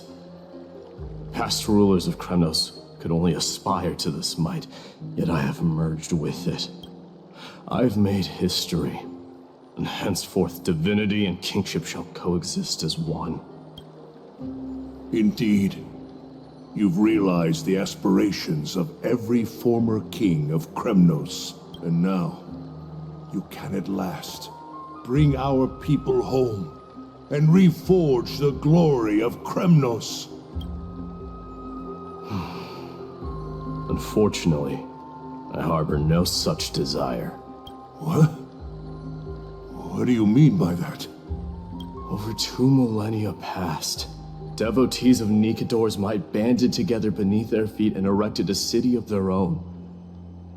Ever since then, Kremnoans have served as the blades wielded by the god of war, following the Titan's path in its conquest. Yet, gazing upon our history through the lens of my newfound divinity, I now see it with unprecedented clarity. This history is sheer absurdity and inferiority. People surge onto the battlefield like ants, plundering and slaying for their own greed, only to be trampled upon. Like ants, the city and the beliefs that Kremnoans hold so dearly, alongside the supposed tradition, mere anthills that can be crushed with a single touch in the eyes of the Titan. Are you trying to strip Kremnoans of the pride we've amassed over thousands of years with me? That pride holds little significance, Kratoros. Now that I've assumed the divinity of Strife, my next step will be to renounce the title of king. No! No! Convey my message to every Kremnoan. This is an order. Do not do this, Mighty Mos. I beg you. Our history commenced in the year 2506 of the Light Calendar, concluded in the year 4931. I, Mighty Mos, last king of Castrum Kremnos, son of Gorgo, do hereby proclaim the Kremnoan dynasty comes to an official close today. You have killed us. You have killed us all. No. I am granting you a new beginning. What is this? My mother's signet ring.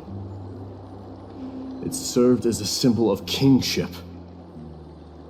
And I now imbue it with a fresh significance. Take it, and rally those who have lost their identities. Convey the words of Midamos, now ascended to divinity. You no longer need to chase fleeting honors or face death on the battlefield as if it were your sole destination. However, you must adapt to fit into the city you once observed with indifferent eyes. A cruel fate awaits Amphorious. No matter how illustrious a dynasty may seem, it crumbles to rubble and gravel before formidable foes. Yet, you shall tread the only path out, one that leads to a brand new world at its end. Why task me with being your messenger? Why not explain all this to them yourself? Because only humans can guide the path to be trodden by humans. It's not the lot of humans who crave the power of gods and spiral into madness for it, but humans who stand ready to raise their shields high to protect the lives behind them. I failed to save that child. That is irrelevant. As demigods, they have long been prepared for it.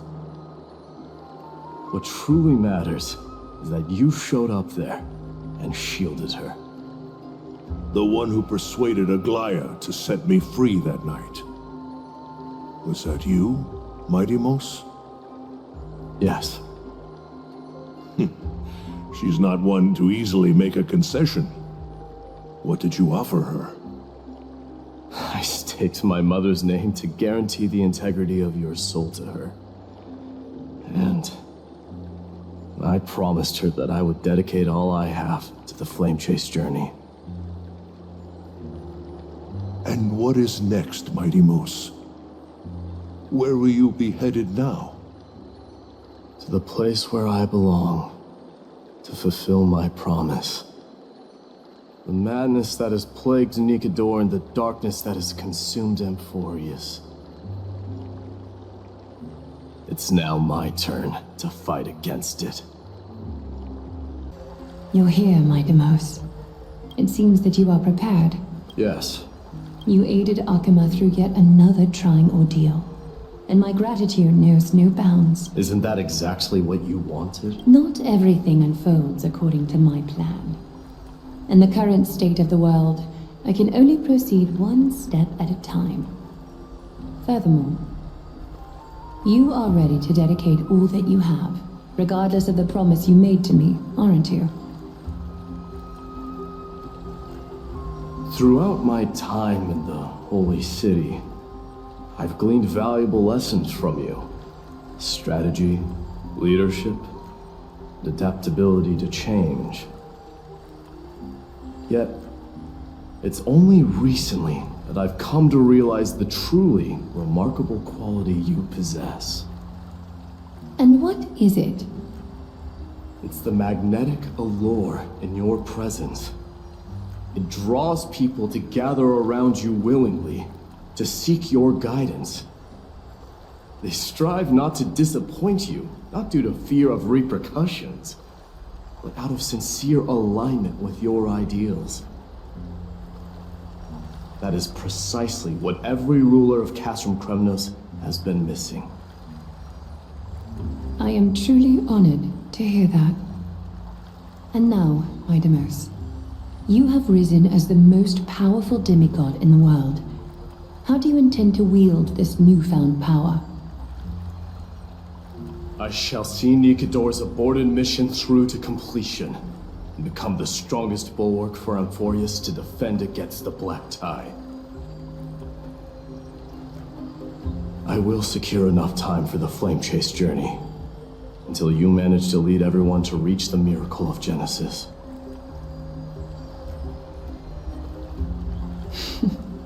Midamos, a new chapter awaits Amphorious. Yet, the one who guides the people to the destination need not be you and I. What did you see after assuming Nestia's divinity? Despite the passage of 1,000 years, every word of that prophecy remains as vivid as ever. You shall have your final bath in warm and radiant gold. Just as cryptic as all the other prophecies. What's the reason for the laughter? I was just thinking, if an ordinary person encountered these words, they would probably stay away from the baths for the rest of their life. But I cannot forgo the delightful experience a bath offers. So, I assume you also glimpsed yours, Mighty Moose? One day, you shall die with a wound in your back. Well, that is a rather straightforward scenario. If I were to be terrified by drivel with no basis, I would not have attracted your gaze and joined the flame chase journey in the first place. You speak the truth. May you be destined for a powerful fate, and may we reunite in the promised new world. Farewell, mighty. Outlanders? No. Trailblazers. I will soon make my way to Castrum Kremnos. If all goes according to plan, this may be our final meeting. I just want to let you know that I appreciate everything you have done for Amphorious.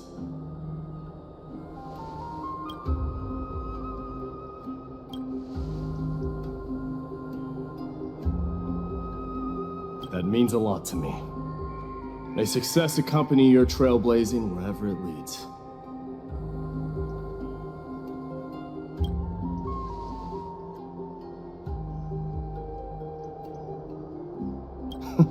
How about you let me guess what's on your mind? Are you gonna say something insane again, Trailblazer?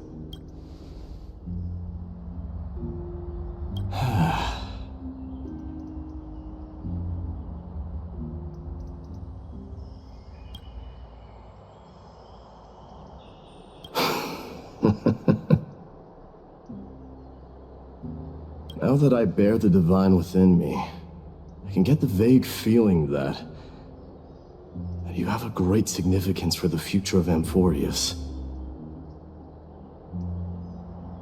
With this departure, I fear that I will never again return.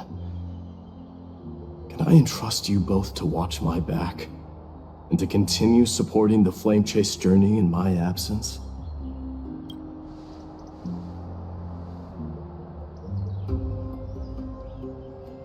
You have my gratitude.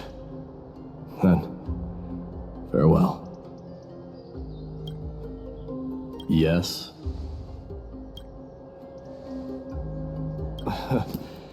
Sure, let's do it.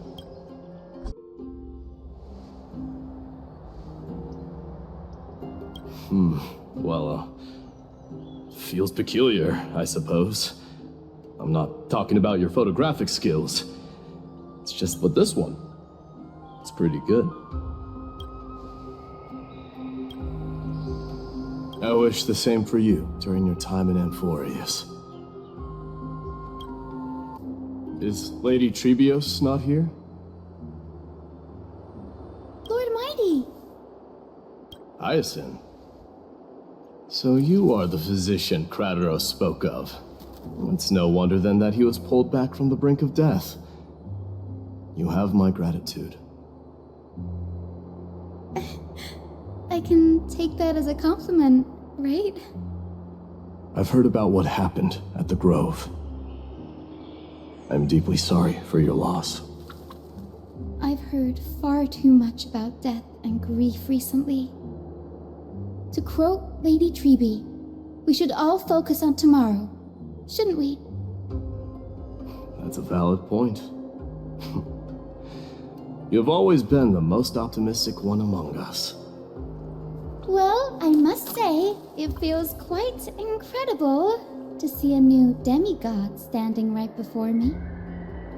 You should prepare yourself as well. Humanity has already taken hold of Strife, and one day, it will also reach the sky. Do you really believe I can do it? Even my ancestor, that hero of legends, couldn't conquer the core flame of Aquila. Given your good rapport with the demigods, you should know that the path to assuming divinity is never limited to swords and spears.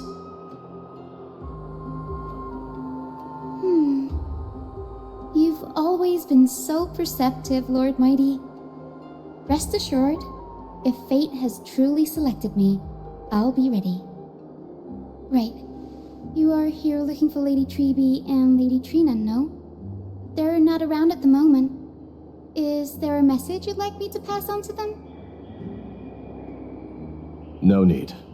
I've already bid farewell to Aglaya. Meeting with the Oracle is simply a matter of courtesy. You've bid farewell? I'm heading back to Castrum Kremnos to fight against the Black Tide. In all likelihood, I will never again return to Akuma. Oh. On second thought, there is something that I'd like you to help me convey to them. I'm all ears, Lord Mighty. I'll make sure to convey every single word. Tell them that there is no longer a need to send scouts behind enemy lines. With a single message, the Lance of Fury will target anyone who dares oppose Akuma. Lord Mighty. I'll be embracing my destiny before you do, Castoris. Can you feel Thanatos right now? I don't feel them at all, regrettably. You have been painstakingly seeking that Titan for so long. But have you ever considered reaching out to me for help? You mean? Death refused to ferry me. If you were to send me to the Netherrealm, I may uncover clues along the way back. I would never do that, Lord Mighty. Death is not a game. You're right. That may very well be the reason why my people have struggled for millennia. They underestimated the significance of death. So, are you returning home alone, Lord Mighty? Returning home, you say? Maybe. At this moment, Castrum Kremnos is not just my birthplace, but also my fated destination. Work harder, Castoris. Go and do what you have to do, so that the trials we have endured may have meaning. I will, Lord Mighty. May we reunite on the other side, where the warm west wind blows. The King of Kremnos, without the signet ring, but looking more like a king now. I'm no longer the king, Grand Craftsman. Matters not the title. Surpassed all former kings your achievements have. I will honor your trust and liberate the world from the clutches of fear. Nevertheless, I must request that you continue to watch over Phrynon, Cartonis. I have a feeling that his fate will weigh heavier than all of ours combined. Keep Phrynon in mind, I will. Return to your home, brave king. Together with everyone, I shall remain here. That thunder from Castrum Kremnos we wait to hear. The prince is here! Run! Hold on! Lord Mightimos isn't the prince anymore. He's now the guardian of Amphorious. What's going on?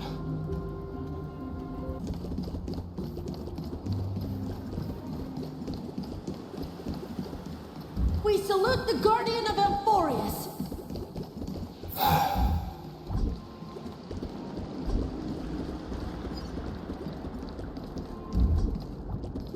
We salute you.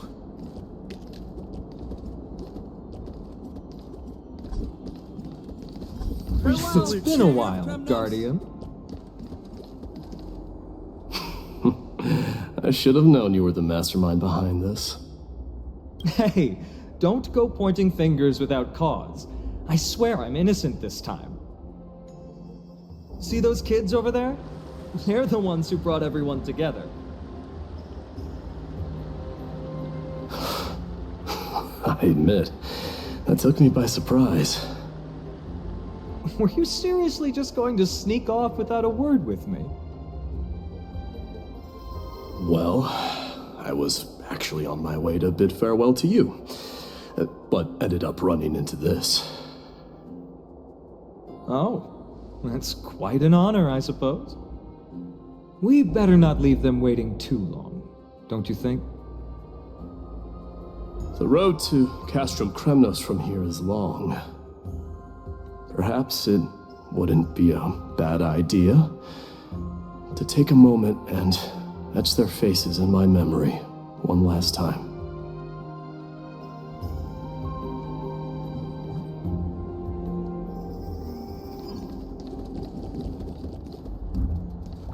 I think I see more than just the Kremnoans here. You're now the Guardian of Amphorious, after all.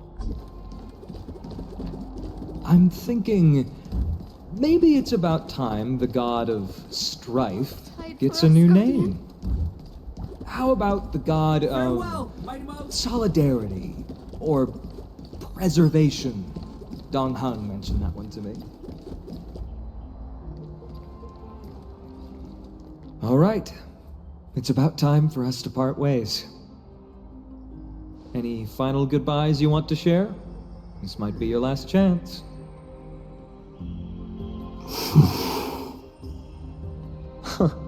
Why so quiet?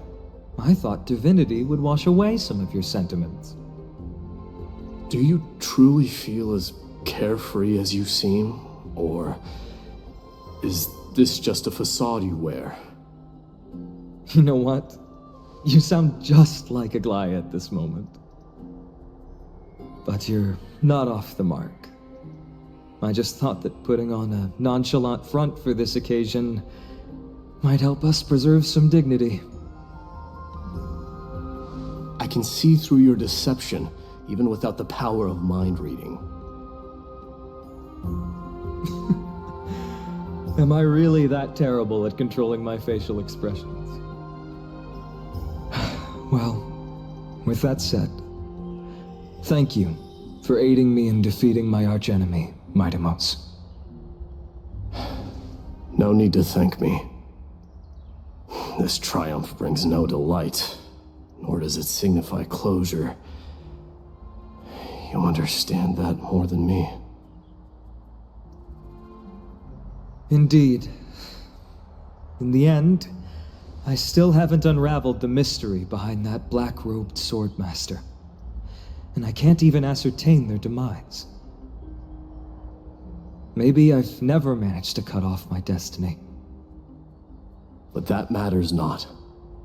Pain may be cured, but scars remain.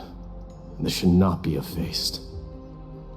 Even with the divine might of Ornyx, you cannot stop the past from leaving its marks in our blind spots. Can you genuinely let go of everything as soon as that swordmaster is dead? That's impossible. Revenge is merely an obligation that must be carried out, and no one can find mental fulfillment through it. You're right. Look forward. Chew up and swallow your past. And make sure emptiness and bitterness are not the only flavors you know. Remember that there is a whole world behind you waiting to be saved.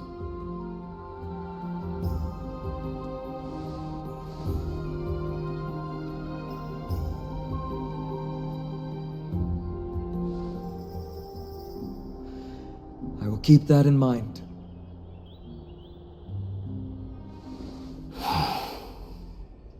I have a final favor to ask. Please look after the Kremnoan warriors in my absence. They will undoubtedly face challenges while assimilating into Akama. It is my sole regret that I cannot stand by them during this time. Do not worry. Leave it to me.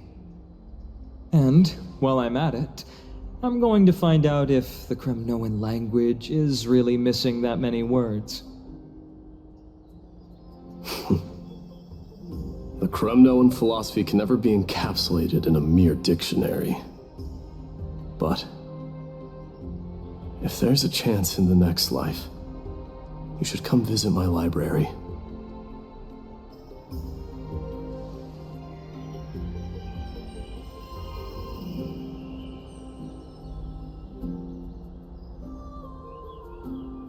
I'll be on my way, Deliverer.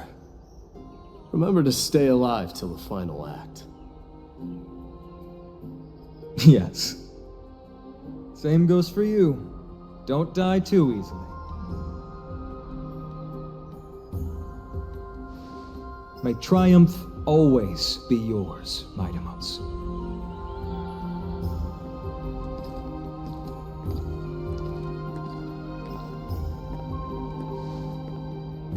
Oh, right. One last question. Go ahead. You better not leave any regrets behind. Are you the one who told Cartonis about the signet ring? Well...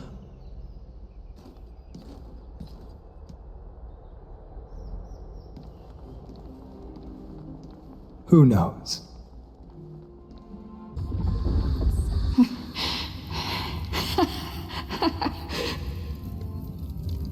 Get up, my son. You showed great courage in today's training. Let's wrap it up for now. Yes, Mother. Mother, there's something I want to ask you. What is it, Midamos? Why must we learn to fight? It is for glory and honor, my son. For Kremnoans, mastery of swords and spears is ingrained from birth, and the battlefield is our destined end. Is that really the way it is, Mother? What makes you say so? Because you don't sound entirely sure. You're right, Midamos. I once believed those words, without question. Until your father cast you into the Sea of Souls. It was at that moment I realized how everything I believed in was utterly hollow.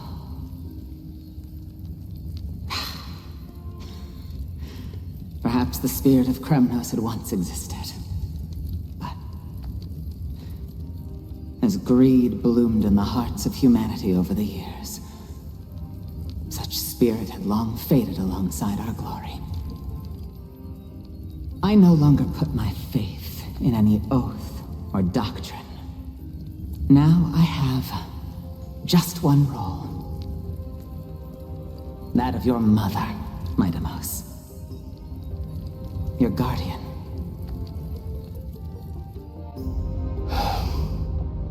That dream always ends there. The journey back to Castrum Kremnos is proving to be longer than expected. Kratos said that shortly after my fall into the sea, my mother challenged my father to a duel. She died through father's treachery, and I never saw her face. Yet each night she would show up, waiting by the flickering firelight. I always anticipated the sequel to that dream, believing she had more words of wisdom or guidance to offer. now, I think I finally come to understand. That is all she wished to tell me. And now, I too am left with but one role.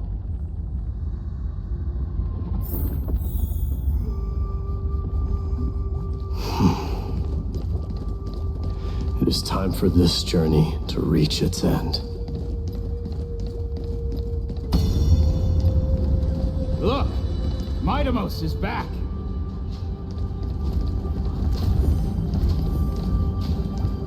Glory belongs to you! We've got fresh pomegranate juice. Welcome back. Want to try some? We meet again, Your Highness. Welcome back!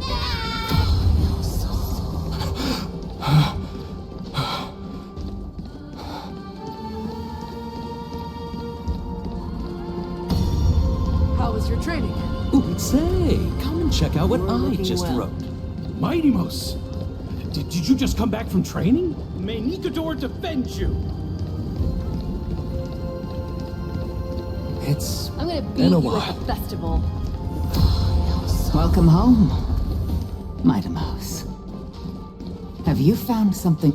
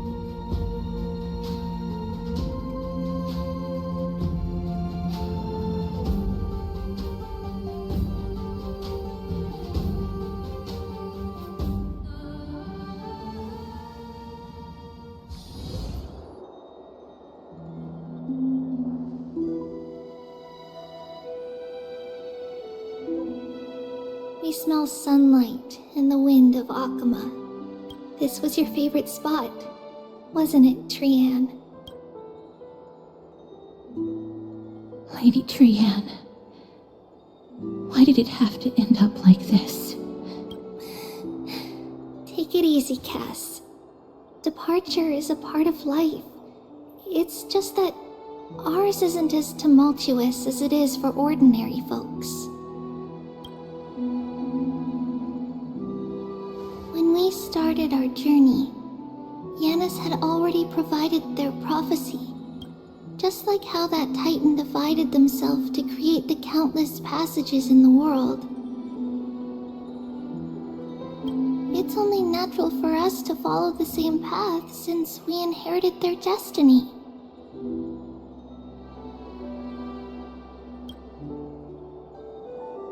If you don't mind, Treeby.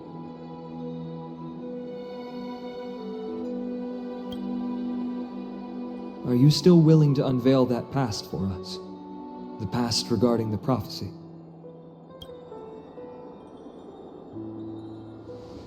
What do you seek to learn, Snowy? Midamos has left the city to face his own fate. That is, the fate of every demigod. We will all eventually let go of our past to follow the same path as his. So, what I want to know is, as Amphorious' first demigod, what compelled you to take the first step on this journey? And what has sustained you to make it this far without looking back? Despite the fracturing of your body and the numerous departures you have endured.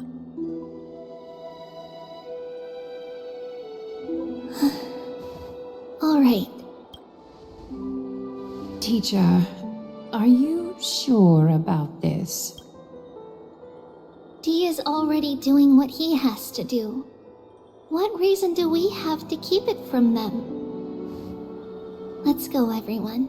Let's go to the Abyss of Fate and see how it used to be.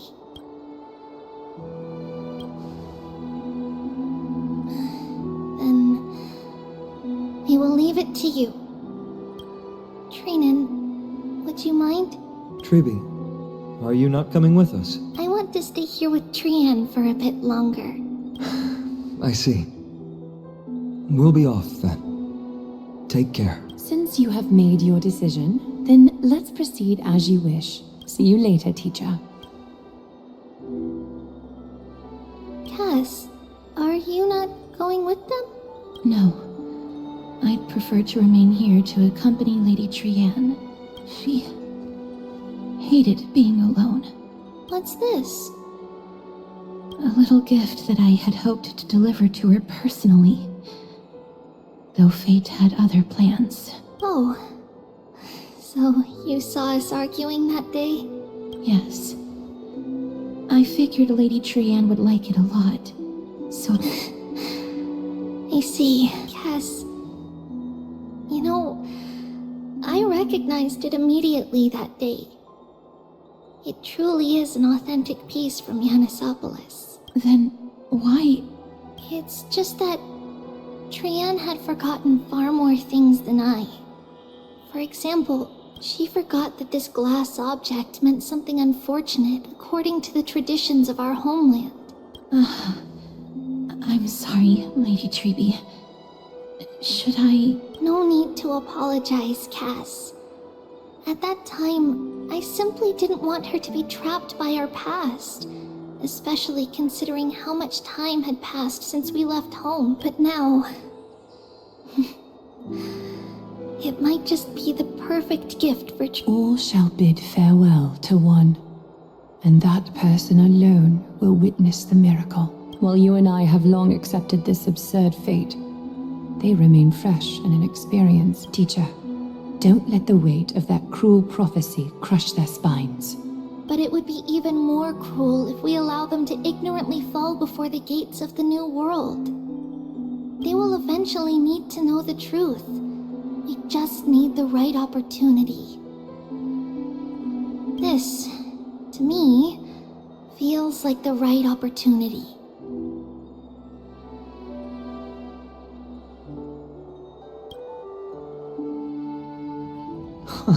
So, this is how the Temple of the Three Fates looked back in the day.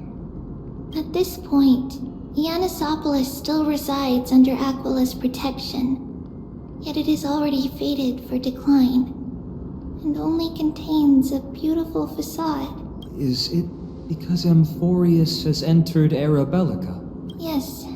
Strife remains distant from this part of Amphorious right now. But in 5 years' time, at the same entry hour, this temple will become the source of another war. Then, where are you at this time? Right over there. Why does she look somewhat different? It's because we don't quite recall how we used to look. Oh, my apologies. Please don't. We should be the ones apologizing. Come, everyone. It's time to witness our last conversation with Orynyx.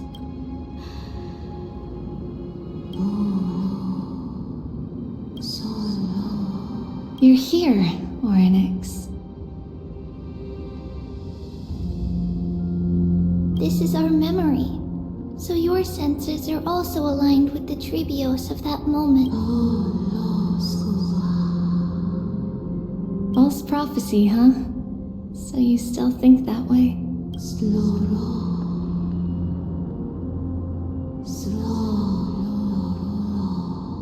But the black tide has already arrived, and Yanis remains in slumber. If even the god of passages, known for guiding mortals, cannot resist this catastrophe, then what can we do against the incoming destruction?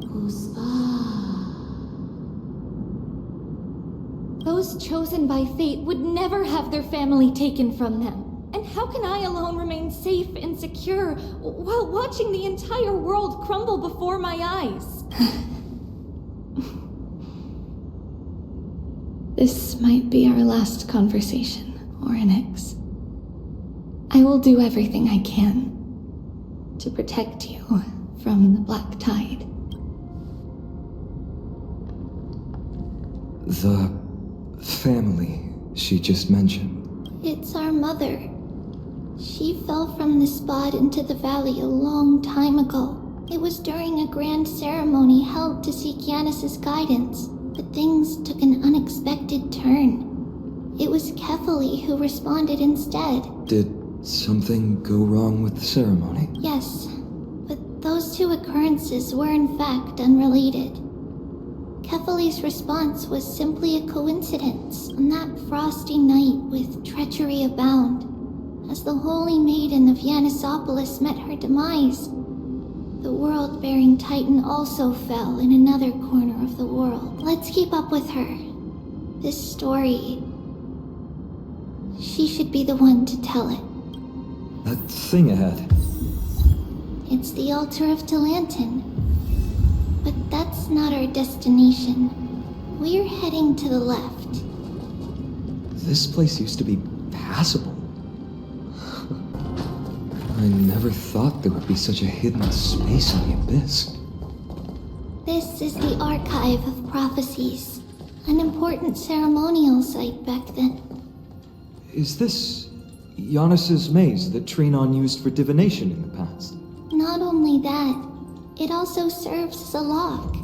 Our childhood abode lies sealed within. This is the largest puzzle I've ever laid eyes on. And it even acts as a door lock. Should have expected something like this in the homeland of puzzles, I suppose. So, how are we going to solve it? Just follow the designated path and let the stone ball fall into the pool twice. Seems pretty straightforward. Even Mighty might be able to complete it in a single try.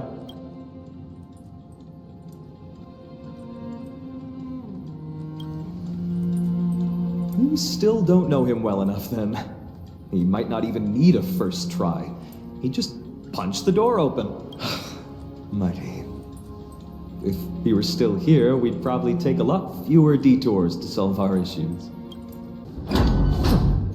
You grew up in a place like this. By the time we were born, the role of the Holy Maiden had already diminished to a mere title. Those in tune with the Titan's guidance are bound to become messengers for others. To maintain appearances, those in authority added some embellishments. And with Mother around, our childhood wasn't entirely without joy. Even so, I still find it hard to imagine. 20 years can go by in no time. Trinon, for most people, 20 years is a long period of time. Right. Becoming a demigod sure changes how one lives through time. It's hard to believe it's been so long. Your power is exceptional, Little Gray. This place looks exactly as before. The shelf is packed full, but all I see are annals of geography for various cities. There are also documents about various kinds of Titan worship. Because we believed that we would need to travel great distances to convey Kefali's prophecy to everyone, and should learn about the terrains and customs of various places beforehand. Back then, our memories were still sharp. 10 years was enough for us to memorize all these. Mother left us these scrolls too. When we were young, she would read them to us as bedtime stories. Her stories were so engaging that we could vividly imagine all of Amphorious in our dreams. Unfortunately, only after Mother was gone did we realize that what was written in the scrolls was far from engaging. There's a blackboard here. What's that drawing on it? That doesn't ring a bell. It should be something we invented during those 10 years. It has been approximately 10 years between Kefali's prophecy and this moment when we are about to set out. We were raised in this temple complex and had never stepped outside the gate of infinity. To understand the outside world, we spent much of our time acquiring knowledge and developing a few inventions along the way. Sadly, the inventions served no purpose except to deliver letters, and the knowledge we gained has all faded away by now. There are so many boxes here. These should be our belongings. What's this? A red glass fragment?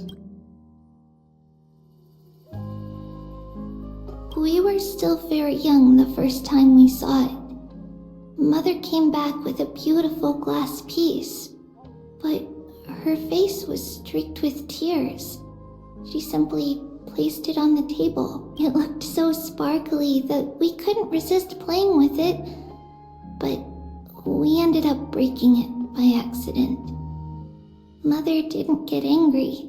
She simply held us quietly for a long time. It wasn't until we were older that we learned in Yanisopolis, if someone gloriously died for destiny, the Holy Maiden must pick a piece of glass from the volcano's quarry and polish it, then give it to the deceased's family. On the day Mother returned with the glass, her friend lost his life on the battlefield. Since he had no family left, Mother had to keep it herself. Later, on the eve of the ritual, Mother also gave us a beautiful piece of glass. It's Trebios. Just as expected. It's time to get going after all. Mama, are you going to that ritual tomorrow? That's right, my sweet girl. What's the matter? I wish I could go too. I have something to ask Yanis. Oh. What do you want to ask? I want to know how to chase the black tide away. Ah, I see. Unfortunately, it's a secret ritual, and only I can preside over it. If you want me to consult the Titan on your behalf, you'll have to promise me something. What is it? Be a good girl and go to sleep now. And whatever you dream of, don't be afraid. Just sleep through the night until morning comes. Until the next time Aquila opens their eyes. Can you do that for me, sweetie? That's it? Of course I can! Trebios is the most amazing Holy Maiden of Yanis! Well, little Holy Maiden. But why, Mama? Because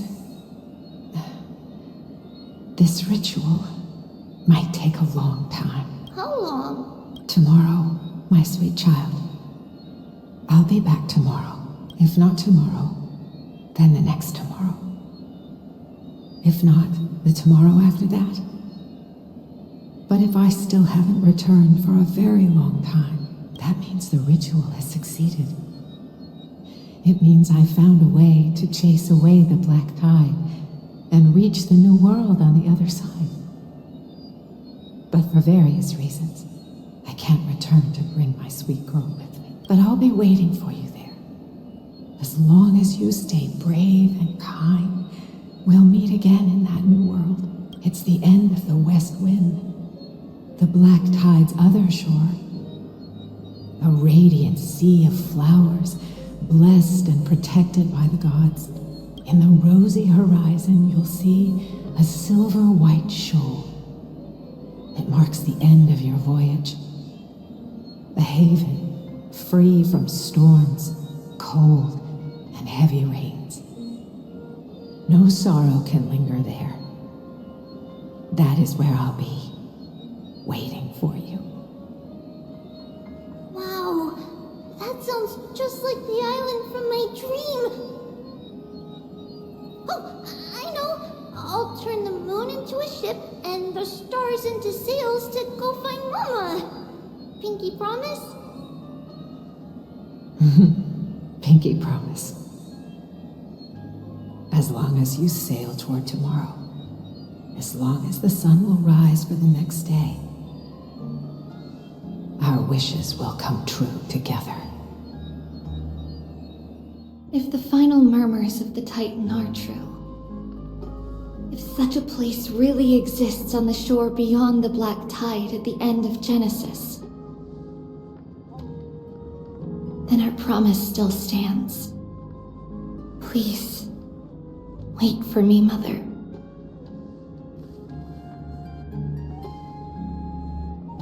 After those 10 years of darkness, when Aquila opened their eyes for the last time, we finally set off. This way.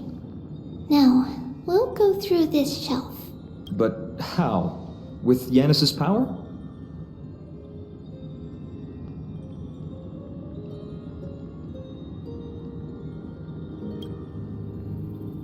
No, we hadn't acquired their power back then. So, this obstacle, it was simply a mirage? Yes, the answer is right on the shelf. Go ahead and give it a try.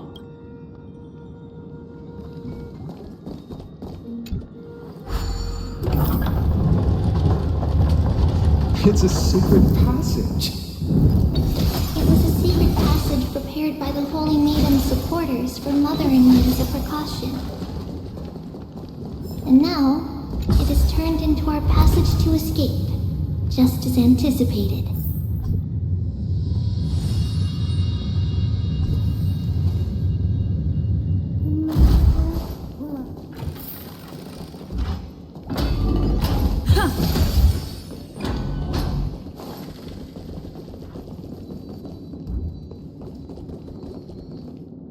The path to the temple was in quite a state.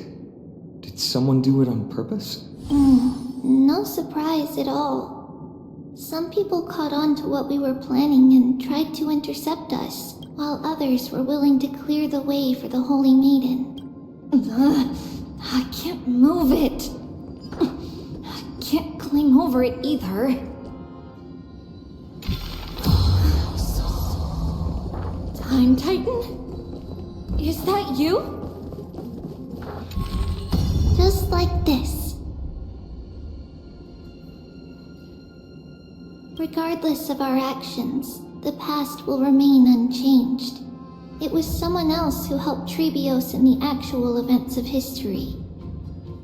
We don't remember the details.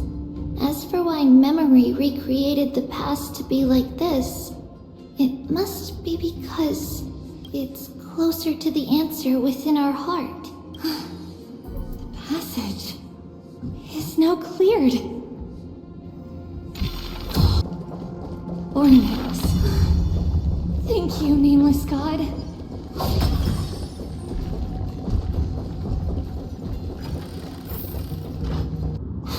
Whoa! It looked truly magnificent back then. Relax. Take it easy. All these people, they're just civilians, not enemies, correct? Mostly, but it might not be the case later on. Hey, little ones. How did you sneak in here? Please keep it down. We had to be really sneaky to get in here. Okay. But what did you sneak in here for?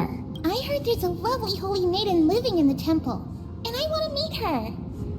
I couldn't stop her, so I had to think of a way to sneak her in.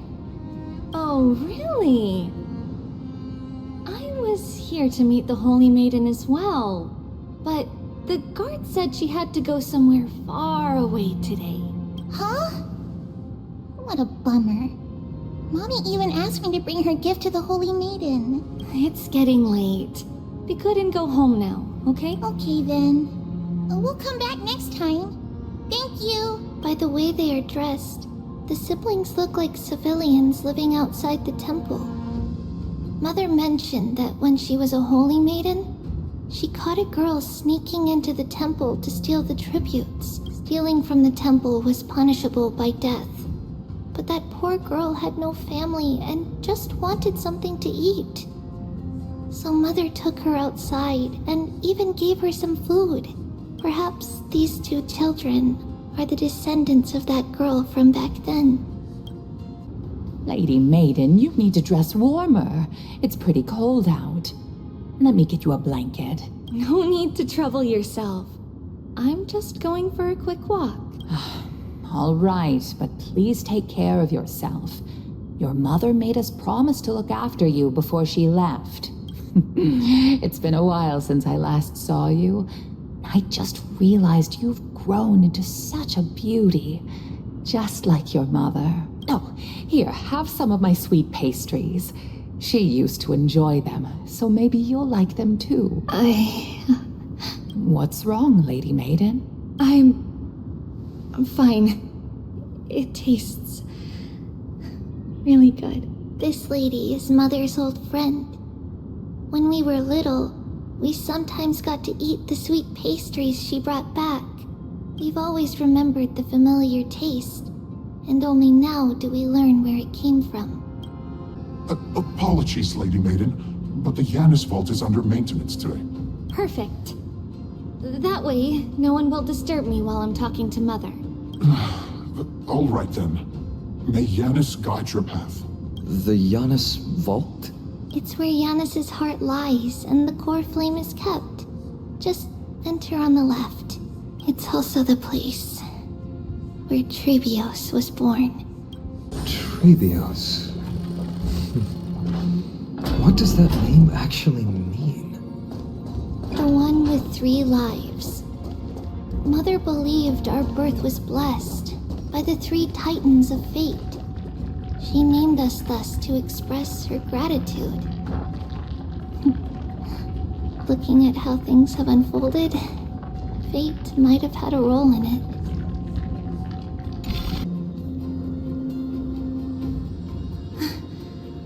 At long last.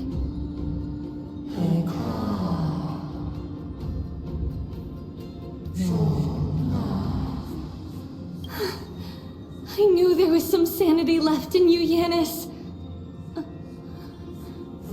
Just as I thought, you too have been confined.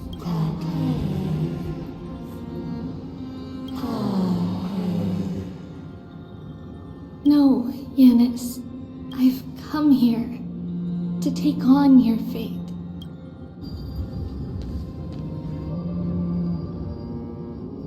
By the blood of the Lamb and the strength of my blade-wielding right hand, I am Trebios, the listener, the announcer, and the witness of the prophecy. I, the Holy Maiden of Yanisopolis, the Walker of the Infinite Paths, have come forth to assume your duty.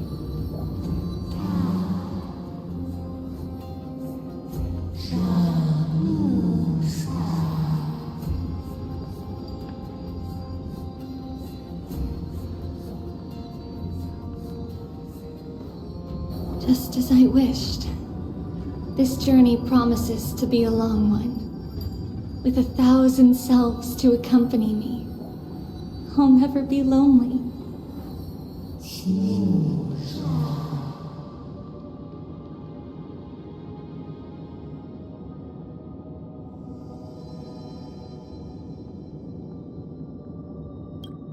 No matter. My hands are not made for bearing arms. But my feet are destined to embark on a journey for the benefit of all.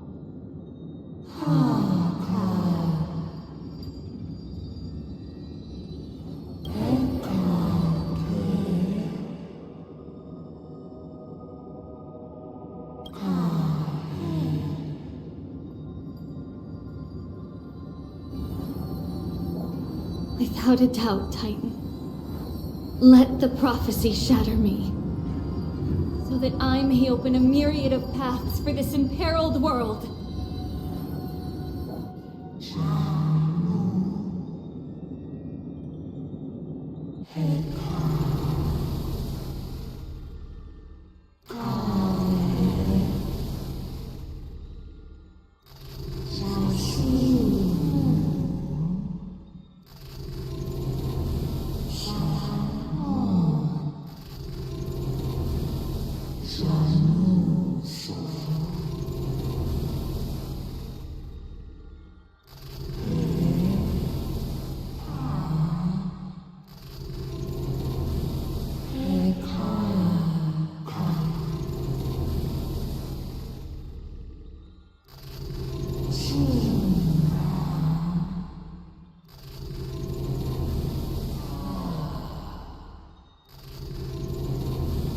I understand, Yanis. Thank you. Now, may you rest well.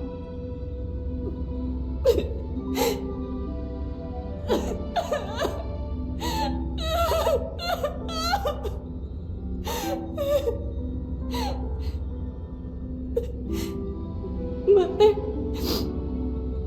did you see that? I have assumed my duty and stand ready to set out.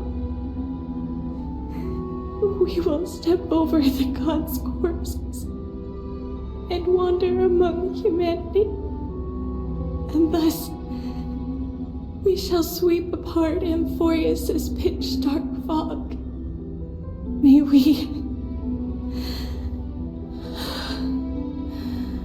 May the world follow the myriad paths trodden, and reunite at the end of the west wind,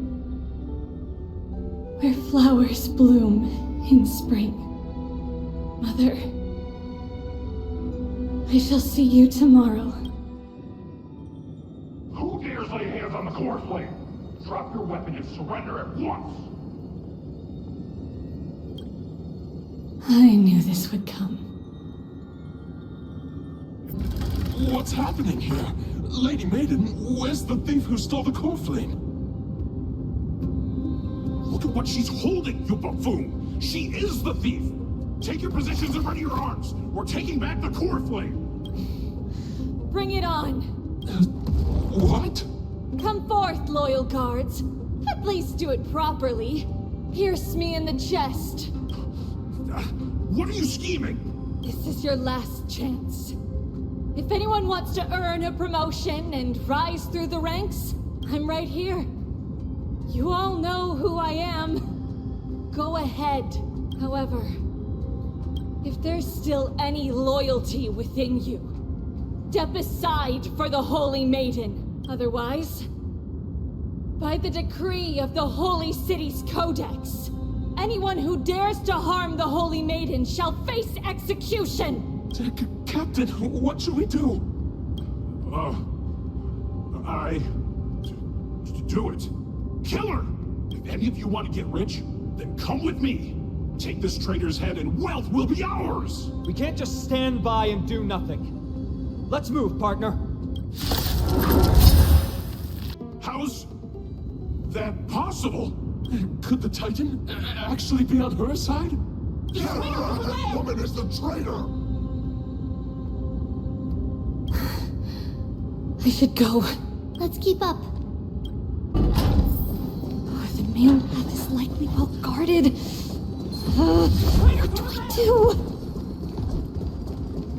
Just as I thought. Inside!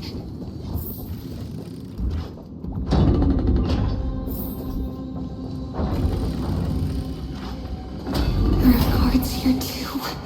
Don't alert them.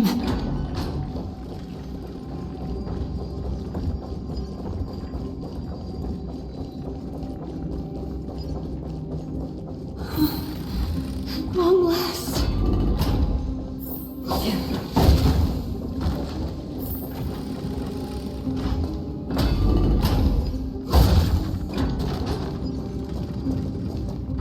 A creature of the Holy City Guards, but I'm already so close! This should be the last fight. We have to help her get through. But I don't get it. This has been puzzling me for a while now. Who has been aiding Trebios in her escape?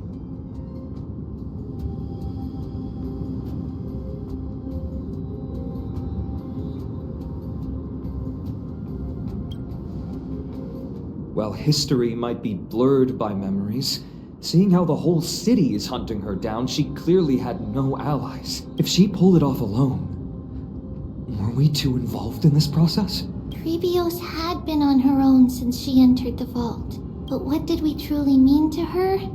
You'll find that answer at the end of this memory. In that case, let's focus on the mission at hand now. Let's do this, everyone!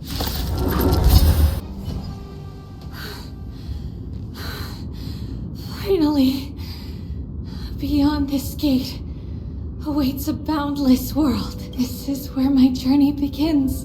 God of passages, can you see me? I will complete the path that you started. No response after all.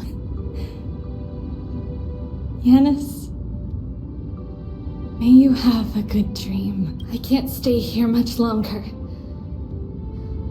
It's time to leave.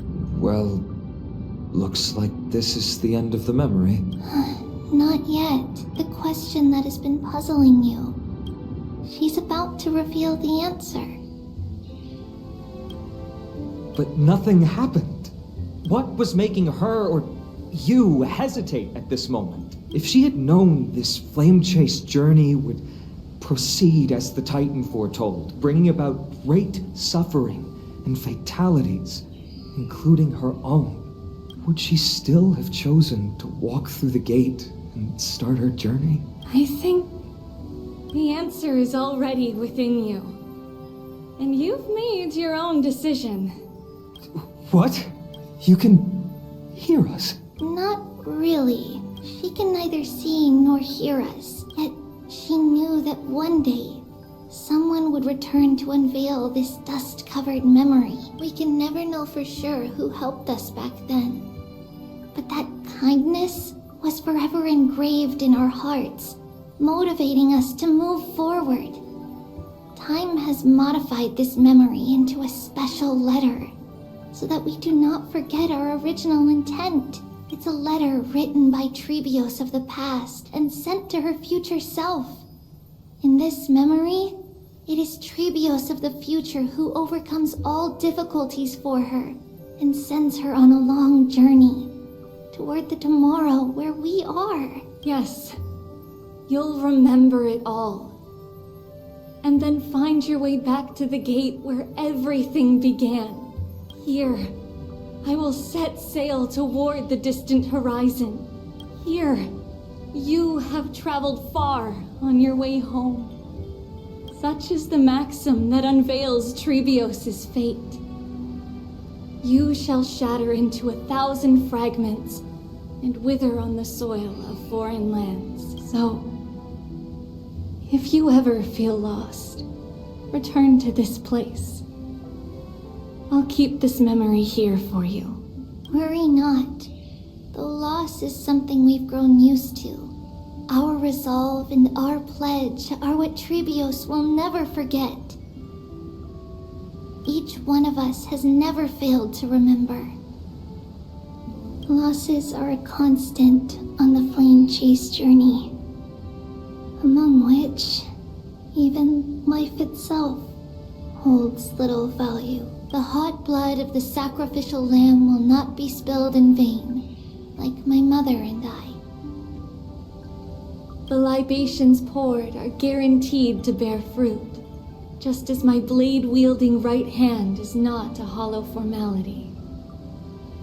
Surmount the myriad passages of Yanis, and we will once again ride the west wind and let the wings carry us far away.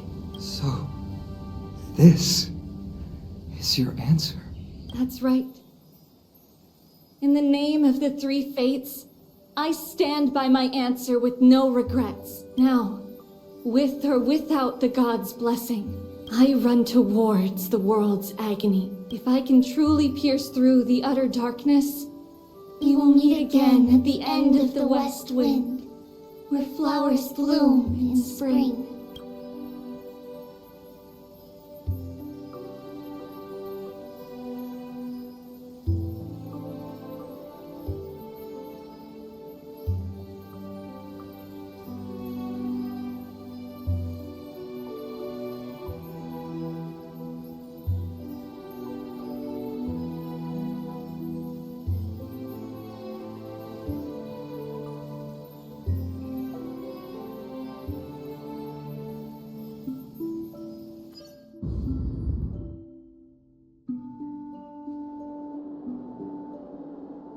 Treby, do you still think that everything will be fine tomorrow? Yeah, that's what Trianne would say as well. With all due respect, Lady Treby, you know perfectly well that see you tomorrow is nothing but a white lie. I hope your toughness is not a mask hiding a lonely heart. Cass, that's not a lie. See you tomorrow is the greatest prophecy in the world. Prophecy? Listen, in every corner of this land, every heartbeat carries a prayer for that prophecy to come true.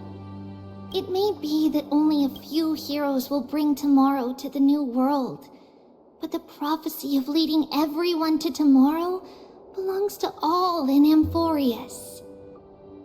But not everyone has the chance to see tomorrow. How can such words be called a prophecy? Because people believe it will come true, and they are trying hard to hold on to that belief. Even as the world teeters on the brink of collapse, everyone is pressing forward, longing to reach farther and move toward tomorrow. And that is why a holy maiden exists to lead the world toward tomorrow, and why Yanisopolis' prophecy unfolds as passages.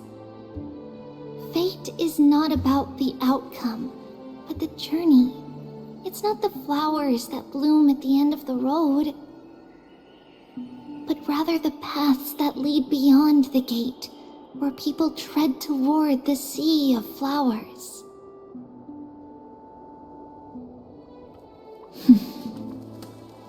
So, Cass, if anything is troubling you, just set it aside for tomorrow. There's no difference between demigods and mortals. The troubles we encounter can only be resolved by our future selves. Reflect through the long night. Wait for the dawn as you think, and set off at daybreak. The hesitant part of us will be left behind in the dark, while the determined side of us will know no fear.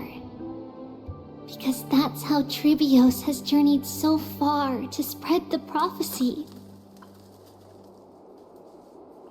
Beckoning the morning sun, and the tomorrow it promises to bring.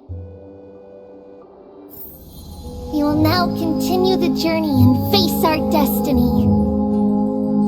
We will step over the gods' corpses and wander among humanity, and thus we shall sweep apart Amphorious' pitch-dark fog. And at the end, all will reach that silver-white shoal, that end of the journey, that new world and new tomorrow. It is a haven free from storms, cold, and heavy rains. No sorrow can linger there. We've made a promise to meet again at the end of the west wind, where flowers bloom in spring. See you tomorrow, Trianne. See you tomorrow!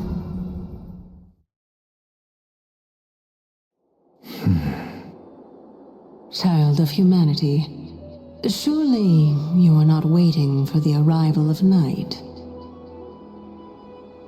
Nights do not fall upon Akama. That's why it's futile for you to wait here. Honestly, I didn't expect the renowned Reason Titan to behave like this. And that's all thanks to you. If your soul weren't as prickly as a hedgehog, I wouldn't have to act this way. If you were more accommodating, you wouldn't be opposing me all the time, and I could teach you more freely instead. It was you who insisted on implanting the core flame in me. Forget it. Cut the sarcasm and just say what you need to say. Fine, fine. All I want is to remind you.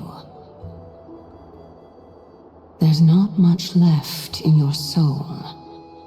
If you don't do something soon, I will have to take over this body.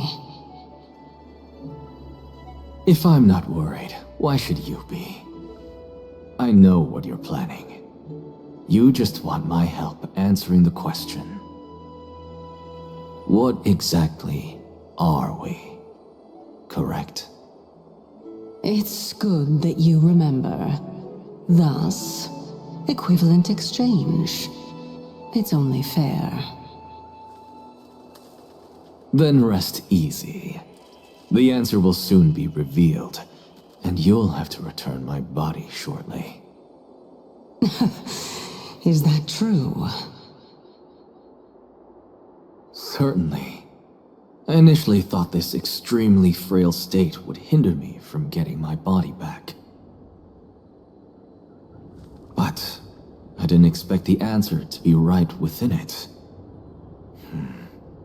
That saved me a lot of trouble. I don't even need the black-robed swordmaster's ceremonial blade. That's certainly worth celebrating. Regrettably, I can't carry out the upcoming experiment alone. The girl who's walking with death, is she fully prepared? Be patient, Titan. If we're always so guarded, how can death reach us easily? Unfortunately, on behalf of Okima, I must ask you to slow your pace. I forgot about you. My apologies. A child's words are always carefree. I'll just dismiss these words as nonsense from a cheeky child. Come now, conceited performer. It's time to address your relationship with that Titan. What if I refuse? Provocation will only tip Talantan's scales further toward your demise. There's no need to go to such lengths. Oh, monster neither human nor divine. Don't forget that you won't dare kill me. If you snuff out the core flame of reason, what else can you use to stand against the Council? Do you two mind if I cut in? I warned you. Do not interrupt me. I just have been meaning to ask. Does death really matter to you? What do you mean? What I mean is, before I implanted the core flame into your heart, you were already a silent, cold corpse.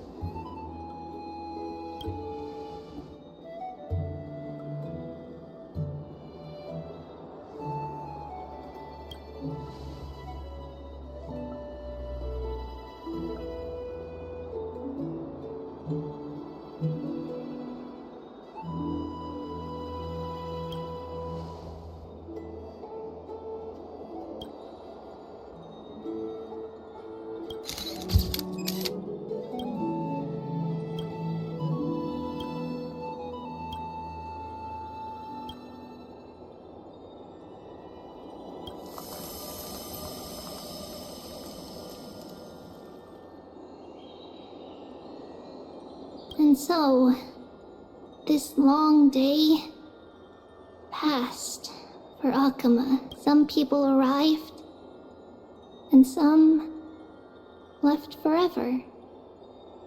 Just like every other day of this journey, where we, stumbling, move forward. We have long been prepared. If we are to chase the flames, then we must grow used to farewells. And yet, no one back then could foresee death. Its arrival would always be so sudden and so momentous. Even little Gray, coming from beyond the sky, could not escape the Reaper's two hands. And what people gained and lost in that trial of death was far heavier than life itself.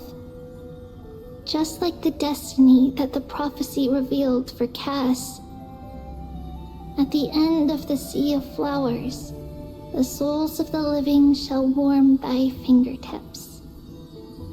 And after an embrace, there shall be eternal separation.